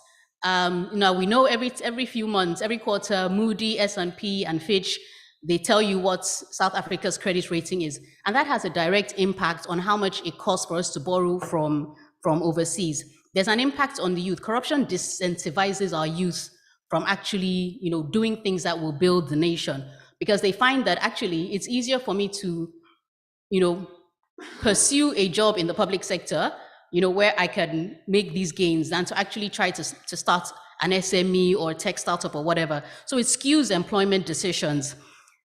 We've talked about the trust deficit, and I want to touch on that as well. And I think Professor Madontelo talked about the impact on social cohesion. So any society that functions on trust. Just think about daily processes with the private sector, with the public sector. It's all based on trust. And corruption undermines this trust. I'll give an example. Where I'm from in Nigeria, you cannot find anywhere in Nigeria a landlord that will take rents from you monthly.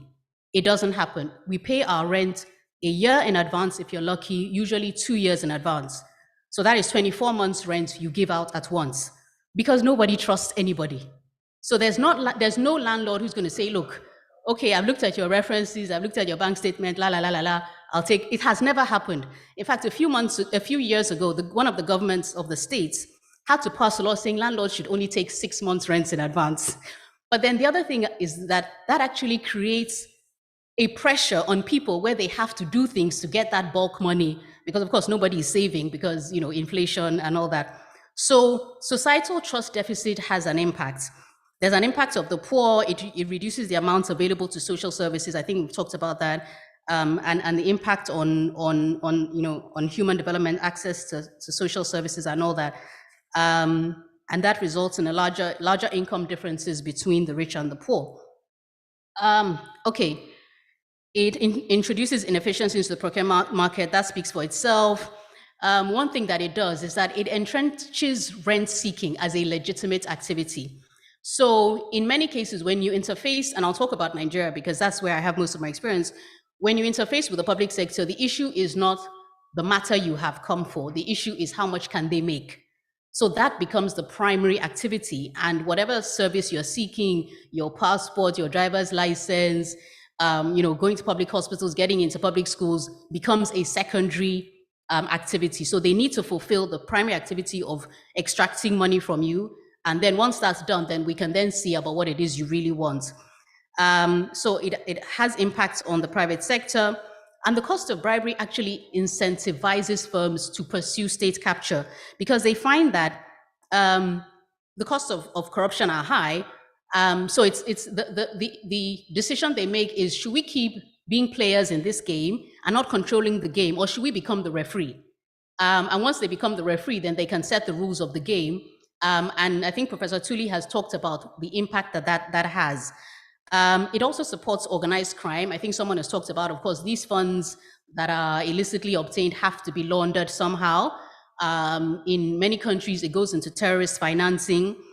It fosters civil unrest and political instability. And I think Esetu mentioned the issue of Sri Lanka. We know what happened there. It seems comical, but it's a disaster. It's a disaster for you to have to queue 4 or 5 days to get a tank of petrol. Now we complain the petrol price is high, but what if there was none at all? That would be a different story, right? The UK's Prime Minister had to step down, not just because he's an ass, but also because, he's... I was looking for the English word, I couldn't find it. But because of all the corruption that has gone on that, that he was implicated in during COVID-19. In Nigeria, we have a big problem with instability. And research has been done to show the links between countries that that have a problem with systemic corruption and that would eventually have civil unrest. And the thing is that it takes crime to a different level. So let me just give an example now. For 20-ish or so years, we've had high-level kidnappings in Nigeria, kidnappings of foreign expatriates, mostly people, I can't see that. Okay, thank you. Mostly people that kidnappers think can pay. But that has changed because as things have become more difficult, as the state continues to fail, people realize that actually kidnapping is a very easy business to get into. So now you're traveling interstate. There are all sorts of precautions because people are afraid. I went to Nigeria for a conference a couple of weeks ago, And in that time, 2 members of my mom's church, both Anglican priests, were kidnapped because kidnappers now believe that Anglican church, Methodist church, organized churches have money and will pay for their priests to be released. So it's a problem. And the last thing that there's something called the contagion of corruption. The more corruption we have, then our moral scruples against it begin to wane. The risk of being caught falls with a higher frequency of corrupt acts. And this leads to a vicious cycle where corruption is the standard, honesty becomes too costly, with a general disregard for law and a higher level of criminal activity, where each individual is busy making the most for himself, feeling no obligations for the country. And we call that the corruption trap. So how are we dealing with this? In the past, we've always had whistleblowing laws. There's been education and training on both the public and private sector on compliance. In the last decade or 20 years, we've had criminalization of corruption, including foreign bribery. In public procurement, there was a whole discussion about making sure that procurement decisions have this element of procedural fairness. We've tried to address the supply side, so the private sector side of complicity in corruption. So there's been a lot of international initiatives, United Nations Global Compact, World Economic Forum's Partnership Against Corruption. In South Africa, the Coalition for Ethical Operations, Coalition for Integrity, et cetera, a lot of legislation that is designed to reduce discretion and increase fairness and procedural fairness in decision-making. Integrity agreements were introduced about 20 years ago internationally, where bidders have to sign that they haven't engaged in corruption in the contracts. And so we found out that the value of those agreements were only as good as the integrity of the person making them. So what are we doing now? And I'll be really quick. Recently, there's been a focus on assessing the risks of corruption in public procurement so that we don't address all types of risks the same way. So we can understand what part of the procurement cycle actually presents the greatest risk. There's been a big push for data and transparency, and I think Karam from Corruption Work talks about that. So we're talking about open contracting portals. We had that in South Africa and Nigeria for the COVID contracts, but that hasn't really extended to broader procurement contracts. We are talking in South Africa a lot about beneficial ownership information, and one of the colleagues talked about that basically, how do you know who are the real decision makers, the real beneficiaries behind the company? So who has the rights to hire the board of directors, even if they're not, their names don't feature on any documents? Who are the real, the real owners? And how do we get that information? The Auditor General, has been pushing for better records keeping in our departments and our municipalities. We're also looking at insights from behavioral psychology, because that has shown us that there are ways to actually make human beings make the right decisions. And we're using this a lot in the private sector. So if you go to any bank or supermarket, at the till, there's a little button that says, how was my service today, red, yellow, or green? And so there and then you can make a decision, I'm going to tell them how it was, as opposed to when there was someone outside the building with a form and asking you, will you take this survey? And of course you would say no, right? So there are little ways, we call them nudges, on making people do the right thing. We're trying to see how we can bring that into the public sector, especially into procurement. In public procurement, we're also discussing outcomes-based procurement, that how do we focus on outputs and paying for outputs as opposed to paying for inputs. Other things that are happening is a big focus on procurement planning. We focus a lot on the awards part of the contract awards part of procurement. We don't look at planning, we don't look at contract execution, but a lot happens at those other ends. And so in terms of planning, how do we address that?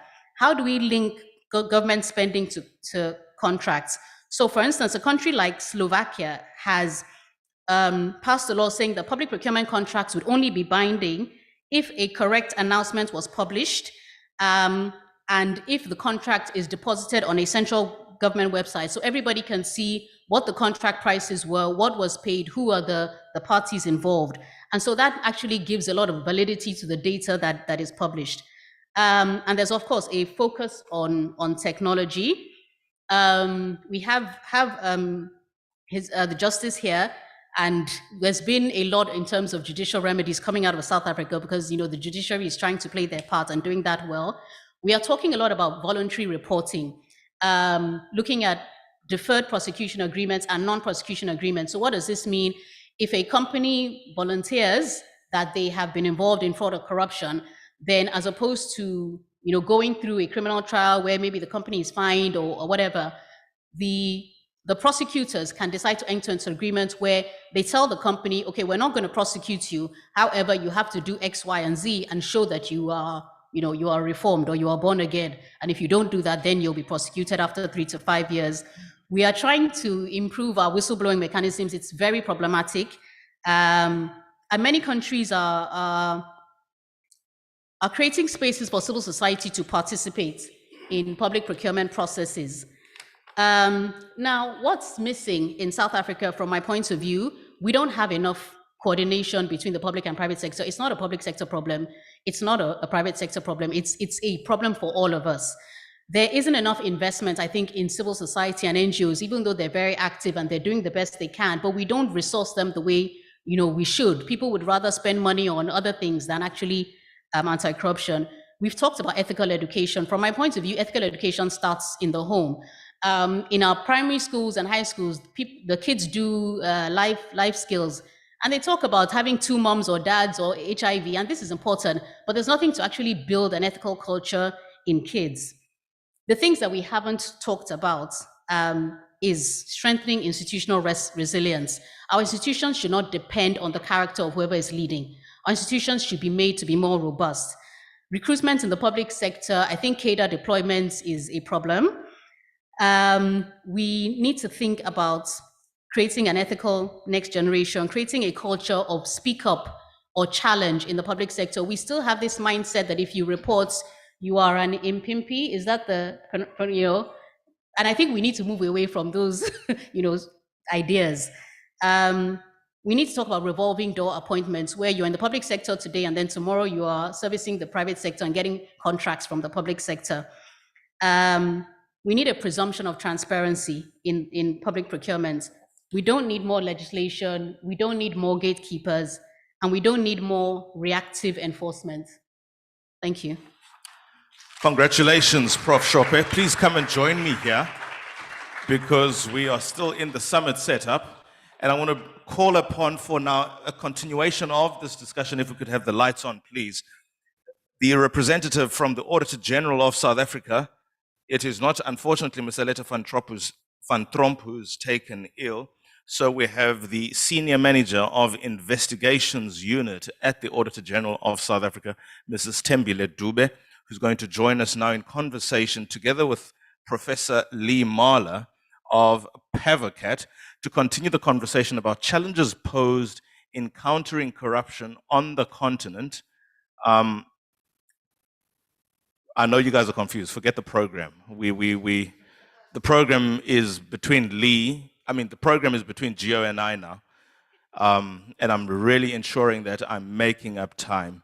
So Stembele, come through, come join us, representing the Auditor General of South Africa. And the brief essentially is the challenges posed in countering corruption. And I think the empirical evidence, which Justice Madlanga pays a premium to. Prof. Shope has more than given us some of those with a particular flavor in South Africa and the continent at large.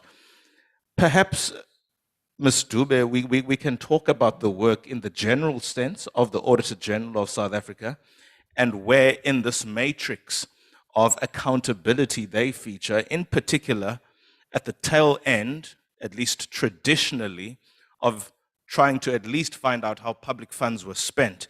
But we are seeing a development of the latter day of actually doing live audits. And this is a legacy, and to his credit, the late Mr. Kimima Kwetu, may his soul rest in peace, simply because of what was happening in the height of COVID, mid-2020. Just give us a disposition of where the AG is in relation to this, please.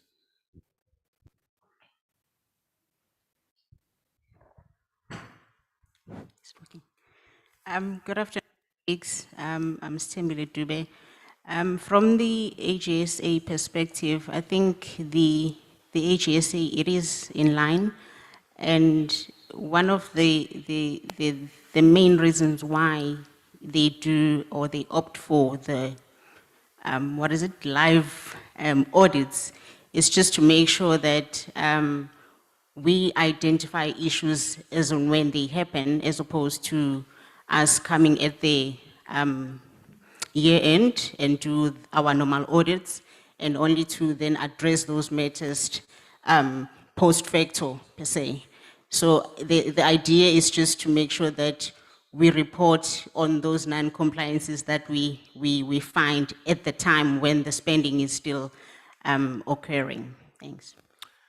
Lee, your work, the globe over, has taken you to the African continent, to Europe, where traditionally you are based, but you've gone to North America, you are now in the Caribbean, as well as the Middle East.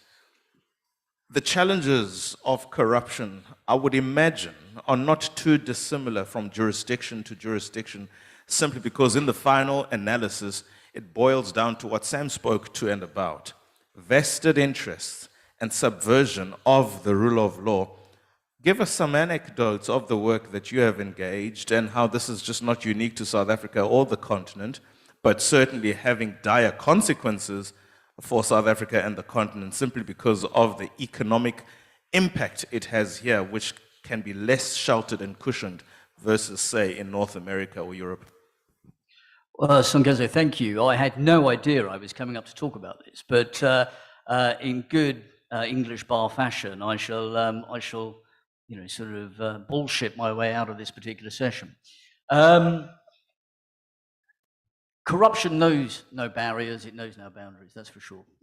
What you're seeing here in South Africa, I have encountered in 30 years of prosecuting corruption cases all over the world, and you're right. When we come this afternoon to talk about the South African Regional Centre of Excellence, and as you saw from the error that we encountered with the brochure, we are seeking to put these centres of excellence in other places of the world, and we're doing that for a reason, because corruption isn't just linked to the African continent. It is, you know, it is a global plague that is affecting, you know, sort of states and companies. And it's interesting, the last sort of session on the private sector, because one thing I have learned in the last sort of 25 years of prosecuting these type of cases is that actually, you know, the private sector doesn't actually want to pay bribes. I know that's quite a silly thing to say, because it obviously, and it's what the lady from the Black Management Forum was alluding to earlier. I mean, it hits the bottom line of companies. You know, in my experience, it's normally corrupt public officials that solicit bribes from companies. It creates a pay-to-play problem, and these companies have to pay. But the answer is in the private sector, not so much taking the sort of moral lead from government, but having a zero-tolerance policy from the chief executive officers of companies to institute integrity compliance programs and make it very plain that sort of private sector entities simply will not pay bribes, even if they're solicited by corrupt public officials. So it's a very, very complex environment. I mean, I could wax lyrical, frankly, about the barriers to investigation, the barriers to prosecution in jurisdictions with high intensity, integrity challenges. But we can probably come on to that a little bit later. I do understand that Tim Steele, Senior Advisor at the United Nations Office of Drugs and Crime, is on, and he's joining us virtually. Could the technical team confirm that? Because I do want to come through and engage his thoughts on that as well. But just before I forget this thought, and I think it is important, could we talk about the value of audits, the true value of audits, Ms. Dube? Earlier in the lunch break, I was having a conversation with Mr. Hlengwa, and he said an audit in the traditional sense is nothing more than to simply account that money was spent according to the rules. But it doesn't in any way, without more, engage the question of the impact and the value and the effectiveness of those monies being spent on behalf of a public entity or an organ of state in terms of the value creation associated with that particular audit.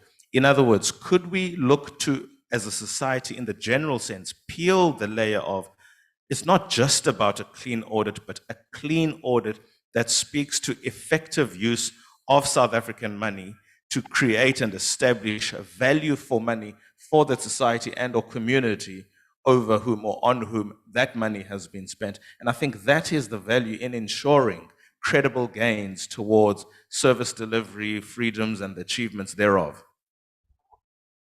Yeah, so Songezo, you are quite correct. Auditing is not just about, ticking the box. There's compliance in terms of how the money is spent or was spent. It goes beyond that, because whatever resources that have been allocated to each and every department or municipality, they need to make sure, firstly, that they are accounted for, but also they need to make sure that they are used for its intended purposes. Because if you take the municipality, for instance, at the end of it, that money or those funds, they are supposed to benefit the communities, so whatever initiatives or measures in terms of how the money that is allocated is supposed to be spent or to be spent on, we need to have some sort of accountability for those that are responsible to make sure that these funds are discharged where they are supposed to be. So, because the ripple effect is that it has to contribute the society at large.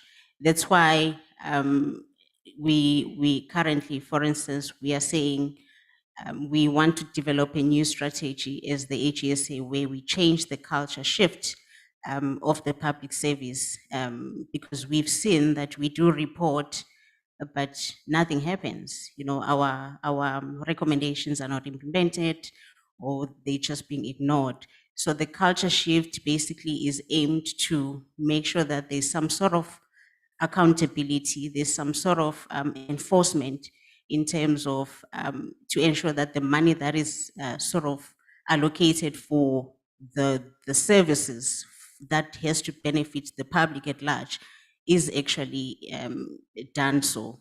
So it's not a mere of just auditing for the sake of auditing, but just to enforce accountability from basically the accounting officers and those charged with governance. Thank you.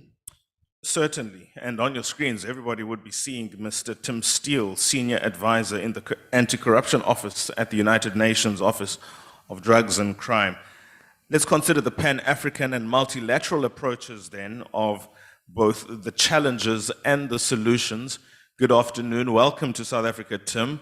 We're sorry not to have you here in person, but we certainly do look forward to your insights. Do you want to just pass some comments just to establish a position coming from your office on some of the earlier remarks made so far in this panel? No, thank you very much indeed. I think some of the earlier remarks I heard previous presentation as well. And I think there's a couple of things that we've learned over the years. And I mean, if you look, the United Nations Convention Against Corruption was signed 19 years ago now, came into effect 17 years ago. And there's been a lot of progress in terms of countries developing frameworks to combat corruption. There's any numbers of reports telling us what the problem is. I don't think that is the issue. I think the issue is when it comes to solutions, someone actually has to do something. And people actually have to work together to actually achieve goals, to achieve outputs.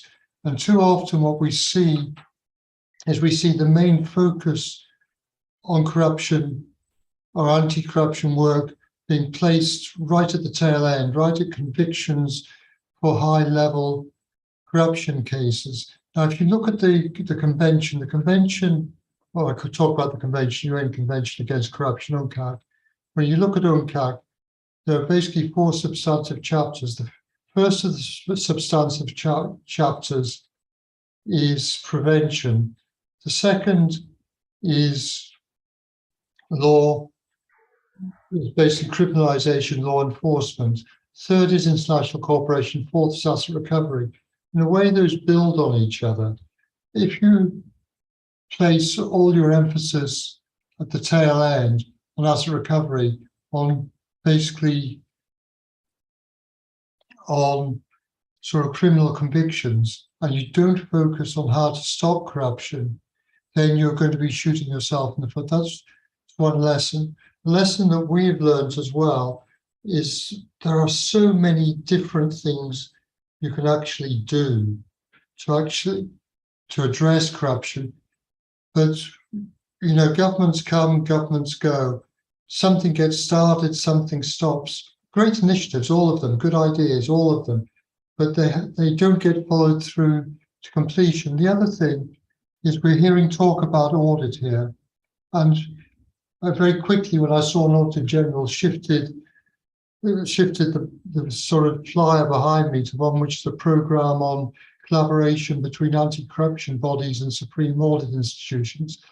Because I want to make the point that collaboration between the different institutions, between business and government, between civil society, business and government, people have to work together, people have to engage together, but there also has to be a very honest discussion of what the priorities are and what is actually achievable in any given environment. I mean, some 5 years ago, we started setting up what we call regional platforms. And within the African continent, we've got 2 at the moment, one for Southern Africa, one for Eastern Africa. Next year, we'll set up one, or later this year, in fact, maybe into next year, we'll set up one for Western Africa. That's where we try and bring together both technical and political level representatives from a group of countries to actually decide on some priorities, to actually implement, we would call it implement United Nations Convention Against Corruption, we might call it addressing corruption. And we try and then bring service providers together, countries together, national experts together to try and work towards implementing those priorities. Now, a recent sort of realization is that this needs some considerable driving, but it needs some considerable push. To some extent, we can provide it, but we will always be facilitators, sort of technical service providers. To help us provide it, we are building sort of anti-corruption, what we call anti-corruption hubs, one of which will be based in South Africa. We put more anti-corruption expertise on the ground, really to help countries drive implementation of their priority actions to address corruption. I'm not being prescriptive of what the priorities should be, but it must be clear that some broad constituency have thought things through. There's no point having 175 actions on a pile sort of this high, which no one's ever going to actually implement. People use to prop up their desk or something. You need to pick some core actions that can be achieved, that can be done, and then do them. Sorry, that's probably longer than you expected. But I do appreciate certainly the engagement, and I would want now to open up the summit to what it truly is and get some engagements from the floor about some of these remarks we have heard from Tim, from Professor Shope, from Lee, from Stembile in relation to corruption. And I don't think there isn't anybody in this room who cannot relate, for better, for worse, hopefully for worse, if you are in this room, your relationship with corruption and what you believe South Africa's solution is. Of course, I think the challenges are well documented, but I think now we are building towards a dialogue of getting all the institutional partners to speak and sing off the same hymn sheet. I have seen a couple of hands before. Would those hands still persist in relation to where we are on the program? Are there people who wish to participate in this program? I've noted the gentleman here in front, and perhaps I'm just going to take the microphone around. You know what to do. Stand up, introduce yourself. Thank you. My name is Rajan Naidu. I'm an extraordinary lecturer at the School of Public Leadership here at Stellenbosch University. My background is forensic investigations in government. My comment is directed more at Prof. Sope Williams. I found her comments to be quite interesting, especially the comment about the army paying for things that they threw away. And that reminded me about, institutions that actually sign receipt for goods and services not received. And I think the AG's office will be quite familiar with that. But I'm not sure how far down the AG goes with this. For example, if you look at a hospital, goods are received in a store, right at the bottom level. You have clerks and storemen that actually run that area, that arena. And it's very easy to receive these goods in short supply and sign for full quantity, or not receive anything at all. And obviously the kickbacks take off from there. Paperwork is then manipulated thereafter to show no discrepancy on the stock control system. That's on that issue. Then the other issue that I thought about was the issue of medicine theft, which is actually quite rife in our country and in Africa per se, especially on the counterfeit side.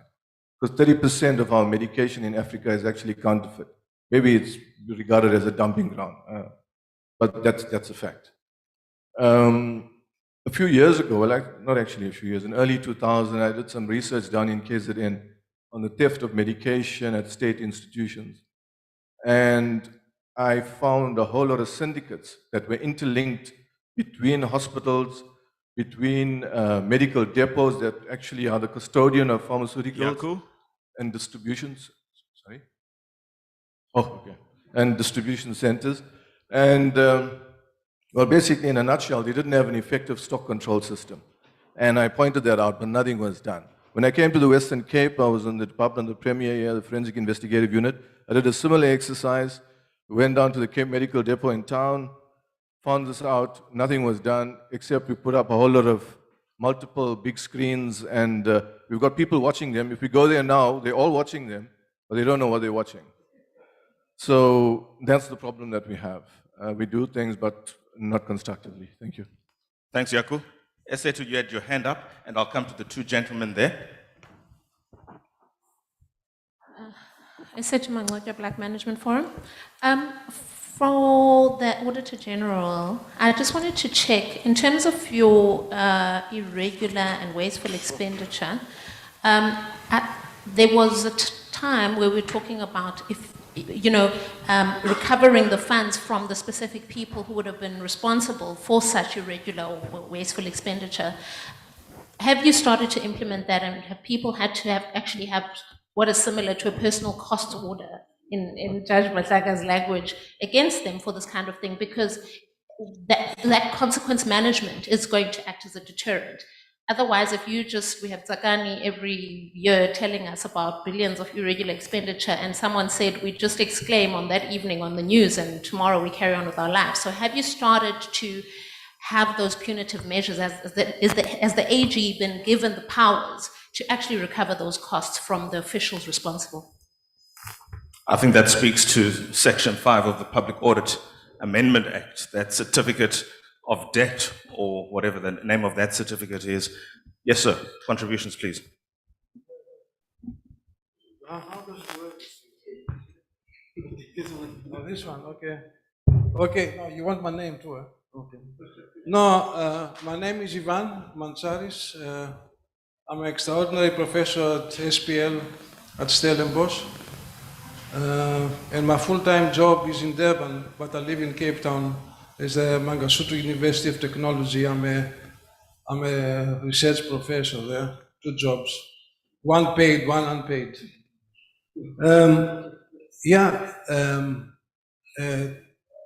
To the professor, good professor there. How are you? I'm good. How are you? Good. I'm fine. A little bit tired, but otherwise I'm fine. No, apologies. Very simple question, let's see. In the last meeting, I participated webinar with the African Union Anti-Corruption Committee, you see. 4 of the 5 speakers, I was the 5th, 4 of the 5 speakers, when they talked about anti-corruption in public procurement, was one, intelligence. Now, I was extremely impressed with the detailed, brilliant stuff you presented. Now, what I didn't see there is the word intelligence. My question, the first one, My question is, all these beautiful things you wrote over there are directly related to intelligence. Am I correct or not? Yes, that's correct. Okay, finished. The second one is more important. The final, no, you know. Your last sentence written, no new legislation. Am I correct? Yeah. Yes. Now, this comes in complete 150% contradiction with the analysis of the honorable member of the Constitutional Court, which actually spoke 1/3 of the last part of his speech on how the thing can become better, much better, if or when all this kind of legislation is revised. Am I correct or not? Yes and no. So we don't need. I'm going to ask you to just hang 10 there, Prof. Good afternoon, everyone. My name is Jack Mahakwe, and I'm working for the Department of Community Service, but I'm also working for many years in procurement, as a procurement manager in government. And I can tell you from my own experience, it was very tough with working with service providers. I want to come back with the comments that Professor Sope has made. I don't think we need more legislation or more policies. I think in South Africa, our legislative framework is fragmented. I mean, to see how we can pull everything together. And it's also how the procurement persons interpret that information, that legislation framework.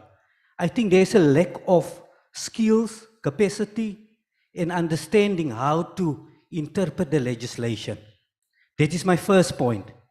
My second point is also in terms of, you talk about the risk, taking the risk-based approach towards procurement corruption. And I'm so glad in it, we need to analyze and get to the root causes of why corruption increase within our, we got all the policies, we got this legislation framework. The question is, why corruption still increase in South Africa? And that's the question, the $1 million question that we need to answer. And I like the way that Professor also alluded to in terms of that we need to change the behavior. You know, we got young generation of people that's growing up, and we need to take them along to install ethics, change the behavior, and build up this new generation to minimize corruption or the impact of corruption in our society. So there's a lot of work that we, as South Africans, I believe all of us in the room, need to do. A long way still need to walk, but we can change the tide. And I believe we're on that road to do so. But we must take hands together, and all the agencies must work together. We need to have a multidisciplinary approach to corruption. I mean, collaboration between all the spheres of government and private sector, and most importantly, also social society. I thank you. Thank you very much. I'm going to ask for Justice Madlanga for his final contributions from the floor, at least for now. Professor, just to make sure that you don't answer the wrong question. Professor, I think that 2/3 of my speech was not about more legislation. It was more about a focused, coordinated, and systematic program or action emanating right from the top and hitting at the top. That was the central theme of what I said. Just so you don't answer a wrong question. Thank you, sir. Okay, so I'll quickly do the rounds. Are you taking that? Okay, so colleague talking about drugs and fake drugs Actually, there's a solution to that. Nigeria had a huge problem with fake drugs, and we have malaria, and we have cholera, and we have typhoid. So taking powder when you have malaria will kill you. So what the companies did, they put a code on each pack of medication. You send that code to a text, and it tells you if that medicine is genuine or not. Problem solved. Esetu, did you have a question? I can't remember what you said. It was to her. Okay, fine. My colleague, professor from SPL, well done on your 2 jobs. I wanted to say, we don't need more legislation because the legislation we have is good, is world-class, but it's not implemented. So adding more layers legislatively doesn't add anything to addressing the problem. So I don't think that's, we need to actually, so some revisions are necessary, like in public procurement where there's so much fragmentation. But in terms of our corruption legislation, it is world-class, but we're not implementing it. So what do we need more for? Let's do what we're supposed to do in the ones that we have right now. So that's what I would say to that. Prof. Mala, the coordination question that Justice Madlanga speaks to, I think that is something that you obviously are very passionate about. I mean, the faux pas earlier on of the program speaks to engaging multilateral platforms on a global scale for precisely that, coordination and having targeted action as opposed to conversation. How do we move from wherever the globe is? South Africa, how does South Africa move from here? How do we build the capacity in the existing arrangement of institutions and simply get them to coordinate and speak to each other, which dovetails with the point that Prof. Shope has already made. It can't be more legislation, absolutely not, because that 2014 report that Gia compiled simply speaks to the spaghetti ball effect, rendering all manner of institutions rather sterile than anything else. No, you're absolutely right. I think what the learned judge was alluding to is what we're going to talk about this afternoon, which is, to date, we've talked about, clearly, there is a problem. Corruption is bad. We all know that. But it's what do we do? How do we take sort of a talk fest, words, and move that into action? And what we're going to be suggesting in the next session is that the South African Regional Centre of Excellence is established. That will have not only a training component, but it'll have a think tank.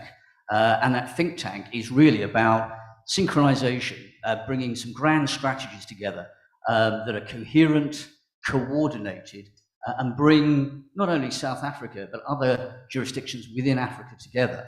And then once you've got those grand strategies, you can seek to download them through national conversations into the legislature of a particular African state. But the beauty here is that we'll all be coordinated, they'll all be synchronized.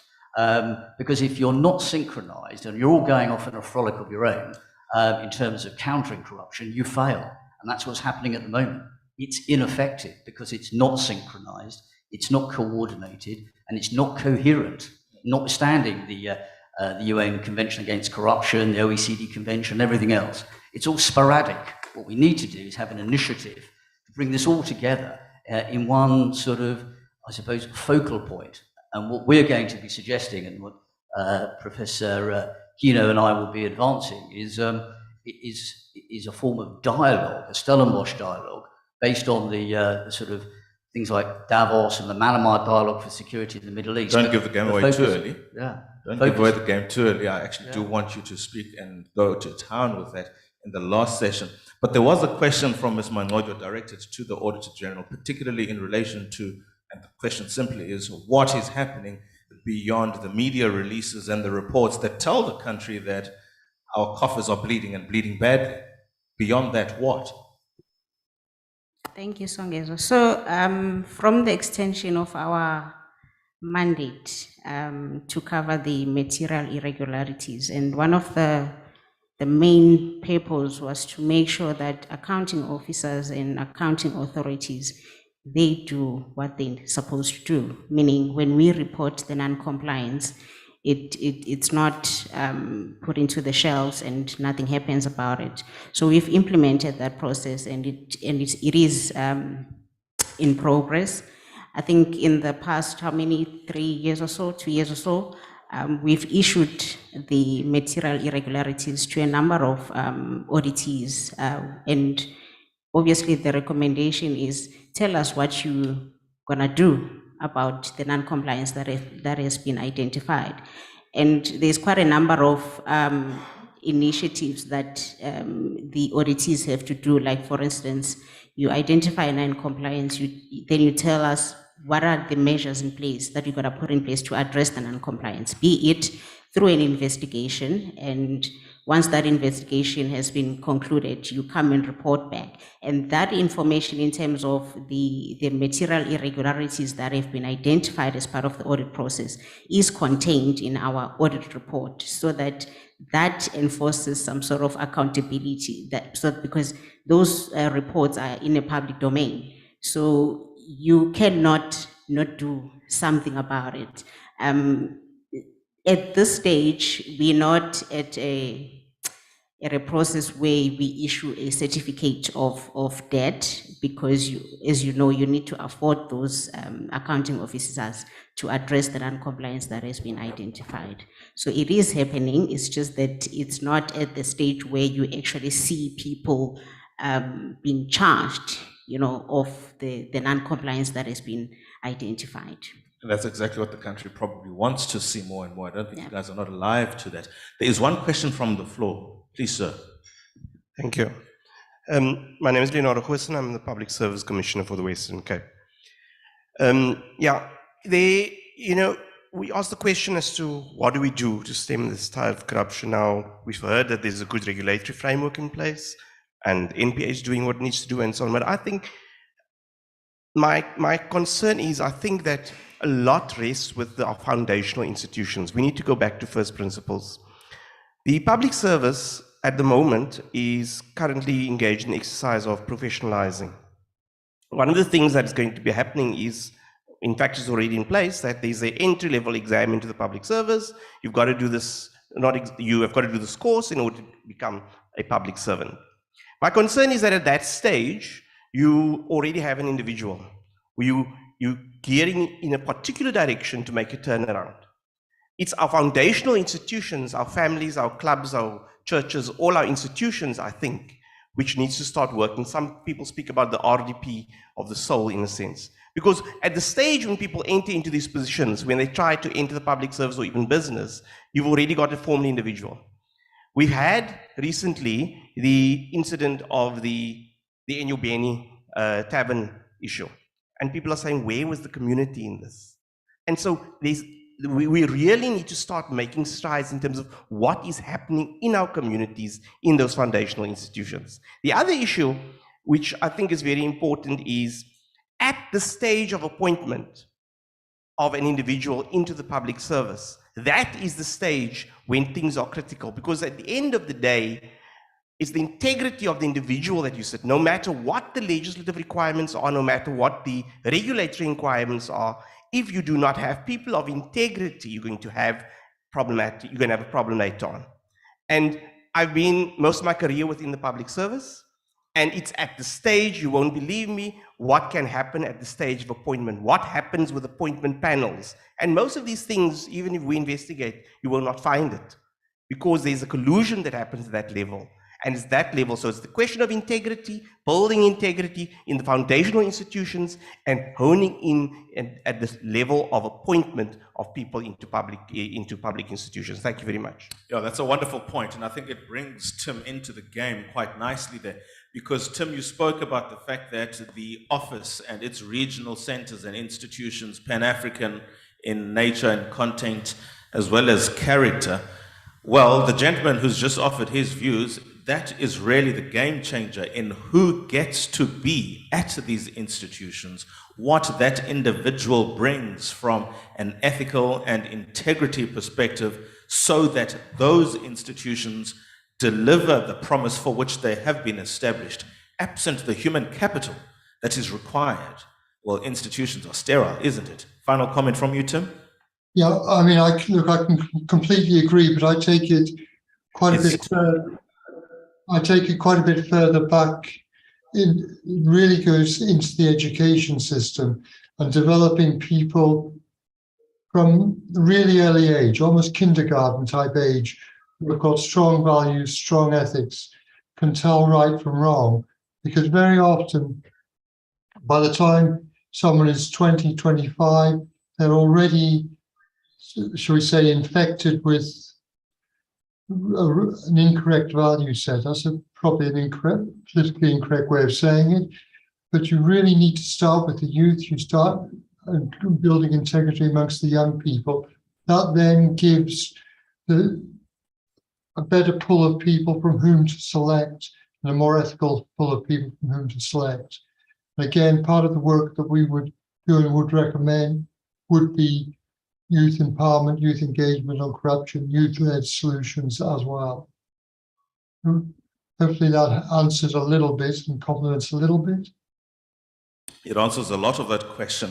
We're going to move into closing the session now in the 5 minutes, and we absolutely, just for record purposes, will have another panel immediately after this to try and, one, make up time, but also importantly, to look to wrap up the day's proceedings before we have Professors Mola and Kino coming through now with towards a coordinated Pan-African solution. Is there a final comment? This is the final contribution before we close this panel. Thank you, Songezi. I really appreciate being allowed to make a final comment.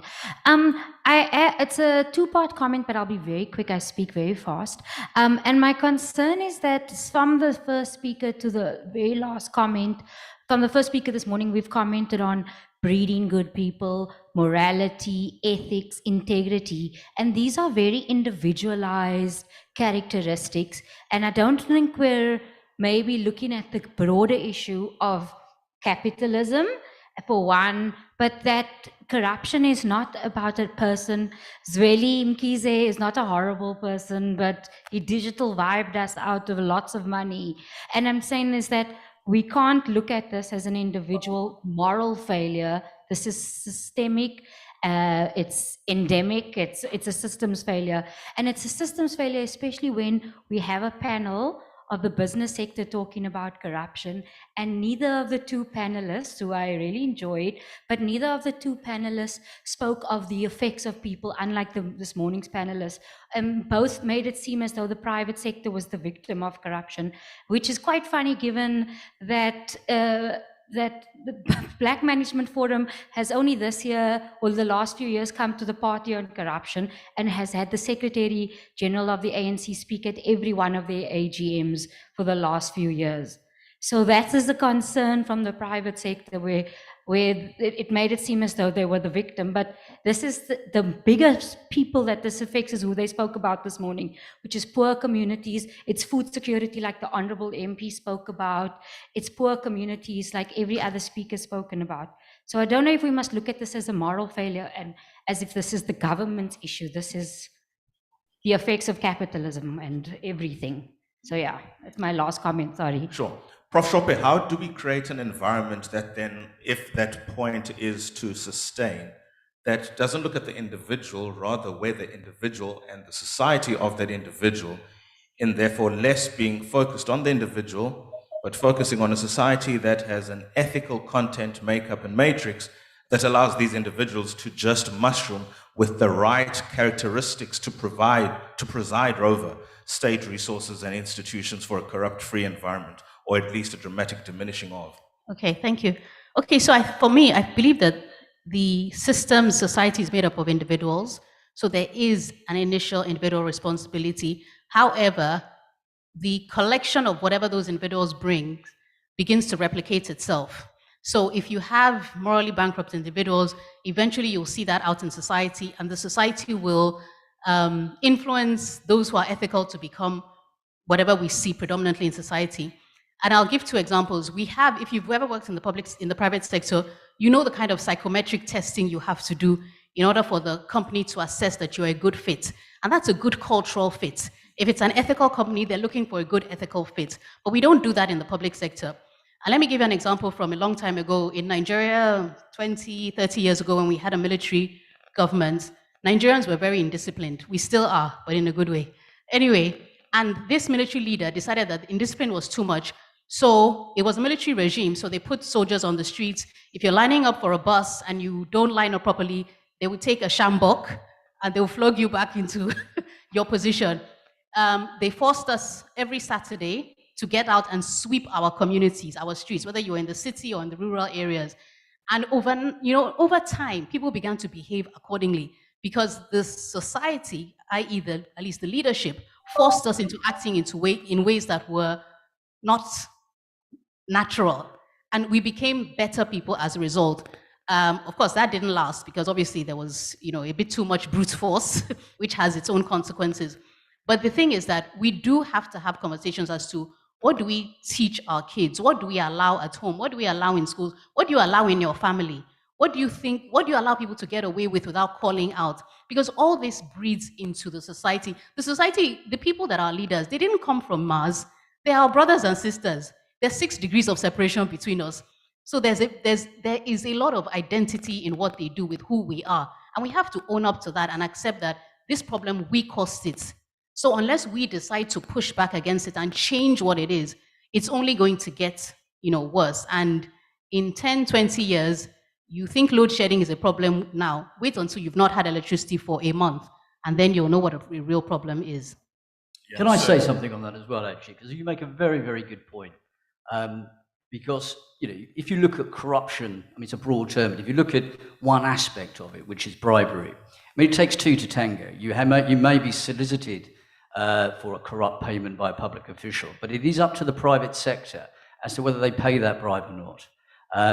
And you break the cycle within the private sector by those companies having really strict integrity compliance programs, as I said before, with a very zero tolerance policy to corruption from the very top of the company, and a situation where if anybody is caught engaging in a corrupt practice, they're just entirely dismissed from the company. And you set a precedent and you break the cycle, because companies are not victims, they're participants. And you break the cycle by refusing to pay. You refuse to pay by having a program within the company that prevents you doing so. It prevents it, it detects it, you investigate it, and you remediate it. Those are the pillars of an integrity compliance program with the company. And if in South Africa, more companies, not just large companies, but SMEs, implemented that type of program, you would begin in the sort of medium to long term to break the entire cycle. So it's a very good point, and I'm glad you raised it. And a good point on which to end this panel discussion. Thank you very much, Lee. Thank you so much, Shope. Thank you so much, Tembile. Thank you so much to you on the Zoom platform, Tim. It really has been an engaging session, and I think we're slowly moving in the general direction of now what next. And I think this is now the penultimate session in Dr. Roger Koranteng, Ms. Anele Dube, Ngube, as well as Itumele Ngongale, who are going to come on immediately after this. For now, let me just do the honors to Shope and Tembile, and please do declare if you have to. Prof, there are 2 bottles. One's for you. The other one, I'll tell you who it's for.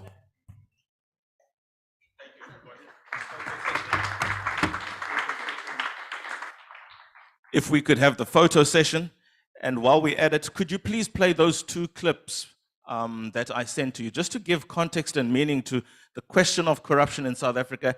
And we've always had this conversation. I mean, the signs were there.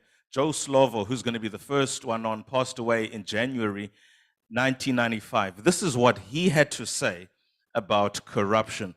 And Madiba, 1997, on his last official visit to the United Kingdom. This is what he, after that, had to say about everything we've talked about today.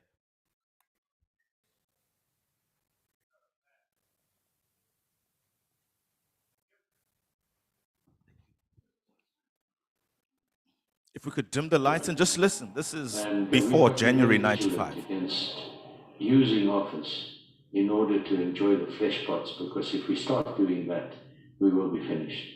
I believe I'm not pessimistic about it, but obviously there is a danger at the individual level of saying to oneself, well, I've struggled long enough, now history owes me a living. That's before 6 January 1995. He was the Minister of Housing in the first Democratic government. He didn't even see a year in office. That is what he would have had to say about the pervasive culture of entitlement by virtue of struggle credentials. And how often do you hear it in the political setup? I struggled. One minister at some point, a prominent individual, once said, I did not struggle to be poor.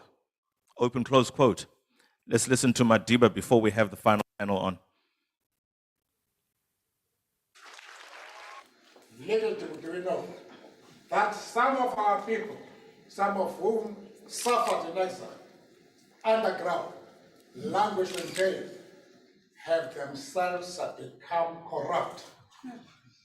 It is one of the greatest challenges that is facing us. The fact that freedom fighters who have helped to win liberation have now put their claws deep in public resources, using them for their personal purposes. We're in the grip of unprecedented excitement because all our eyes, attention, our feelings, our emotions are now in Marseille. That was 1997. Prominent member of the anti-apartheid movement, the Struggle for Our Freedom, the first head of state, within 3 years of the establishment of government of South Africa. One of those was taking place in the government of national unity. So it's certainly not an ANC thing. It's a problem of being in power. I don't propose to actually go through with the next panel now. I think we are slightly overdue with tea, so I'm sorry again. I'm taking instructions as I move along. Could we have a 10-minute tea break, please, and then come back to close off the day's proceedings? Everybody happy with that? Thank you very much. 10 minutes.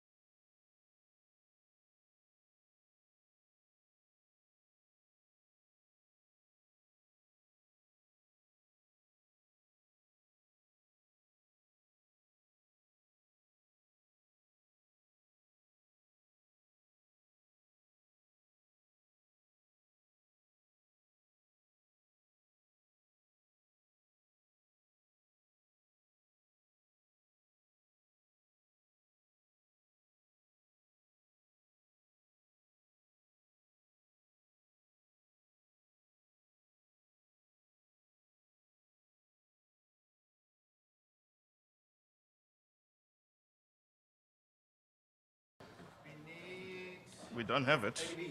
Eh? Anele, anele.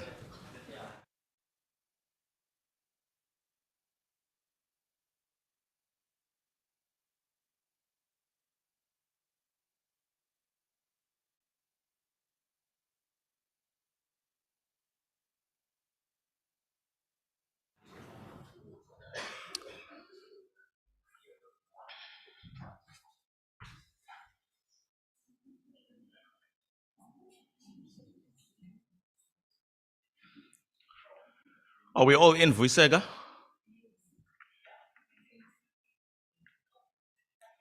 More chairs than there are people in this room. More empty chairs anyway than there are people.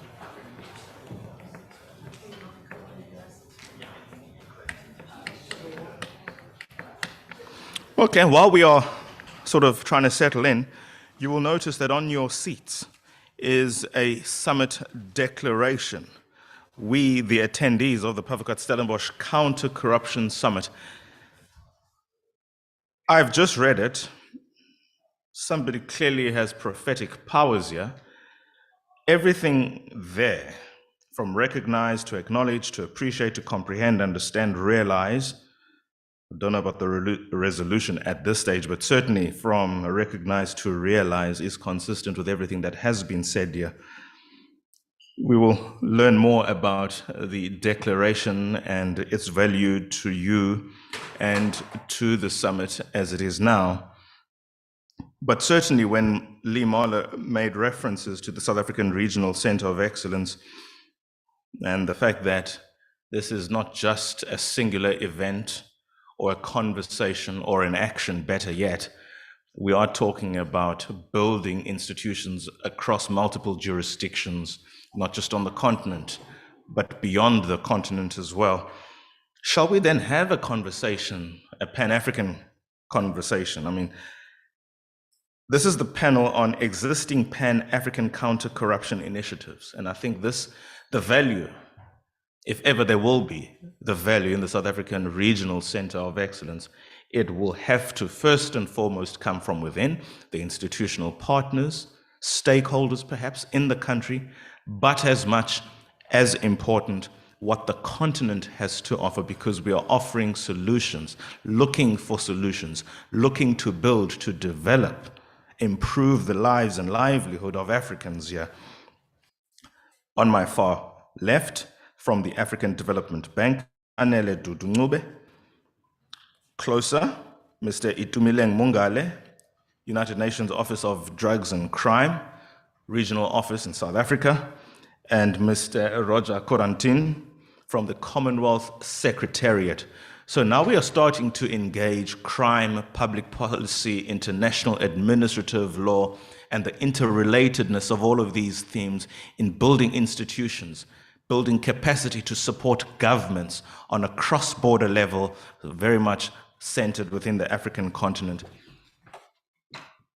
Gentlemen, ma'am, microphones, please. Mr. Corentin, I think you represent a bigger body, or the bigger body than everybody else here. I mean, let's have a conversation about the work that you do in London, institutional capacity building and public policy, international administrative law at a Commonwealth level. I won't necessarily say from outside looking in, because you're as much an African as anybody in this room. But more importantly, I'm asking you this question because at least your focus is largely more global than, say, strictly African. Let's have your views in relation to what the conversation has been like today. If you like, just make a synopsis of the conversations and how this really speaks to what you are doing and what you are hoping you will see and have happen on the continent. Thank you very much for having me here. I first and foremost want to thank Professor Aquino for inviting the Commonwealth Secretariat to be part of this important summit. In fact, having listened through all the conversation and the discussion here, I realized that there's nothing new under the scene in terms of the corruption or whatever problems we have in the world. It has happened somewhere before. People have done it before. They have failed. They've been successful. We don't need to reinvent the wheel. So in terms of my introductory remarks of what I've heard, that is what I would say. Now back to the Commonwealth. I think the Commonwealth is one of a peculiar institution, international organization around the world. We have about 2/3 of the world population. We cover every continent in the globe. And the way the international organization operates is like a big family. Everybody within the Commonwealth, all the English-speaking countries around the world are part of it. It's a voluntary organization. We at the Secretariat receive mandate every 2 years from all heads of government of Commonwealth countries, including that of South Africa. And they meet every 2 years. They just met in Rwanda last June, just last month. When Commonwealth Secretariat, because we provide service to our family members of 54, now 56 countries, because when they met in Rwanda, Gabon and Togo were admitted into the Commonwealth fold, even though they have no lineage to English heritage. But that tells you that Commonwealth Secretariat or Commonwealth of Nations is still relevant, that we even have people or countries that are not or don't have English, British colonial heritage been trying to be members. We have a lot of them on the line because we have certain values that we need to uphold, and it is important for the population of these countries to clamor for those values to be upheld by their member governments. The Commonwealth Secretariat, in terms of fighting corruption, we have two main underpinning, should I say, framework. The first one is the UNCAC, which most of our member countries have signed up to that convention. And then we have our Commonwealth Charter, which spells out the values of our member countries to be upheld. Now, in the past, the position of the Commonwealth has been to issue speeches, statements, declarations everywhere they speak about corruption, even involving or encouraging member countries to uphold and deal with systemic and systematic corruption through declarations and speeches. And that's what we have been doing for a while. I was appointed as an advisor governance in 2008. And when I got there, the tradition was still continuing, talking about speeches, declaration, UNCAC, whatever, for charter. So it was more about preaching. So what I sought to do was to try to see whether we can give a practical expression to these declarations and speeches. So first, I started on behalf of the Commonwealth Secretariat to scan the Commonwealth environment, about 54 of them at the time. And I tried to look at, because my mandate was to evaluate, monitor, and create or strengthen or oversight, governance, oversight institutions, which include Supreme Audit institutions, Auditor General's institutions, Accountant General's institution, Office of the Ombudsman institution. So originally what I did was that I worked with all of them. I started with the Accountant General, which is the Supreme Audit institutions. which they have their head office or secretariat in Pretoria. I came there, worked with them for a while. I realized that they were organized, they have a secretariat, and they were mobilizing themselves and all that. Then I moved on to the office of the Ombudsman. I came and worked with Professor Tuli. Those days, I came to her office, she invited me. We worked together to promote governance in South Africa around 2009, 2010, thereabout. In fact, there I was introduced to the Chapter 9 institutions of South African Constitution, which all has some bearing on promoting good governance and fighting corruption. So my idea was to have a national conference. So we had this conference, all the Chapter 9 institutions came together. I was proposing an MOU for them to work together because I realized that in South African Constitution, because you are one of the newest country in Africa, when the Constitution was being crafted, all the best practices that thereof was put in your Constitution. And for that matter, there was a lot of duplications of best practices in the Constitution. That is my own personal view anyway. So all the institutions have cross-crossing duplication of mandates anyway. So I moved on. I realized that Ombudsman also have an association called IOMA in Africa. So I moved on. When I got to anti-corruption, there was nothing there. So that's when I decided to pitch my camp to see whether I can organize the anti-corruption space within the Commonwealth. So what I did was to bring about or invite all the heads of anti-corruption agencies in Commonwealth Africa in a meeting, 2011 in Botswana. The then president, Kama, opened the session. My main objective was to form a network or association. So we formed the association. It was inaugurated by His Excellency, the President. And then we decided, or I proposed, that this association is going to be an enduring one. We're going to be meeting every year to compare notes and look at best practices. Why did I do this? I did this because originally I was sending experts from developed countries, for example, Canada, to some other African countries to go and help them to deal with corruption. Then I realized that it was not working well. First, they didn't understand the culture of Africa.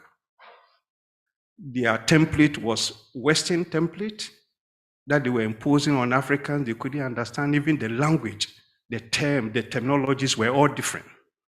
So I abandoned that after a while. Then I decided that on every continent in the Commonwealth, you're going to get countries who are doing far better in fighting corruption. And then you have those who are lacking behind. So I look at the African landscape, and I recognize that countries like Botswana, Mauritius, Seychelles, they were doing far better. So why don't I bring them together? These are people or countries that are in the same environment, confronted with the same issues. They have managed to deal with it better. So when you bring them together and they learn from each other, the learning curve will be shorter than to policy transfer or knowledge transfer from a foreign country to that of the continent, which wasn't working. So that is why I decided to set up this network or association, which is now called Association of Affairs of Anti-Corruption Agencies in Commonwealth Africa. We're going to talk about its impact. That's if right. I can just ask you to just pause there for a moment and move to your immediate left. Okay. Let's go to the National Project Officer for Anti-Corruption in the United Nations Office of Drugs and Crime. Itumeleng, your work clearly is complementary to the work of Dr. Roger here, in relation at least to an ensuring from a multilateral and Pan-African context, certainly, that the question of anti-corruption is looked at as a partner and a stakeholder to the prerogatives of the respective national governments? Thank you, Songezo. You will realize that almost every speaker that took the podium and spoke about corruption since this morning made reference to either UNCAC or the UN Convention Against Corruption. So UNCAC is actually the acronym for the United Nations Convention Against Corruption. It is important that I say something about this convention. For you, Professor Sope, Tim did speak about it as well, and actually highlighted the key component of this international legal instrument on corruption. So it covers issues of prevention, issues of criminalization and law enforcement, international cooperation, and asset recovery. Why is it important that I mention these things? Is because almost all countries in Africa have ratified the UN Convention Against Corruption. So I used to work for the government of South Africa. South Africa ratified this convention in 2005. Unfortunately, Honorable Hlengwa is gone. When he was busy finishing his matric, South Africa ratified the convention. So it's been a while now. He's the chair of the SCOPA. SCOPA, yeah. Yeah. And I mean, the time when he was in matric and the time when South Africa ratified the convention. And I remember I was a youngster as well, just joined the government of South Africa. And we were so excited about this development that South Africa has ratified the UN Convention Against Corruption. And I was often required to put together some speaking notes for ministers when we have key anti-corruption events like the International Anti-Corruption Day. So this overzealous youngster will write something like, the government of South Africa has demonstrated commitment to eradicate corruption in all its forms and manifestation by ratifying the UN Convention Against Corruption. And at that time, being naive to write something like that on the speaking notes, and of course, maybe the minister was naive to also go to the platform and say that as well, was to believe that ratifying the UN Convention will be the solution to the problem of corruption. And it's not only South Africa. I'm sure if you attend the commemoration of International Anti-Corruption Day in Zimbabwe, it is common to hear from the president or the minister saying something to that effect, that we have ratified this convention. So now, if African countries have ratified the UN Convention, can we stand and say that we have addressed the problem of corruption? No. So what are we doing? The UNODC. The UNODC is the guardian of the UN Convention Against Corruption. And what do we do? There's something that we call the implementation review mechanism. This is a process in which we do peer evaluation of the implementation of this convention. So South Africa was evaluated on the 2 chapters in 2021, chapter 2, which is prevention, and chapter 5, that is asset recovery. So you can go into our website, you can look at how South Africa is performing. Are they meeting the obligations of this convention? You can, if you're interested in Botswana or Lesotho or Eswatini, you can see all those reports. Now, in 2019, so just to get to your question now, we realized that through the country reports that were issued after this evaluation of the implementation of the convention, there were specific recommendations. Of course, there are findings. Either you comply with Article 7 of the convention or Article 9, which is public procurement. We look at all of those, but then there are specific recommendations that we make. We look at issues of the independence of anti-corruption bodies, Dr. Boateng. We look at that. Those anti-corruption agencies that we put together and we form different associations, we look at whether they're independent enough to discharge their legal mandates and their operational mandates. And then we make specific recommendations. And in the end, we always ask these countries whether they would need any technical assistance. And this is where I come from. I'm from UNODC. the same organization where my colleague Tim still is from, but I'm at the regional office. And our mandate at the regional office is to cover about 12 countries in SADC.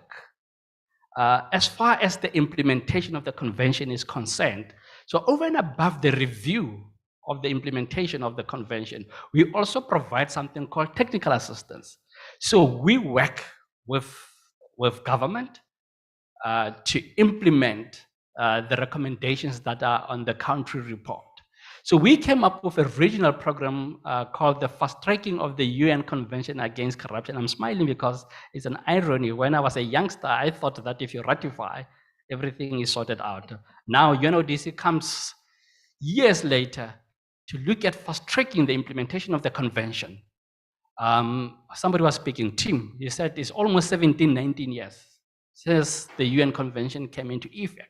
And in 2019, we're talking about fast-tracking UN Convention, fast-tracking the implementation of the UN Convention. Anyway, we then identify specific thematic areas. We look at the issue of interagency coordination, cooperation in the investigation and prosecution of corruption cases. We look at issues of whistleblowing. I see that a lot of you are quite passionate about whistleblowing, but we look at whether whistleblowers are protected.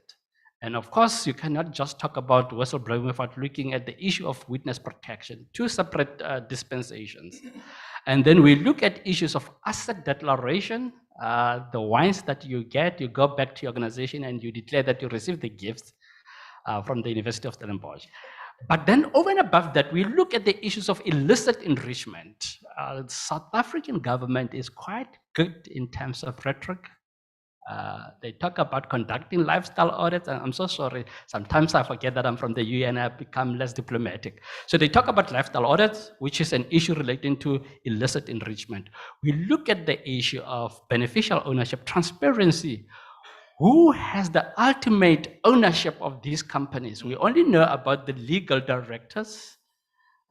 If you go to CIPC database, you are able to see that Digital Vibes is the director of Digital Vibes is so and so, but you don't know the ultimate owner. So we look at the issue of beneficial ownership, transparency, and of course we look at the issue of increased scrutiny of politically exposed persons, particularly in the area of public procurement. Okay. You're going to get carried away. Oh. I don't want you to, because I do want to create dialogue. Okay, good. Let me bring in this Anele there, Chief Integrity Officer, Office of Integrity and Anti-Corruption at the African Development Bank. Just to dovetail, just frankly on his last point, you're responsible for, among other things, due diligence of all private sector, state-owned enterprises and sovereign entities funded by the bank at onboarding and implementation stages. So the question of who is behind this paper is just a theme that has recurred throughout. Who is controlling? Who is the beneficiary? Who is the one making the final call? That clearly is an important consideration when we are talking about engaging the question of anti-corruption. It boils down to an individual, never an institution. Susanne. Yes. Good afternoon, everybody, and thank you very much, Professor, for having us here. Maybe just before I go into what I'm supposed to discuss, just give a little bit background of the office that I represent here, that one of the terms of reference for that office, the Integrity and Anti-Corruption Office of the African Development Bank, is to give support, technical and financial, to our regional member countries. Having said that, it was important for us to come in here and understand this initiative from that perspective so that we know what is being hashed here. We understand it firsthand. Now, back to your question. Let me just say that a lot of information that was shared from this morning, and in fact, even from the last speaker, is exactly what we know and what we have observed in terms of looking at anti-corruption initiatives in our regional member countries. Now, before I hone down on the beneficial ownership issue, let me just give a broad perspective of those issues under the umbrella of due diligence. This, we approach it from the perspective of the projects that we undertake in our member countries for development impact. And we realize that for us to undertake any development projects and to have any sustainable impact in our regional member countries, we have to do basic things. And those basic things involve, one, anti-money laundering, counter financing, terrorist due diligence on all bank financed projects. You will appreciate that we have the lending window operation and the non-lending operation. We apply it equally. Now, when we do that, there are basic criteria that we apply. We look at the level of political exposure in the project. We look at the beneficial ownership issue in the project. We also look at the most important criteria that I don't get other people talking about often. What is the status of sanctions of the counterparty that is coming for lending, including that beneficial owner, including any other affiliates, subsidiaries to that counterparty that is coming. And also we look at the civil, criminal history of the entity that is coming for funding. Now, for us to do that effectively, we need to go down to who owns this entity. For publicly listed entities, we go down in terms of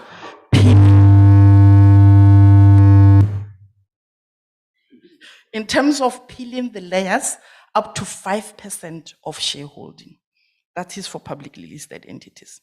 For non-listed entities, we go down to the beneficial ownership, the ultimate, the natural person. You ask me, is that easy? It is not. Basically because in Africa, our data sets are not that developed. Now, how do we circumvent that situation of getting to know who is behind this? In other circumstances where we cannot do it ourselves, then we engage the expertise of third-party enhanced due diligence providers. Are they always successful? Not all the time, but most of the time. And what are the other things that we rely on? We rely on, of course, the technology that is available, but of course on the collaboration and partnership that we have built with anti-corruption agencies in our regional member countries. And having said that, I will want to emphasize here that those partnerships are important, not only when trying to find out beneficial ownership issues, but also when doing investigations, where there are investigations, or where entities are, or projects have to be investigated because they are alleged to have involved themselves in what we call sanctionable practices. So now, I don't know if you still allow me to go on, right? Very briefly, I have a couple of follow-up questions to all of your contributions. Okay. And as much as I want to open up the audience members to pose questions to you, because they are salivating at the idea of the word partnerships that all of you in varying forms have used, because I would imagine they are here to establish those partnerships and those links. Conclude the point. Okay, and let me just conclude by another great initiative that we undertake. On ongoing projects, we have what we call project integrity reviews. Now, what is this? This is going into the project, looking at the systems, looking at everything that the project said it is or it will be, and trying to see on a risk-based model, are there any red flags? Are there any gaps that we need to take care of before a project runs into trouble and it goes into either investigation or non-performance? So these are, I think, some of the initiatives that I want to highlight, but there are more. And I think as we continue with the discussion, I'll keep on adding to that. Thank you. Whilst we are just getting a scan of the hands in the audience, I think what prevails in all your contributions is that there is scope for transfer of the IP that rests with your respective institution and capacity that your respective institutions enjoy, there is scope for the transfer of that to local entities, to local governments at an administrative level.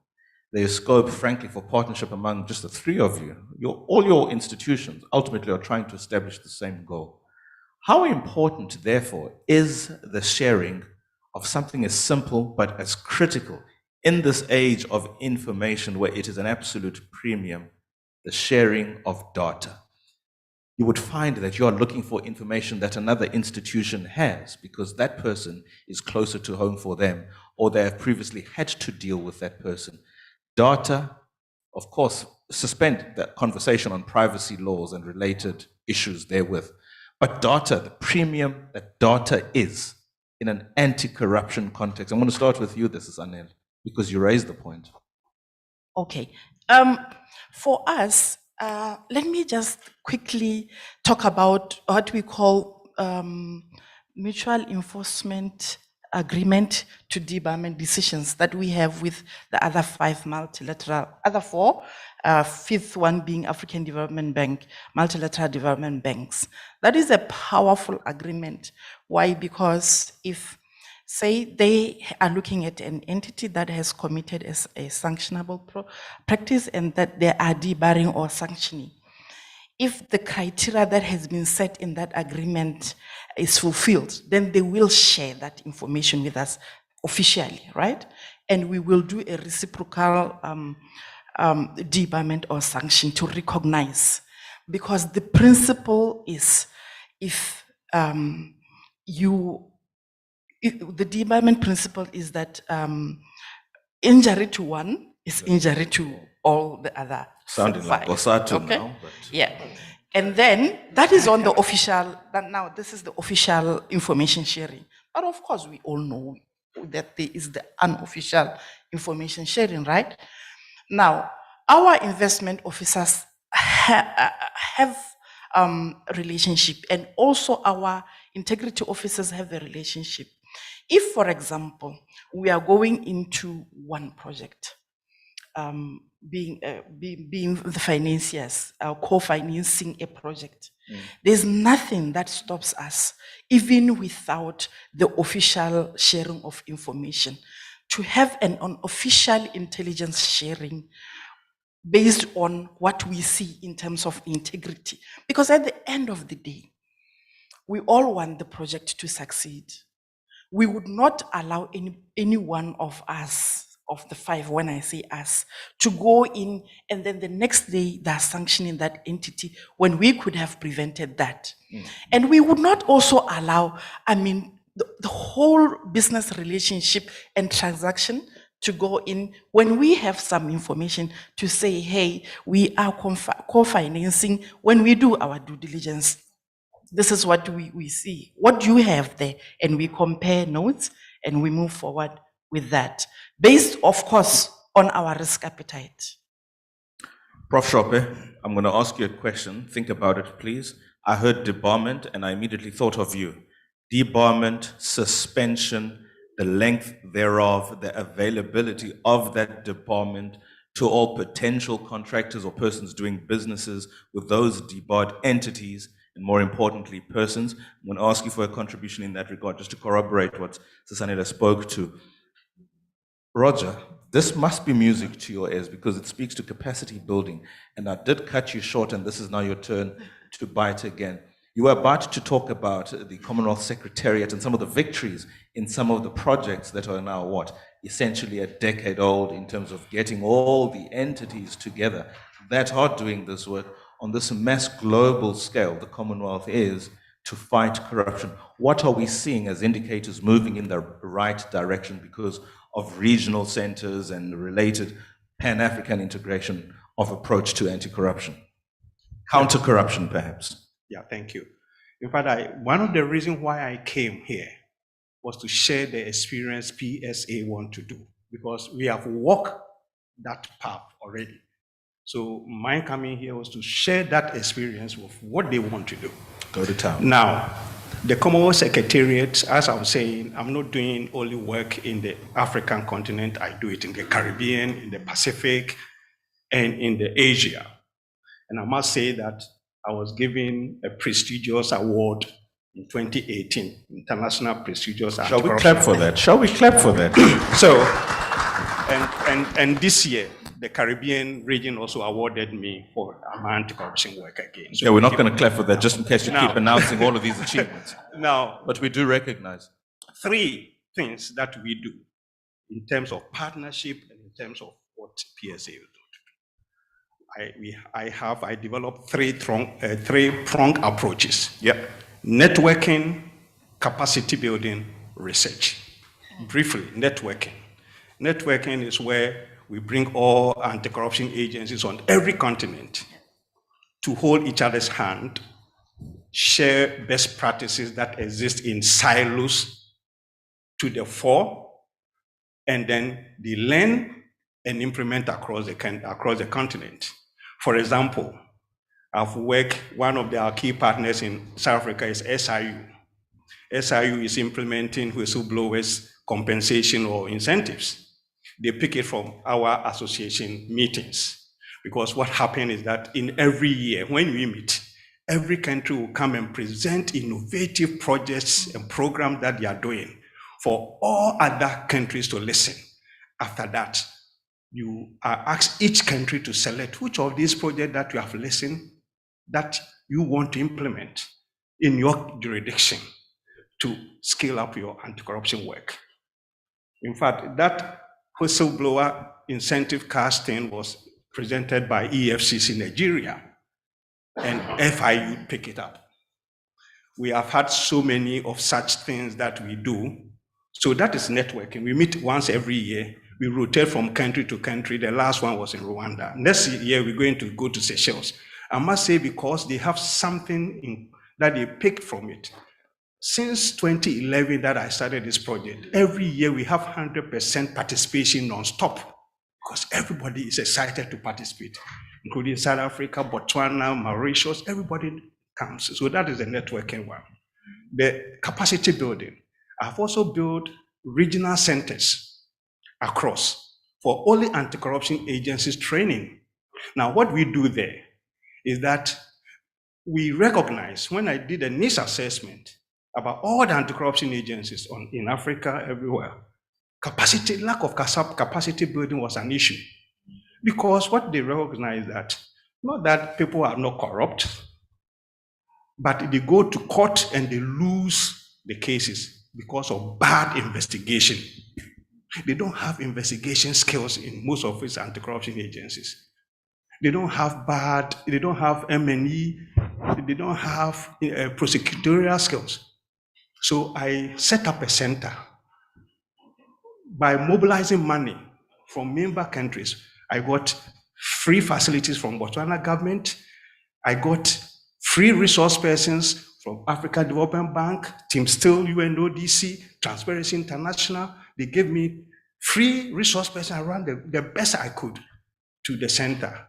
Member countries pay for their own staff fare to come to Botswana Center to assess. As we're speaking now, there's investigation process course going on, sponsored by African Development Bank. So sometimes we think about money, but good ideas will bring you the money. You don't need only money, but the ideas. So that is the capacity building. I built a center in Caribbean and Africa and elsewhere. Then the last one is research. The research one, what we do is that, like Africa, tackling corruption in Commonwealth Africa, we selected the top 5-6 countries who are doing well in Africa. And we study why is it that, what are the drivers that is enabling them to fight corruption better than their counterparts? Is South Africa in one of those 5 countries? No. They are Botswana, Mauritius. I can be hopeful for sure. Seychelles, even Lesotho, Namibia, they are all doing well. Soon enough. Anyway, so we do that, and we want to find out whether is it technical, is it political will, is it civil society, whatever it is, we want to know the factors driving these countries so that we can share this experience across the board. But lastly, in terms of partnership, what I did was that when we set up the center in Botswana, I invited all international organizations in the stakeholders workshop or conference and sold the vision of this capacity building to them. So we have 30 organizations, UNODC, African Development Bank, even South Africa, there was strategic security, something unit that came, I've forgotten, I heard one of them mentioned. All of them came, and I said, this is what we're doing, what can you provide? So they said, what do you need? I said, I need free resource person international standing, and they give it to me. So that tripartite, Botswana government, Commonwealth Secretariat giving money for the program, and I'm getting free resources from the international organization. I managed to build capacity. I've built about 7,000 capacity on all levels on the continent. And I'm repeating the same thing across the Commonwealth countries. So partnership works. I understand all of this between networking, capacity building, research, and partnerships to essentially be skills transfer. So whoever has something that can be used elsewhere, that's the value of networking. That's the value of capacity building, of research and coming up with the content, unearthing that content, arranging it in such a way that it is useful, not just for self, but for somebody else. And of course, for partnerships, the value of partnerships, which are linked back to networking. How do we ensure then we successfully transfer the skills capacity at the UNODC to the Commonwealth Secretariat, to the African Development Bank, to South African Regional Center of Excellence? That's my final question to you. Okay, yeah, so this is what we do, and I think Dr. Boateng mentioned it as well. So the center in Botswana, his center in Botswana, we work quite closely with them. So we are often invited when they have training sessions. They bring together different anti-corruption authorities, and they would then focus on a specific topic. And then they would invite the UNODC. I think I participated in the one that was held in November 2021 or December 2021, where we supported the center in terms of developing and implementing national anti-corruption strategies involving civil society. But we could also look at the very technical topics such as illicit enrichment laws. How do you go about making sure that your illicit enrichment laws are effective in terms of dealing with the phenomenon? So we do that. We also work with the Africa Association of Anti-Corruption Authorities, which is slightly different from the Commonwealth one. This has Francophone countries participating in there. We work with them and we make sure, because I mean, all of these countries have ratified our convention, so we got to work with them and make sure that they're able to implement the convention. So technical assistance, this is the concept that we use really. Technical assistance is what we do to support the member states and all the countries that are party to the UN convention. And we do that from time to time. Ladies and gentlemen, final contribution, Prof. Shope, debarment, suspension, ensuring that wrongdoers are known as wrongdoers, and it is known by those who could potentially work with them that those persons are not to be trusted, as it were. Okay, so just to explain, debarment is just a system where contractors who have been found to engage in, unethical conduct are excluded from the procurement system, so they're not allowed to bid for future contracts for a period of time, sometimes 3 years, 5 years, or sometimes indefinitely. So it's used by the World Bank and the African Development Bank, all the multilateral development banks, as she mentioned. We actually have in South Africa, we have laws on debarment. So you have a system where if a department finds out that a contractor has engaged in corruption or some other offenses, they can exclude that contractor from the particular tender, and they can further then ask the National Treasury to debar that contractor for a period of time. So it's supposed to be a system that removes people from the system. And like everything in South Africa, implementation is a problem. Our laws, as I've said, are as good as you can get. With the barman, we find that sometimes it predominantly prejudices smaller companies because the big companies have the lawyers to, fight the charges and all that. And we also find that in some cases, some smaller departments don't actually go through a proper due process system. So again, the departments can be subject to challenge. So it's there, it's on the books, but its implementation can be problematic. But in principle, obviously, like a lot of the stuff we do is a good idea. Thanks, Prof. Shope. Now, I understand this is the start of a down payment towards the establishment of these institutions. Final comment Roger wants to say, and I'm going to give you, 30 seconds, okay. Uncle Rog? Yeah, thank you. To wrap up what I've listened here, there was a question that kept coming, and I was thinking about it. With over a decade of working in anti-corruption agencies around the world, I've come to a conclusion that if Africa wants to move to finish or deal with corruption within a generation, there are only 4 things they have to do. First, assets declaration before and after your term of office.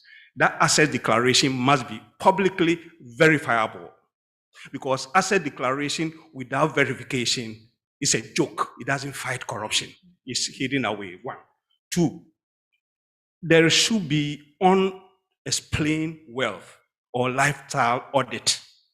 We must implement that if we really want to deal with corruption. 3, there should be a reverse burden of proof.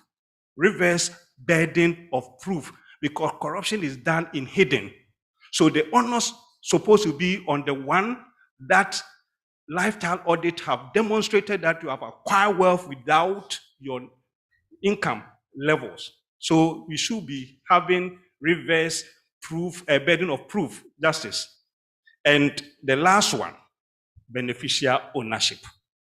If we can implement these 4 things on the continent, I can assure everybody in this room that corruption will be reduced within a generation. The question is that, do we have the political will to do this? Lee Kuan Yew did it. Why can't we do it? Thank you. Everybody in this room has that will, which is a great starting point. Thank you so much to my guests, Roger, Itumileng, Anela. Thank you so much. Let's come forward for the final photo session. My goodness, time really knows how to run away when we are all having fun. We're literally going to have the final closing of session with Professors Mala and Kino immediately after this photo has been taken.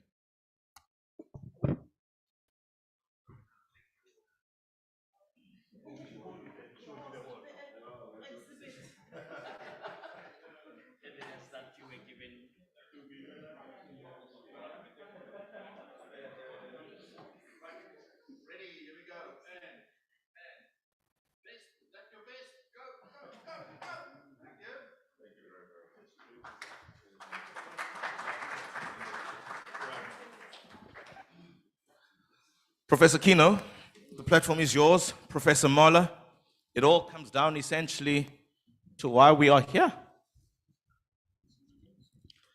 Thank you very much, Sungezu. Ladies and gentlemen, thank you very much. As Sungezu said, time has really crept up on us today, and I think it's perhaps a good sign. My boss, my dean, said to me over coffee, no, it's a good sign because it means that people are engaged, people are actually discussing the issue. So I'm going to take that as a very good sign that we've run out of time. But it also actually proves one of the most important reasons for bringing everyone together here. And this is what we want to talk about very briefly in this final session before we're going to invite all of you to some lighter collaboration outside. When I listened to the discussion throughout the day, there were a number of themes that quite clearly came through, to my ears at least.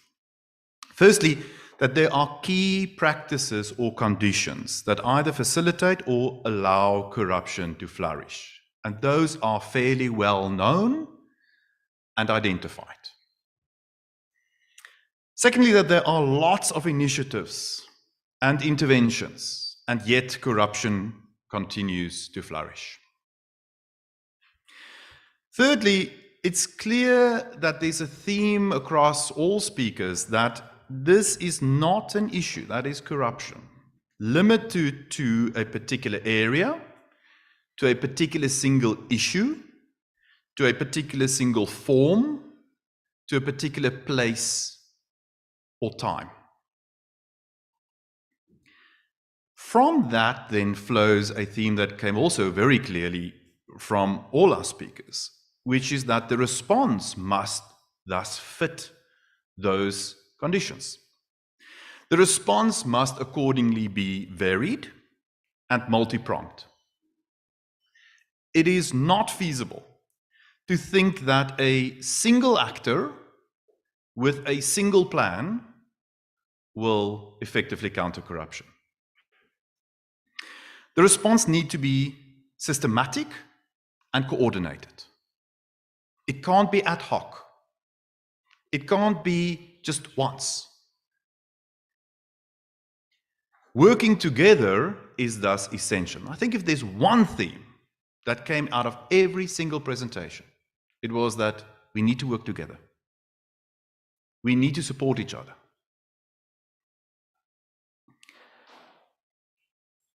However, what also became very clear to me, and it was said by a number of speakers, but just listening at the speakers, it became clear, and that is that there is enough knowledge, there's enough insight, there's enough experience, there's enough mechanisms, there are enough resources to effectively deal with corruption. What we're not doing very well globally is bringing all of that to bear in a coordinated manner, and certainly on our continent. So where do we go from here? And this is where we in the PSA wants to offer a modest contribution, and we're modest about it. We're not suggesting that this is going to solve all the problems, but we do think it can make a contribution, and an important one. Before I start talking about this and invite my colleague Lee Mahler to also talk about it, let me just tell you a small bit about the PSA. The PSA, which stands for Pavocat-Stellenbosch Academy, is a formal partnership between Stellenbosch University and the Pavocat Group of Companies, which is an international group of companies, represented here by our alumnus Lee Mahler, with also a South African presence.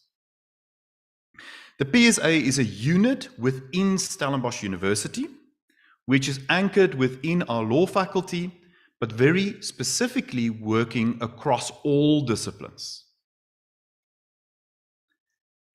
We bring together in this formal partnership thorough theoretical insight, high quality research with highly practical experience on the front line of fighting corruption. And we bring it together in a real partnership. The best partnerships are those that involve synergies and integration between the partners, not just adding. And that's what we do in this unit. We challenge each other continuously from our respective positions. The academics challenge the practitioners to think more, to uncover the reasons, the underlying principles. Why? And the practitioners challenge us academics to be practical. We can't just think. Not good enough. We must also do. So how do we translate these wonderful ideas into real action? As Lee often says to me, it's all good and well to understand something, but how does this help the investigator that must build a file that's going to withstand a prosecution? And that's where we want to get. And we believe that in the partnership we have put together and that we are growing still, we are able to do that. We are able to bring that synergy between these two worlds. But very importantly, ladies and gentlemen, we have no interest in being an island. We have no interest in running a new, wonderful, grand initiative on our own. Our paradigm is one of collaboration. That was from the very start. the DNA that brought us together. It was to collaborate. And that is the key to how we approach everything we do. Collaboration is how we intend to approach what we do. The work of the PSA falls broadly into two broad streams. And this is where we start talking about what is it that we can offer. And before I talk about these two broad streams, and I'm just going to introduce the first one and then invite Lee to talk about the second one. What we hope to achieve through these two streams is to connect the dots, to bring synergies together, to show how we can support each other, to not reinvent the wheel, to learn from each other. Dr. Rogers had this wonderful comment, how do we shorten the learning curve? We don't have time to reinvent the wheel. This is urgent, and we think it can best be achieved by working together. So the first leg of our work that I will talk to, and then Lee will talk to the second one, is a training component. Not surprising that we are a half partnership at university. And this is Advocate Johnson, where I respond directly to your challenge. So Advocate Johnson of the NPA challenged us. She asked, when will universities, colleges approach institutions, NPA, SRU, etc., to identify what skills are needed and then design training accordingly? Advocate Johnson, here we are. Here we are. This is exactly what we're doing. Our training that we offer is highly practical professional training across the entire ecosystem that deals with corruption, counters corruption, both in the public and the private sector. It's all university accredited, so it comes with the quality assurance that a university like this one offers. But unlike standard university training, where a program is designed largely in abstract and then offered into the market and we wait for students to appear at the beginning of the year, we turn that model on its head. We start by asking what the needs of a particular audience or a particular client are. And then we design the training to fit those needs, including the modality needs of the client or of the audience. If we're talking about integrity officers within private companies, we want to understand what type of company is this? What is the type of environment in which you're going to have to do your compliance work? And that enables us to design a training that will fit that purpose. It means that our training is highly, highly bespoke and fit for purpose. In this way, we believe that we can truly respond to Advocate Johnson's call. We can truly contribute to building the capacity that's needed to move the needle on the ground. The second leg of the PSA's work is what we broadly, by lack of a better word, refer to as our think tank component. And for that, I'm going to ask Lee to share with you.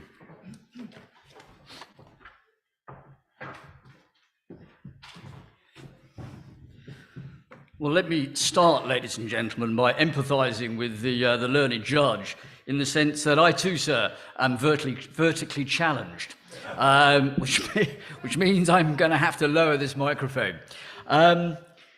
Gio, I've spent many days calling him Gio, and then his wife took me aside and said, "You're calling my husband by his wrong name.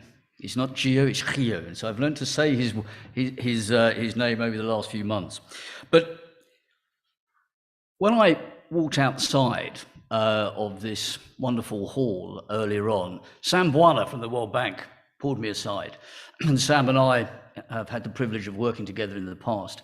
And he said to me, "Lee, can I give you some advice?" And I said, "No, I'm not interested in hearing it." No, I said, "Of course, Sam, you must." And he said, "Look, this is all well and good, but you need to walk away from just talking, and you need to do something positive. You need to take action.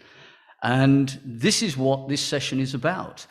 We've heard throughout the day that corruption is pernicious, it exists, it's dreadful, it brings society down. We all know that. There has been some incredible efforts which delegates and colleagues have spoken about. But what the law faculty at Stellenbosch and what Pavocat sort of have thought long and hard about is what more can be done. And we think, humbly, and as Rio said, in a very collaborative manner, we think that we should be establishing now the South African Regional Centre of Excellence. And as Rio said, it's going to have two halves. One is the training component, where we are delivering, and we will deliver, highly practical, realistic, professional training to practitioners in the field, to law enforcement, to prosecutors, to judges, to civil society, to compliance officers in companies. But we didn't think that was enough. We thought we needed to go further. And it sounds conceited, and it isn't meant to be. But we want to make a real difference. I'm 58 years old. I spent sort of the last 30 years mainly prosecuting and defending counter-corruption cases. And I've learned a lot in that time, and that is that collaboration and coordination, so in a systematic way, is the only answer to this. And so we came up with this plan of a think tank emanating from the South African Regional Centre of Excellence. And we've named that think tank essentially the Stellenbosch Dialogue. Now, this is going to be a 2-day high-level conclave of presidents, prime ministers, ministers, international governmental organizations, the multilateral development banks. And we bring them together over 2 days to discuss coordinated and integrated counter-corruption strategies. Now, as Rio and I are fond of saying, I wish we could take credit for inventing this type of forum, but we've unashamedly stolen it from the Manama Dialogue in Bahrain, which is a 2-day conclave on security in the Middle East. And it works. It's in the calendar now for all heads of states, for all international governmental organizations. They come together in Bahrain to talk security. And we believe there is no reason why we can't emulate that here. And we talk about counter-corruption strategies across Africa. And the product of this Stellenbosch Dialogue, this counter-corruption think tank, will be the Stellenbosch Dialogue Counter-Corruption Framework for Africa, which is a living document, effective, coordinated, systemic strategies for the entirety of Africa, which can then lead, ladies and gentlemen, to national dialogues. So we take those grand strategic strategies that will emanate from this, marvelous establishment here. We then go back to the respective African countries. We hold national conversations, and we download essentially those grand strategies into national law, which means that the counter-corruption initiatives moves from being very isolated and very jurisdictionally focused to coordinated, to systemic, so that we all know what we're doing. It's a bit like the initiative from the multilateral development banks that our colleagues from the African Development Bank talked about. In 2006, the MDBs synchronized all of their work to be more effective. In 2010, they implemented the cross-debarment accord, which you've heard about. If the World Bank debars, the African Development Bank will follow. So it's not the same, but these strategies bring us closer together as a community, fighting corruption, which makes us much more effective. Everybody knows what needs to be done, when it's done, and it's a living document. Now, this Stellenbosch Dialogue, this think tank, is not an isolated event. It will be an annual event. So every year, for 2 days, thought leaders, leaders of countries will come here to Stellenbosch to discuss counter-corruption initiatives. It will be a living, evolutionary process. Things will change. Other corruption will change in its nature. And because of the conclave, because of the dialogue, we can react, and we can eventually take steps at a grand strategic level to stop this. And it coordinates beautifully with the practical training that we also intend to give. So that is essentially it in terms of what we are proposing. I'm very conscious of the time, and Songezo's coughed twice next to me in a very, very faint manner because he's very keen to head towards a glass of wine, as I'm sure we all are. But before we leave, we've taken the liberty of putting together a declaration, which is hopefully on your seats. And if I can just invite you to look at that document, that declaration. To be brutally honest, I don't think anyone sitting in this room, having heard what we've heard today, will disagree with any of what is written there, save possibly for the last point, which is the declaration. So if I can just pray silence for at least 1 minute to let all of you read that and digest what's there.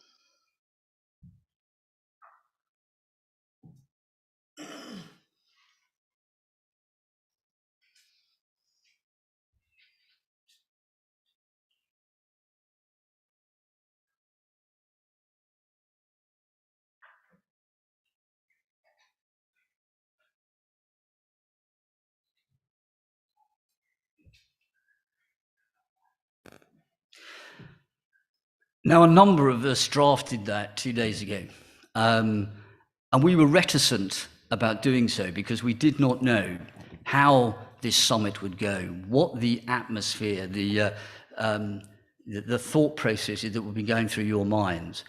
I think privately, Gio and I took the view 10 minutes ago that we are clairvoyant, and that actually there is nothing within this document that, in terms of what we've discussed here, is in any way controversial.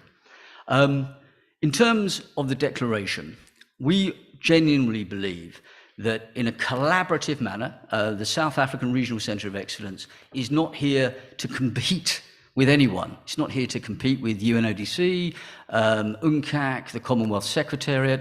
This is about collaborating and evolving, trying to sort of improve the counter-corruption structures and architectures that already exist. And so I would invite you, colleagues, having read the text of that declaration, to raise your hands if you believe that the establishment of the South African Regional Centre of Excellence and concomitantly the holding of the Stellenbosch Dialogue would be a force for good. So if you believe, as we vehemently believe, that this is the way to go, please raise your hands. Well, that is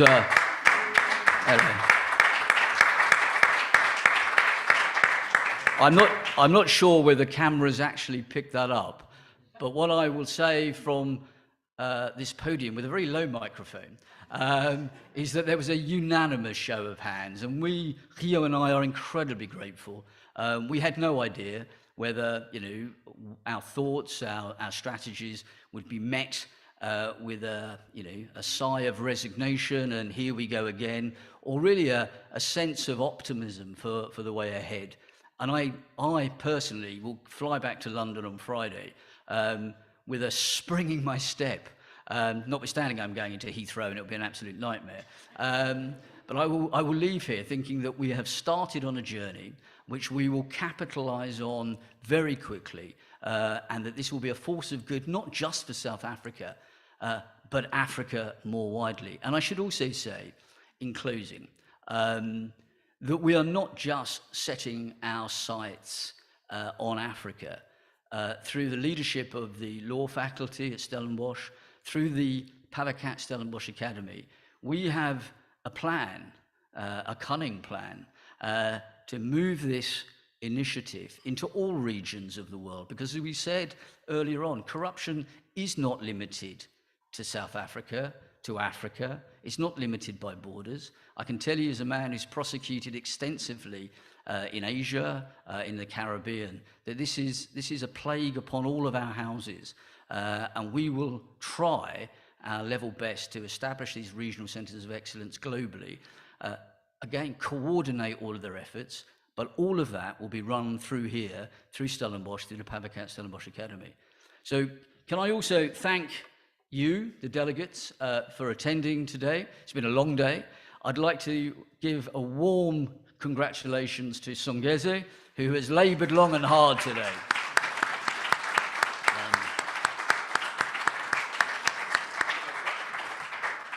And without stealing Gio or Songezo's thunder, I'm sincerely hoping that a cold glass of white wine, or possibly red if that takes your tipple, awaits us all outside. And it better be good, because I've heard so much about Stellenbosch wine. Ladies and gentlemen, thank you very much.